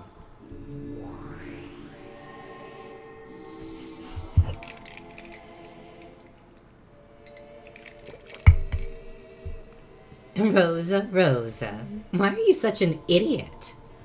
Oh, that's Eva Nissan's voice. Eva Nissan is a real adult, so she's very smart. So she hated the stupid kid, Rosa. She was always a very sly person, and she often lied to me, tricked me, and bullied me all the time. Apparently I was stupid, and she said it was only natural for stupid people to be swindled by those smarter than them. So I wanted to become a wise person like Eva Nissan, and listen to what she said, but when I obeyed her, for some reason, someone always got really mad at me. So I really hated Eva Nissan.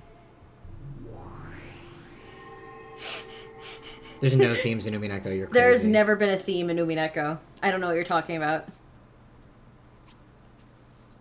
Rosa, Rosa, why are you such an idiot? Oh, that's Rudolph Nissan's voice. Rudolph Nissan really knows how to get things done.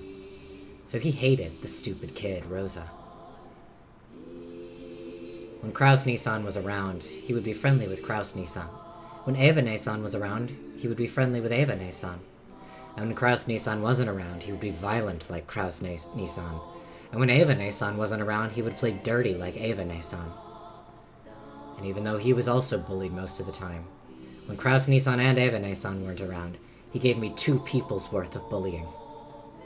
So I really hated Rudolph-ne-san. Oh, but these were my memories from when I was a kid. It's common for unfair things to happen between kids. And you mustn't hold on to grudges for such things forever. With time, those memories get buried away, and forgetting them bit by bit is supposed to be part of growing up and becoming an adult. Narrator turns to the screen, but Rosa didn't forget. Yeah. Also, becoming an adult is when you forget your childhood trauma. Yeah. So becoming an adult is the same as separating yourself from all those memories. And because of that, no matter how much time passed, Rosa couldn't become an adult. Even though she had been blessed with a daughter called Maria and was called a mother, she didn't at all feel like she had become an adult. The witch pitied her for that, and she smiled, saying that she could heal that pain herself. How can I heal you? It's possible, but it's not easy. I might rewind time, giving you a world where you have no older siblings.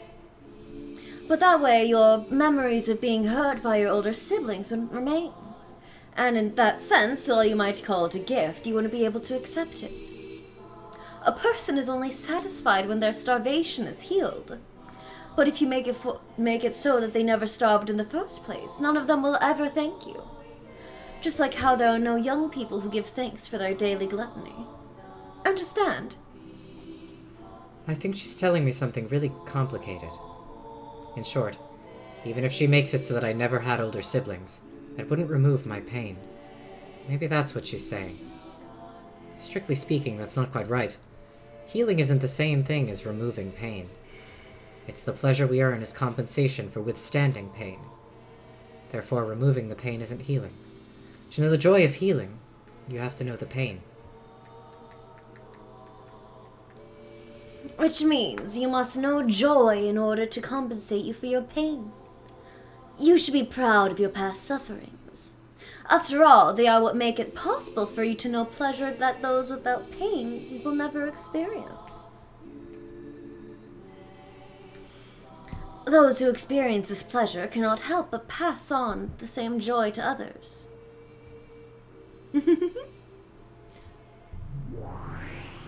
Oh, I see what that was. I connected that to something else. When the witch snapped her fingers, even though the room was still filled with a mountain of gold and had already lost all semblance of reality, a fabulous tablecloth appeared on top of the table. Yeah, parents are always passing on joy to their kids. Exactly. This is true. And a wonderful meal was laid out, almost as though it was the opening of a banquet in a castle from some fairy tale. For an instant, Rosa truly did feel a pleasurable surprise at how fabulous it was, but at the same time, she felt a bit of anticlimax. When you're given that joy in life, you give that joy to others. Yeah, exactly. After all, she didn't think being bullied by her siblings could be wiped away by just one meal, no matter how delicious. Beta? Sorry, I was trying to move something so that it snapped in alignment with something else, and I was the entire concentration in my brain. Understandable. Food is the source of many human pleasures. You must simply eat like a pig as long as you live. If one meal isn't enough, then have as many as you want. Until the pain in your heart is healed, why not continue this gourmet banquet? Begin it, furniture.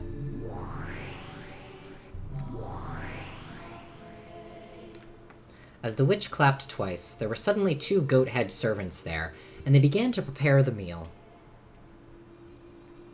From the beautiful dishes adorning the table, they efficiently took some food and began to pile it up on Rosa's plate. It really did look delicious, but Rosa's body still felt as heavy as lead, and there was no way she'd be able to eat. Maybe they also understood that. The goat-head servants tied a napkin around Rosa's collar, and gallantly brought a glass of before-dinner alcohol to her mouth, tilting it for her. She remembered an old servant who had once carried rice porridge to her mouth when she was laid up with a high fever. She couldn't drink it well, and it dripped down from her mouth, but she felt the fragrant sweetness spread throughout her mouth. It's a sweet aperitif of noble wrought German-made wine. A wine cocktail of white wine mixed with a crimson golden drop. Didn't we look it up and noble rot is red wine? I don't remember. I feel like that's true. It's fine. Anyway. If I had to give it a name, I'd call it a Bloody Kraus. I hope you're all ready for an unforgettable luncheon. Rosa's Unforgettable Luncheon.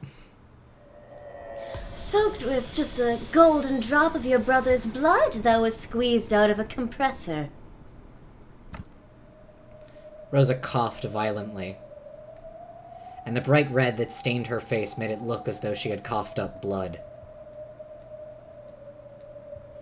You know a lot about black tea, so you should know what that means, right? The golden drop refers to the last drop in a drink. It is called the most precious drop in black tea. So a golden drop of blood is the same. The last and most precious drop of blood squeezed out of a human. We squeeze it using that. As the witch snapped her fingers, a bright red veil that had been set up before something large was removed. The solemn and massive machine there was just like a coffin for a large-sized person, with many large bulb-like things stuck to it, and it looked like a sinister torture device. By its unnerving shape, she could tell that with a human strength it could be used to tighten and compress something. And it seemed that there were still some squeezed dregs remaining, because of the bright red remains that stained it. But you can't take more than one golden drop at once. No matter what kind of human you take it from, you can't get more than one drop. But I am a witch. Reviving a person is easy for me. When the witch snapped her fingers, the human compressor suddenly began to shake. No, she could also hear a groan. It looked almost as though someone sleeping in that man-sized coffin had woken up and was now struggling to get out. But that was wrong. What was inside definitely had been squeezed dregs. Using her magic, the witch had once again revived the squeezed dregs to show how they'd been before they were squeezed. What's up, baby? The goat-head servants with muscular physiques approached the compressor and forcefully started tightening the large bulb. As they did, an unearthly moan came from inside the coffin. Rosa thought she knew the owner of that voice.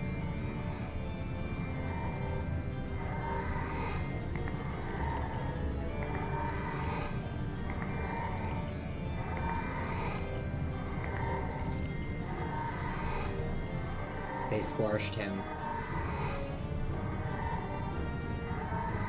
Pero?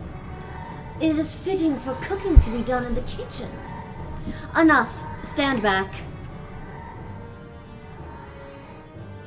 Sissel, can you decide where you're going? Do you understand how precious a golden drop is? To have it stained this crimson requires that several dozen people's worth be squeezed. The witch definitely said that only one golden drop could be taken from a single human. And yet she had dozens of people's worth of golden drops from a single human. Only a witch could do this. The Golden Witch Beatrice could kill a single human endlessly. In other words, before Beatrice, even death did not mean freedom. Do you need me to put it in a different way?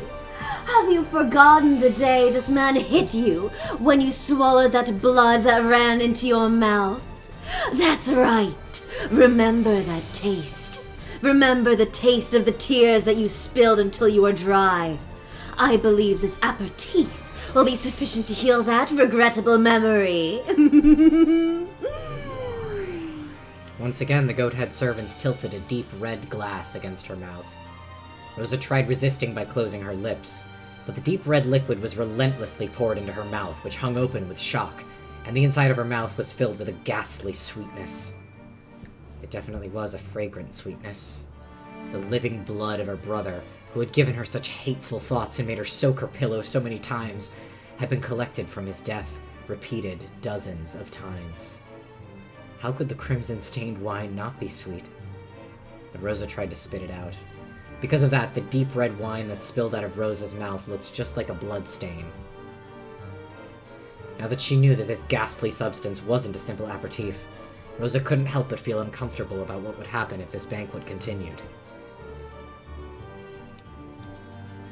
That is a double-tongued salad made from vegetables in season.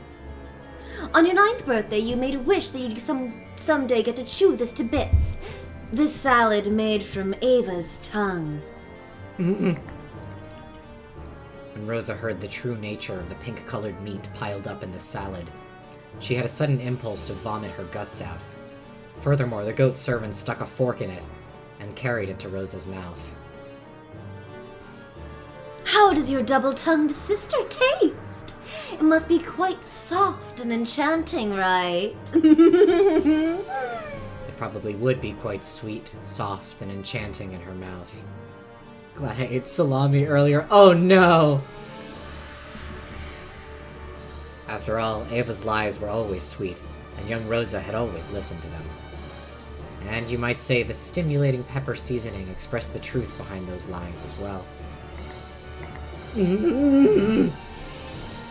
As the tongue salad that kept being pushed into Rosa's mouth was covered with saliva, she spat it out. But the goat-head servants carefully returned it to the plate and carried it to Rosa's mouth over and over again. It goes without saying, but I made this salad liberally using 5 of Ava's tongues. You can't get more than 1 tongue out of a person, but I can get them over and over. As Rosa's tears dripped down, she resisted frantically. However, the only way she could resist was by refusing to swallow. Even if she didn't swallow it, the taste of the French dressing increasingly permeated Rosa's mouth. Does it not please you? There's lots more. Sea bass pie wrapped in the skin of Rudolph's face, soup with boiled brains, liver pate. And look forward to dessert. It's not just your siblings, see? I have lavishly assembled all of those whom you have trusted and yet by whom you were betrayed. Why don't we continue this banquet for all eternity until your heart is satisfied? For all eternity. You're happy, right, Ushirimiya Rosa? Don't pretend you hate it. I know you're actually happy, Kay. If you want to laugh, then do so. Got the imagery here for Rosa saying she has a napkin put around her and is being fed, trying to refuse and spit up.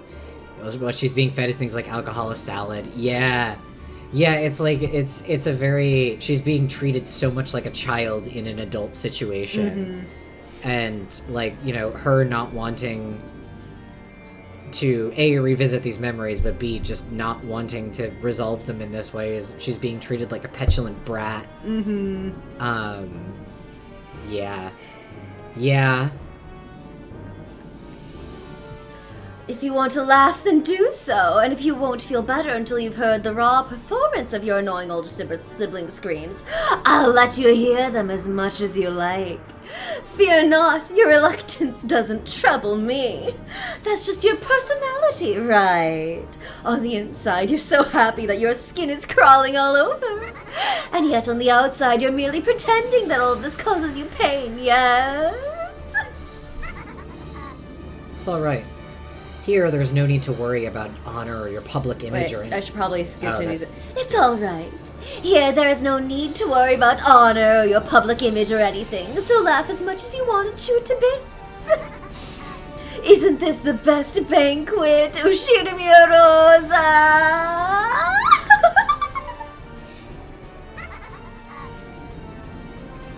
Please, stop. Oh, I'm sorry. I wanted to leave dessert as a surprise, but let me reveal it to you now anyways. Maybe that will be enough incentive for you to eat up the full course. Your dessert is that beloved daughter that you had to keep pretending to love. Oven-baked Maria with apples. Doesn't that sound yummy? Once you eat this, you'll be released from everything. Freedom, you see. Freedom. Finally, Rosa will regain freedom as an individual person. Aren't you happy? You should be happy. Drool is hanging from your mouth. Just try looking in a mirror.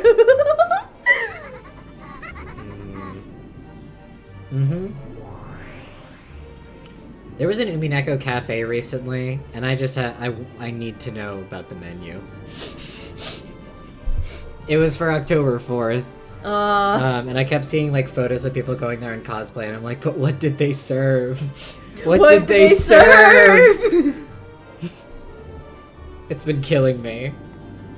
Suddenly, a muscular goat cook was holding Maria under his arm, and Maria gazed at Rosa with a face that was only slightly sad. Mama, was I a burden? You aren't a burden. As Rosa spat out the food that was continually being carried to her mouth, as she was covered with filth and saliva and blood, she resisted filthily and screamed. If you think I'm a burden, I don't mind if you eat me. After all, I'm always doing horrible things to you. Even when you bring a man over, I can't stay quiet.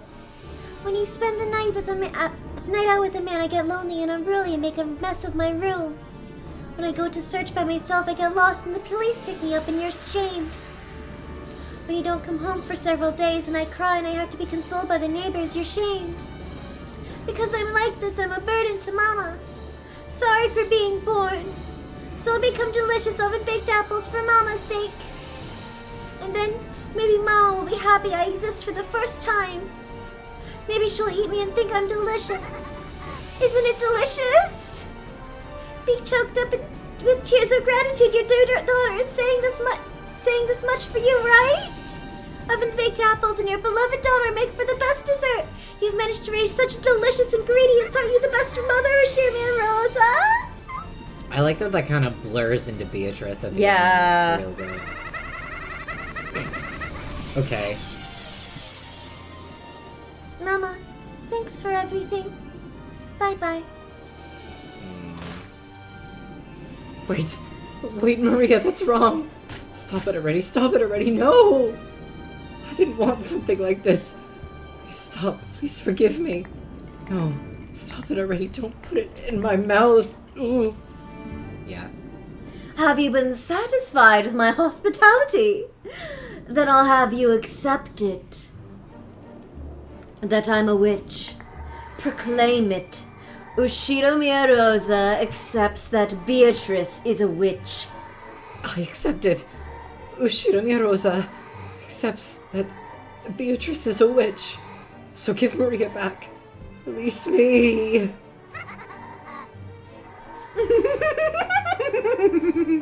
I finally made you acknowledge it. That crafty battler has already surrendered, and I made Rosa, the fool who denied me even after being invited to the Golden Land, accept it. Perfecto! It's perfecto! I have accomplished my perfect victory!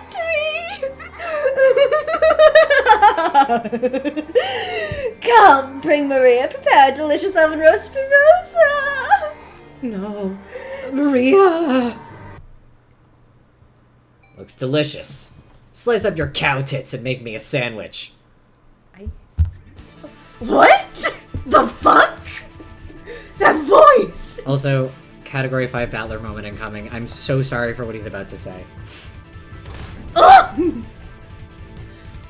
An arm grabbed the back of the witch's head and smashed her face into the table. As it did, the witch broke to pieces, turned into a cloud of gold butterflies, and reformed into her body as a short distance away. Battler? You bastard! I thought you'd surrendered so far that even your soul was furniture. Me too. While I was listening to that gross recipe, I started to get a little hungry.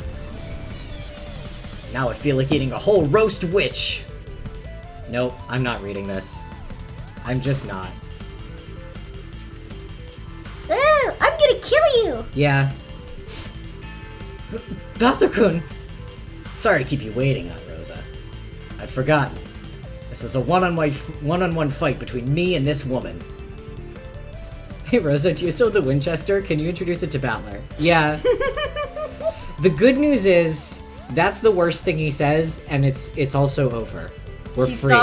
He stops being as weird. Yeah. There's only a couple weird things he says later on. But it's the good news is it's over. We're free. It's totally wrong for me to give in. Thanks to you hanging in there, I've gotten my will to fight back. He says a couple more things, but none of them are about Maria anymore. So, this person gave up down to the depths of his soul and... Oh, wait, no, that's Beatrice. My bad. This person, he gave up down to the depths of his soul and surrendered to me, didn't he? I see. He doesn't know when to give up. Just what I expect from Ashirmia Kinzo's grandchild. So the chick of a phoenix is a phoenix after all. How dashing, how amusing. I wouldn't have it any other way. I wouldn't have you any other way, battler. Try to deny me, I'll completely and thoroughly smash you to bits. Let me make you surrender over and over again. I'll teach you, one who has licked my shoes, the taste of defeat over and over again. No problem. I'll teach you that I, Ushinomiya Battler, am a man who can stand back up even after crawling through the mud. I've never been invincible in a fight. I've lost loads of times, but I'll definitely crawl through the mud and stand up again. And then I'll finish this. In a man's fight, you don't lose until you accept defeat, no matter how much you get beat up. Don't think I'm out just because you took a shot at me. I'll give you a good show. Beatrice! I'll accept your challenge, Yoshinoya Batara! Furniture, begin preparations for the next game! While we're waiting, why don't you tell me all about it? There are a lot of closed rooms in this game. Using Red, I've smashed to bits most of the methods by which you tried to talk your way out of them. What other evasive quibbles will you show me now? The lock to the chapel, the lock to Jessica's room, the lock to the servant room, the lock to Natsuki's room, the lock to the parlor. Use your bizarre specialty, those delusions, rantings, daydreams, and bluffs, all slanted with ridiculous and incredible turns of events, and show me how you can thoroughly deny me. That's useless. It's all useless.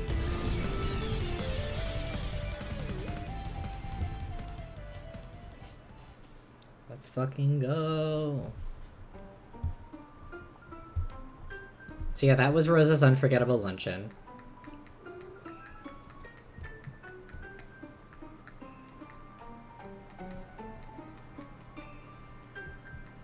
Like I said, episode 2 perhaps didn't get crazier, but it never runs out of ways to be crazy. It really keeps innovating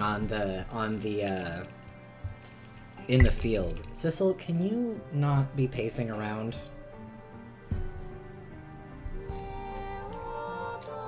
Ooh, vocals. Yep.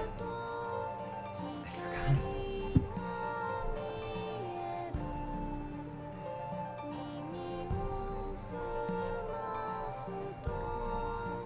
It's only like a tiny bit after 11. So we will absolutely... We're not quite done yet, but that was, I would say, sort of the climax of this bit. A lot to unpack, themes-wise. Thank you, Hats Unlimited Inc. But yeah. Cecil? I swear to fucking God. Being on the floor is the correct way to feel. That's just sort of protocol for episode 2. Yeah. Mzaki! The good news is the Witch's Tea Party is fairly short, and then we can go over any tips that you're interested in seeing. But yeah.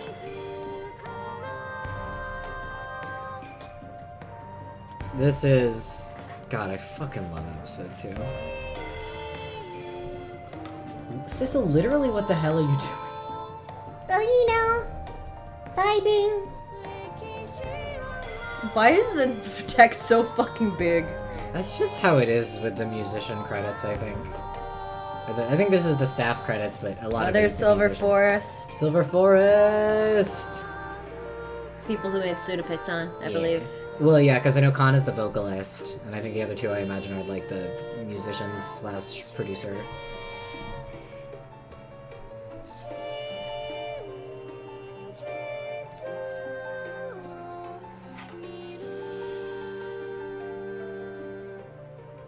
Seventh expansion.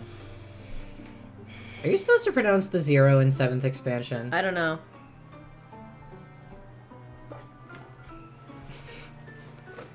Yeah, Grace, I understand. I do. I think it's supposed to be a joke on Rena's name. Oh, is it? I believe so. Because 7 is Nana, and I don't remember what 0 is. There's a couple ways to say 0, I think. I'm trying to remember.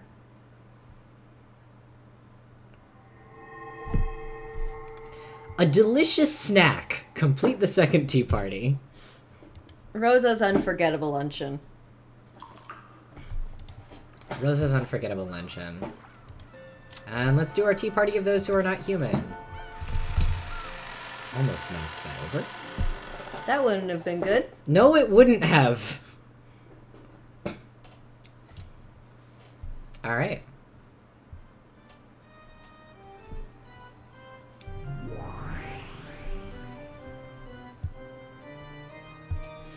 Well then, did you find my game enjoyable? When a game's that one-sided, it goes beyond riveting and becomes boring. My, but you're as harsh as always. Considering how proud I was to have created development so impactful that it might satisfy even the boredom-hating Lady Buncastle, this response is quite harsh. I'll admit it was impactful.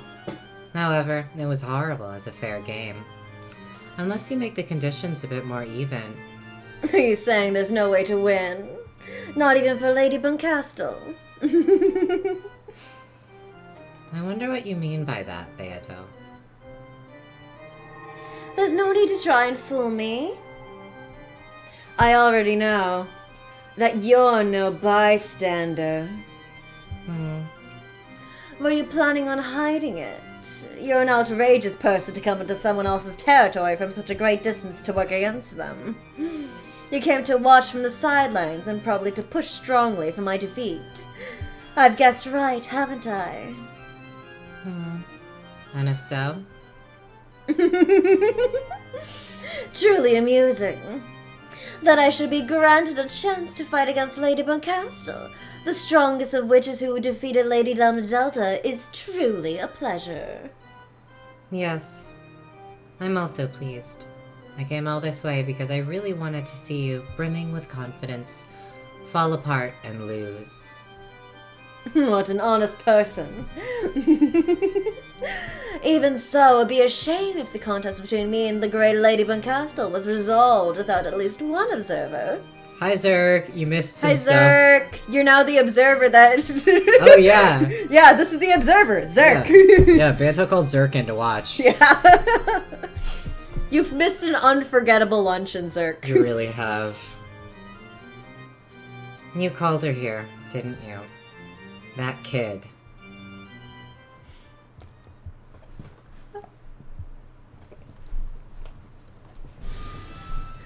Hey, girly pop. Girly Pop!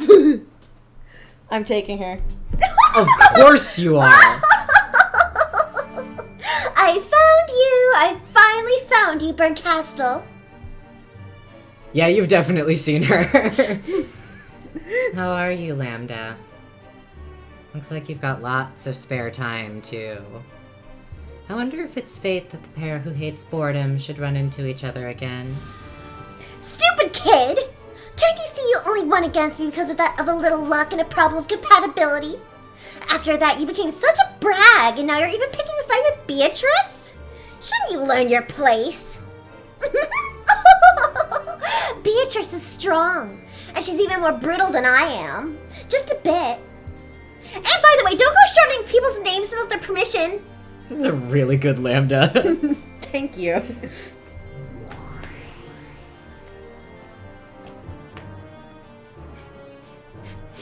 Who is this? Lambda or Burn? I think it's Lambda on Okay. account of she's on screen. You're dumb too, Beto. If this kid's in your game, she'll just make a mess of everything. I certainly didn't just bring Lady Lambda Delta here to watch from the sidelines. After informing me that you were betting against me, she said she would bet against you. You're still holding a grudge, aren't you? Because I'm the strongest witch in the universe. But I lost to you, which means I'm not the strongest. So any enemy of yours is my ally.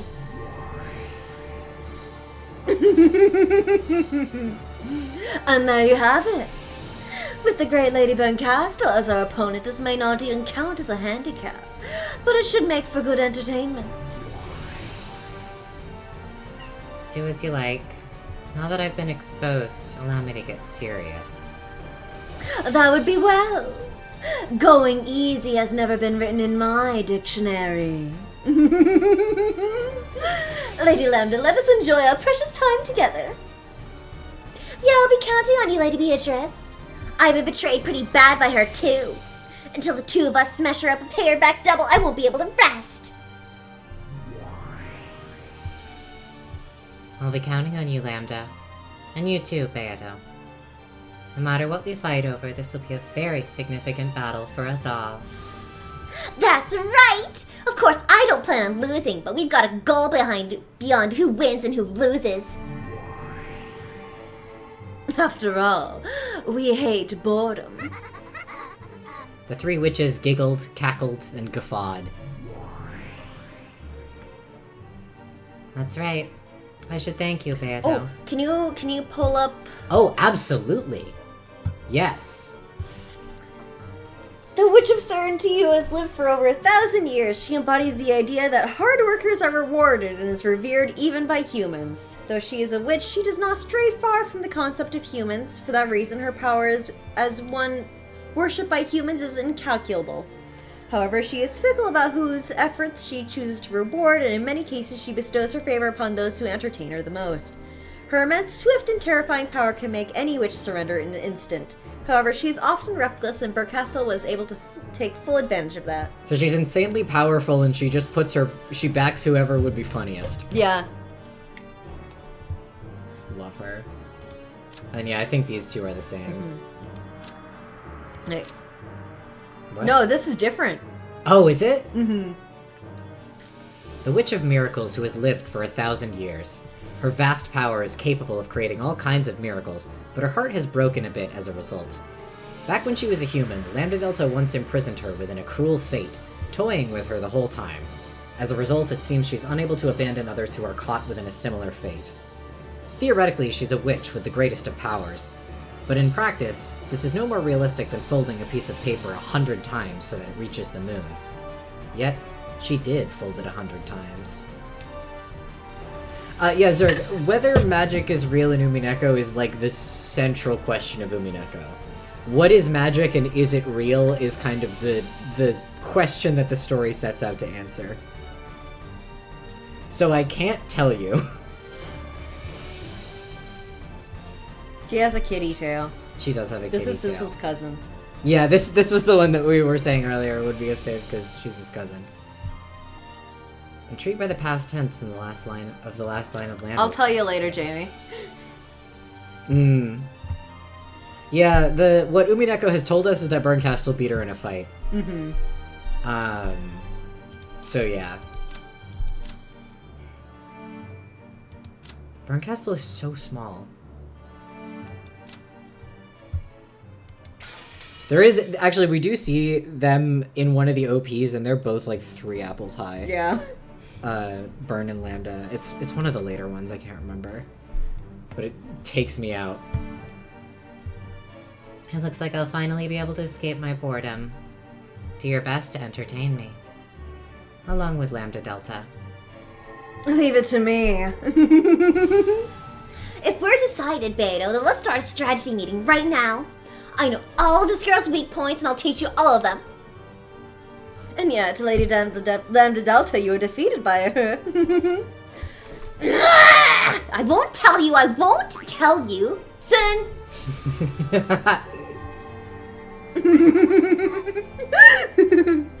She's never boring, that Lady Lambda Delta. Isn't she? Take care of her. She gets lonely easily. I see. She's one of those that are popular these days. As expected from Lady Lambda Delta. Oh, her going soon? Yeah. Yeah. Quite cutting edge. They're accusing her of being tsundere. Yeah. But of course, because Umineko, this is like the one time that Umineko remembers that it takes place in the 80s and not when it came out. Mm-hmm. Where they keep just joking around, they're like, it'll be very popular in like 10 years. Go already. When will we meet the Witch of Glomping? No! The official localization for Higurashi uses the word glomp at least once, and it physically hurt me.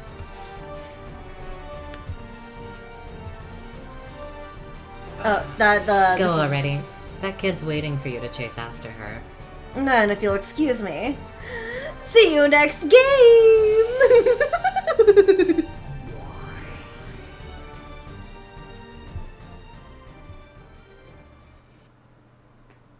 Hey. I'm sorry. That troublesome one came, but don't mind it. More importantly, things sure got ugly. I thought I experienced a very tragic end in Lambda's game, but this one is exceptionally horrible. I can't say I don't understand why you're hugging your knees and closing up your heart. If you meet a fate like that a few more times, it'll take a lot less than 100 years to kill your heart. Beato saw through me, so I'll confess. You are now just like I was in the past, when I was imprisoned inside Lambda's world. Shut inside a labyrinth of cruel fate, tormented by a witch, in a manner of speaking. I am a witch who was born from there, so maybe I'm like an older sister to you. So I decided that I'd lend you my power. However, even compared to my fate, yours is truly brutal. Not only do I sympathize with you, I'm almost brought to tears by your tragic fate. But please, don't lose heart. Please don't submit to Beato, no matter what. Certainly, that child's game is quite unfair. I've only been allowed a glimpse of the game board. But the unfair and clever devices set up on the stage are so disgusting that I imagine they far surpass those on Lambda Delta's game board. And what's even more frightening is that when that kid moves a piece, she doesn't always make the best possible move. This is where she's very different from Lambda. Lambda always uses an overpowering number of pieces to make the best possible move in order to win. But Beato sometimes intentionally goes easy on her opponent when she moves her pieces. Since, when we're in trouble, we try to seek out our opponent's strategy by looking at their moves. This creates a very formidable amount of noise in our information. That might cause a troublesome amount of disorder. Can I fucking help you? No. However, as in chess, though a player might be able to create some noise for their opponent with a useless move, they'll still miss out on the more valuable move they avoided.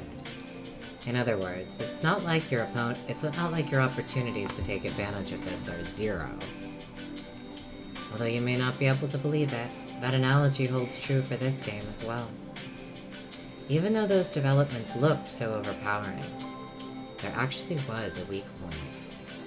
A weak point that almost looks like she wanted you to take advantage of it. Now, I don't know if it's a trap or if she's testing us. Anyway, don't surrender. Don't stop thinking. Don't deny any possibility. As long as you continue to hold the will to fight, Beato will not win. What's the most important element in defense during a witch's battle? Rather than trying to win, try not to lose. If accepting Rikishi is grabbing us by the face. Oh, he loves to do this. He will look you dead in the eyes and be like, don't fucking stop thinking. I gave you all the clues. It's great. There's a couple more points where he'll do this, and it just tears me apart. Because he loves to do it when you're feeling your most, like, there's no fucking way. He can, like, tell exactly when you're experiencing that. You're at your lowest low, you're ready to give up. That is precisely when a character will literally turn straight to camera and be like, you, the person reading this visual novel. Don't fucking stop thinking. Don't give up. You can do it. If accepting her means your defeat, then you definitely mustn't accept her. Making you accept witches. There's no longer any doubt that this is one of Beatrice's victory conditions. Now that I have announced that I'm your ally, I too will make as great an effort as possible to lend you my power. Make an effort yourself as well. If you're still hugging your knees, quickly stand back up. Make yourself dizzy. Yeah. In times like this, what did I used to say again? Go for it! Yay! Nipa! This is a Higurashi joke. Fight on! Nipa! So embarrassing doing this.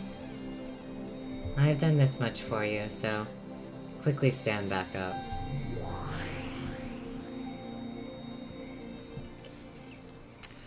I think not all of it is a Higurashi reference, but A lot of that is. yes. Ah, there you are! Hey, girly pop. I wonder where Burn shrank off to. Could she be any more lame? Even so. I love when you do the very small Ojo-sama laugh for her giggle. It's really good. I just wanted to Thank you. I'm respect. trying. I keep on trying to remember, like, do the Ojo-sama. Yeah. It's very good. Even so. Just like usual, the pieces Burn chooses are pretty shabby. It's the same way with chess, right? If all your pieces were pawns, you'd have zero chance to win, right? If all your pieces were rooks and bishops, you definitely wouldn't lose. Well, last time, right, when I felt just like a little I felt just a little pity, and she said she could start with her pieces anywhere she wanted. The idiot Burn, without taking notice of my compassion, started with all of our pawns on my side of the board. What's up with that? That wasn't my loss or anything. Ugh! Just remembering it makes me queasy. Because of that, I won't be able to rest until I see Burn's speechless face. And since you, Burn's piece, fucked up so bad, I'm feeling just great. I need you to understand that she never says the word fuck again, and it was only on a rewatch that I was so jarred by this. Oh my god, she can say fuck. Plus, she might not look it, but that girl really hates to lose. So I bet she's off somewhere grinding her teeth and crying her eyes out right now. How totally lame. Come on, laugh with me. Wait a sec. Are you still hugging your knees? You're already like this just because Beto got a little serious? Could you be any more pathetic? You're so pathetic, so I'll help you out just a little bit. I, the great Lady Lambda Delta, the Witch of Certainty, and the strongest in the universe, will bring your hopelessly low chances of winning just a little bit closer to certainty. You should thank me. You know, Beatrice may be a really cruel and powerful witch, but she's no match for me. Why? Because she's soft. Though she'll set up the board in a way that'll let her win with just a few more moves, she'll untouchably avoid cornering you. She'll do things like take worthless pieces and place excess pieces on the board to make things more one-sided. Simply put, she's got the bad habit of playing around as soon as she thinks she's won. Sissel. Let's not be walking around on the desk. When he sticks his little chicken legs out. Almost all the various attacks that hurt you and Burn look like utter waste and overkill to me.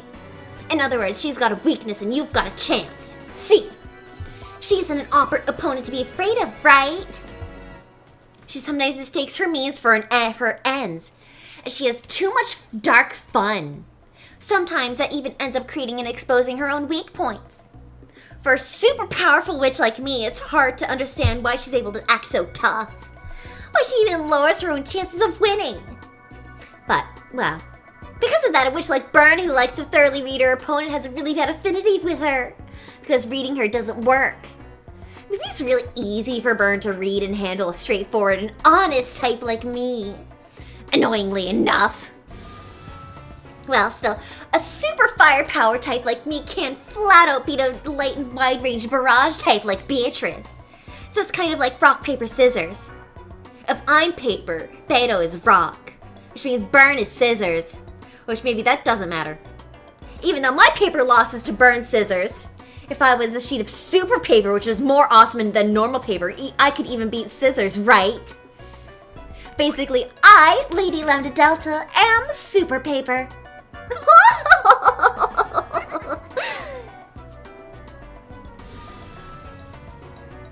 It looks like you've regained a bit of your color. Also, as a quick aside note, her calling herself Super Paper is the joke is that in Japanese it sounds like she's calling herself a fucking idiot or something like that. Like it's something like she's calling herself dumb, basically. That Beto, she's having fun torturing some piece called Rosa. At a glance, you'd think she has some really nasty taste, right? Wrong! She's just killing time, hoping that you'll stand back up and return. It's a move to fire up your righteous indignation by intentionally doing something detestable. Oh man, I hate kids like that. Anyway, I'll head on back. Ah! Don't tell anyone about me helping you out just a little bit. I mean, it's not like I helped you because I wanted to save you, okay? I, the strongest witch in the universe, had my throne stolen away when I lost to Burn. So I've got to take that throne back from her. But if she loses to Beto here, that's Beto who gets the position of strongest next, right? Well, it's not like I'm complaining. It'd be easy to steal the throne back from Beto, but then I wouldn't be satisfied, you see? I will defeat Burn, and I'll take back my position as the strongest. It's not like I'm really helping you, okay? I won't forgive you if you make Burn cry. So this is to the preamble to what just happened in the other tea party, basically. Hey Zork, remember last week when you asked if they were about Yuri in this game? There's Yuri. There's Yuri in this game. My throat hurts so much. Yeah. Uncle Mion. Uncle Mion!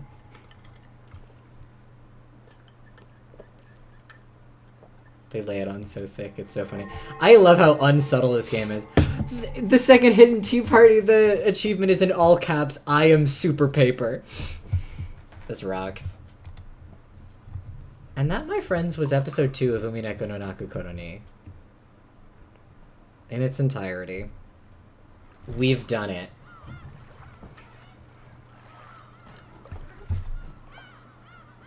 Oh, I thought we were, like, starting the next episode. Okay.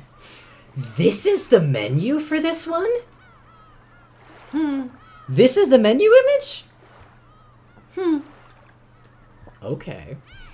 I hadn't remembered that. Well, it makes sense. It does. I'm just surprised by it.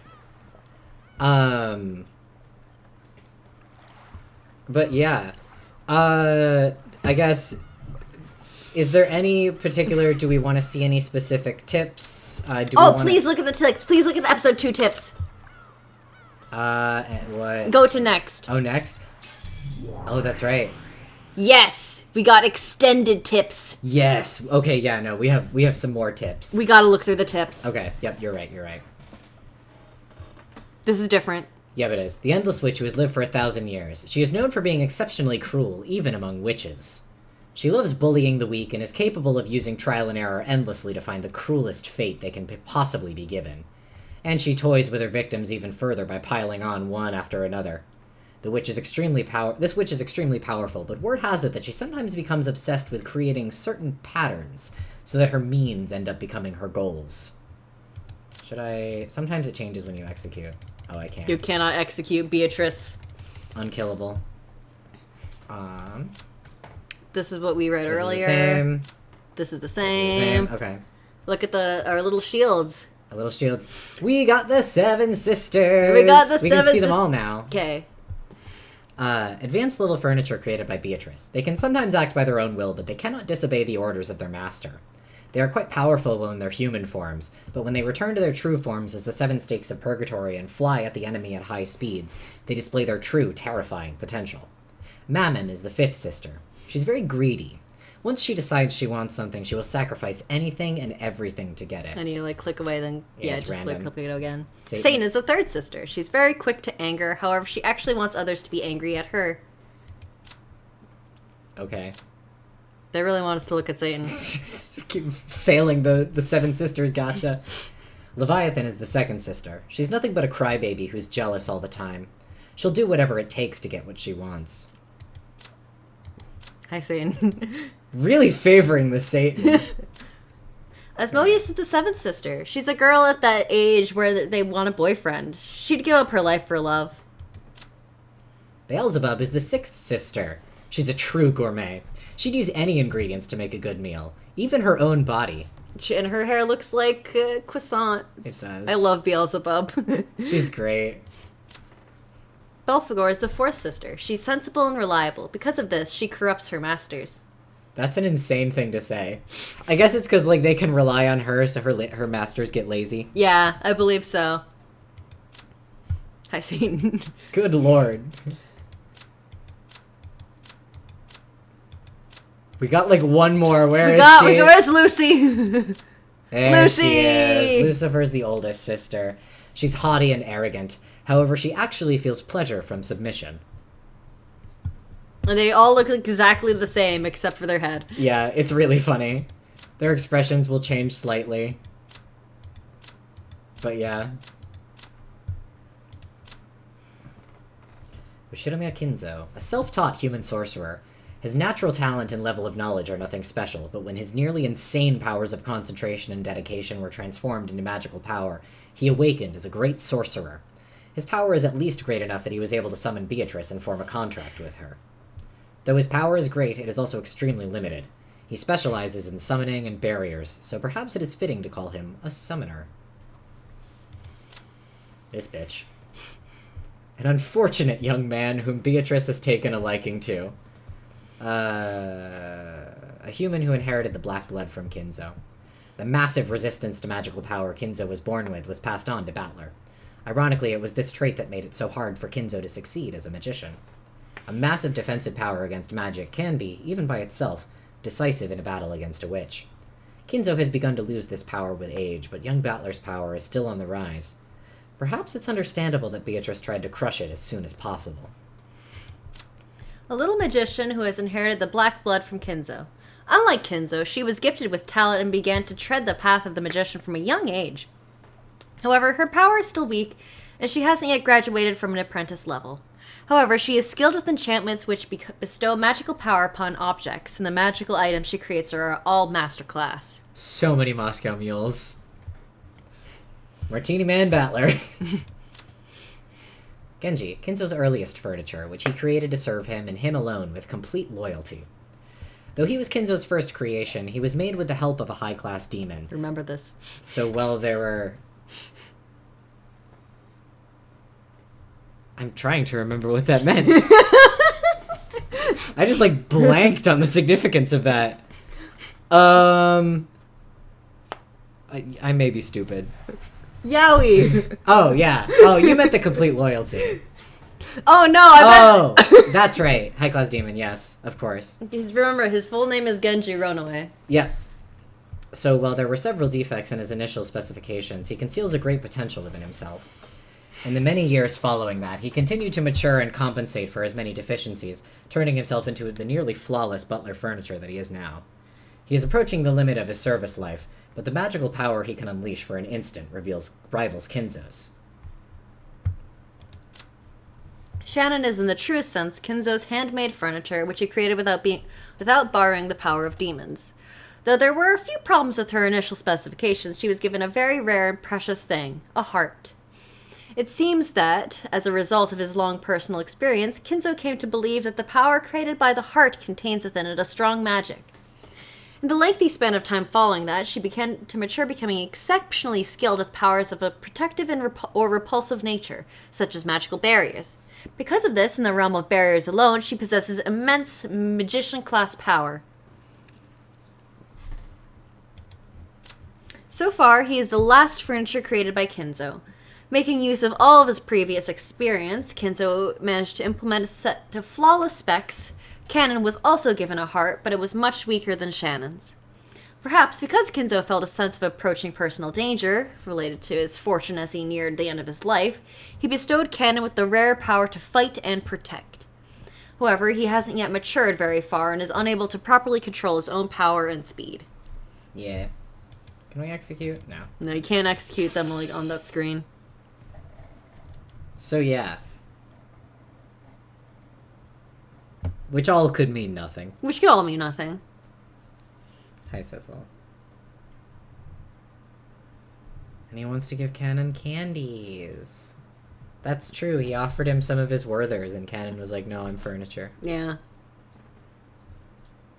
He had the strawberry candies. Those things fuck. They really I do. have to be honest. And since Kinzo loves sickly sweet stuff. This is true.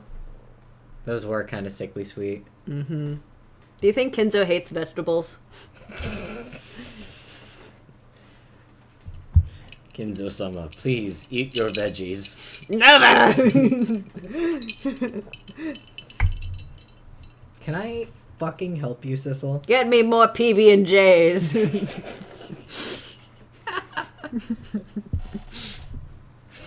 God. That's the real reason why Goda is never allowed to give food to Kinzo, because Kinzo will never enjoy them. Kinzo won't eat his veggies. And cut off the crust. Does Kinzo take his PB&J cut rectangle style or triangles? Triangle style. Yeah, he's a triangle man. I had to check that we agreed on this. Get this man his Uncrustables.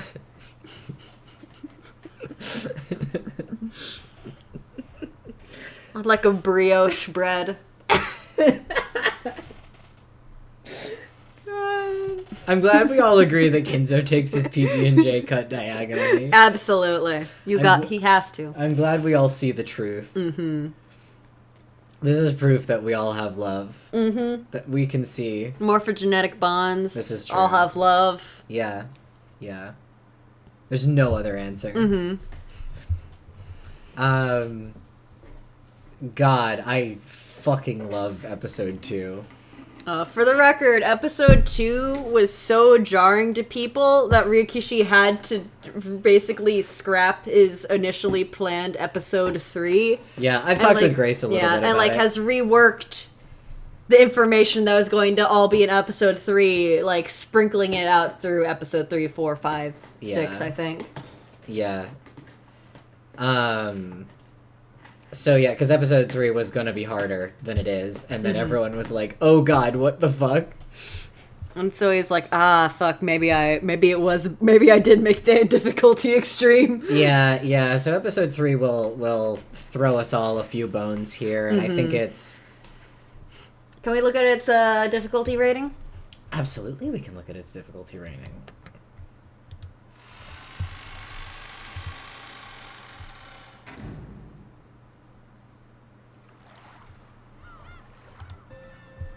I need bones in my mouth so bad. Episode 3 will help. Good morning. I'm quite surprised to see you haven't surrendered. The Golden Witch has extremely high hopes for you. Have you figured out the structure of this world by now? You have no chance of victory unless you know the rules. Please enjoy your game with the witch to your heart's content. The difficulty level is equal for both you and the witch. Yep. A fair game. Which was kind of hinted at a little bit with bringing, like, Lambda into it, and Burn is interfering, that they're kind of... They're working against each other due to Toxic Yuri. They're working against each other and also with each other because Toxic Yuri. Yeah, and that's not really a joke. Yeah. Um... They have homosexualisms. Yeah. Which was OP, needed nerf, literally. Yeah, Yukishi nerfed Beatrice a little bit in the patch. Yeah. But yeah, episode 3 is great. Episode 3 rules. It also has, I think, some key details about some things that will help you put certain pieces the rest of the way together. It's got... There's a lot there, a lot to go on. And it's also just a really fucking fun episode. I'm looking forward to it. It's just got some shit in it that is going to be very delightful to get to. But yeah, this has been episode 2. Grace, I believe in you. I believe in you. Grace, are you okay? Energy swords, please. I think Grace is having a stroke. Energy sword answers. That's what she wants. Energy sword answers. I think episode 3 will help you with that. Episode 3 will give you a potent weapon. Yes. Episode 3 will put some tools in your toolbox that you can use to deal with the energy swords. This I will promise you. Now, I did tell you recently... Is it an energy sword? It is not an energy sword. I did also tell you that I was too stupid to get what episode 3 was kind of throwing down the first, 1.5 times I read it, and I still understood things by the end, so it's okay if it doesn't feel as helpful as it's clearly trying to be. I believe in you. The tool is not an energy sword. This I promise. This is a far more potent tool. Unless you want it to be? I mean, I guess, metaphorically, you can call it that. Yeah. I was gonna call it something else when we got there. Oh, I mean, I feel like I know, because I also call it that, if we're thinking of the same thing. But yeah. I will be very excited to even just the beginning of episode 3. I'm fucking hyped. I'm so hyped for episode 3. But yeah, episode 2, so delightful. This was so much fun every single week. Grace, I know you're in absolute anguish, but you are doing well with a lot of things. You are making a lot of important observations, and I know you feel like you don't know anything, but you do know some things. I'll have to reread. I'm gonna read your document again now that we've finished episode 2. Yeah. I imagine Ava will have the gun, and that's literally all I can predict right now. Is there any reason you think that? I'm actually curious about if you have a rationale, or if it's just a Or do you vibe. think it's Ava's time? Does it just feel like it's Ava time? I'm just genuinely curious about your logic there. Is it your intuition? anything. Your gut? Is it just because she feels like the next woman who should get a gun? Because fair enough, if so. Still working through episode 1 before I want to add episode 2. I mean, I think that makes sense to kind of get some things together about episode 1. Yeah, but you should always get your ideas down before you forget them, also. That's true. Yeah, but she's been messaging me stuff on Discord. Oh, She can yeah. find it. I think it won't be one of Battler's parents until episode 4. Oh, just because it's end of question arcs, and that'll be significant because it'll be one of his parents with a gun. Checks out. Which do you think it'll be, Kyrie or Rudolph? Hi, Cecil. Cecil, you can't get in the box if you pat down the lid. Here. Go ahead, get in. Since you want to act square. No. Okay. Harsh for me to say. Yeah, that's fair. That I think it's fair not to be sure. But yeah, I think that I like that you're already metagaming a little bit, because I think I think you do have to metagame Umineko sometimes like that, you and just gotta. be like, narratively, this would happen here.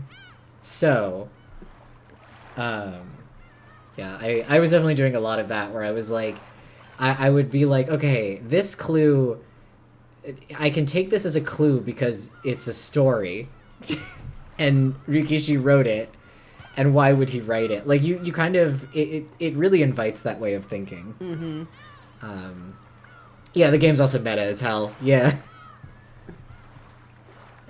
But yeah, thank you as always for hanging out. This was such a delight. This is a wonderful time. I'm very excited for things to sort of continue kicking into high gear. They've The been in high gear, does but not stop, and next episode, I can't wait to start making jokes about something that I love making jokes about. yeah, it's very. There's so many. Episode 3 finally introduces like a bunch of things that I have been so good at keeping mum about. But I feel like I ran a marathon. Yeah, extremely fair. Mm-hmm. Godspeed. Sleep I on love your you. thoughts. It's been you're doing so good, I promise. You're doing a wonderful job, and we love you. Yeah, I believe in you. There's so many things that I think you're going to do better at in this game than I did. But by all means, get some rest. Thank you for hanging out for so long. Have a good one, guys. Have a good one, guys, and happy Despite the International Women's horrors. Day. Happy International Women's Day. I'm sorry.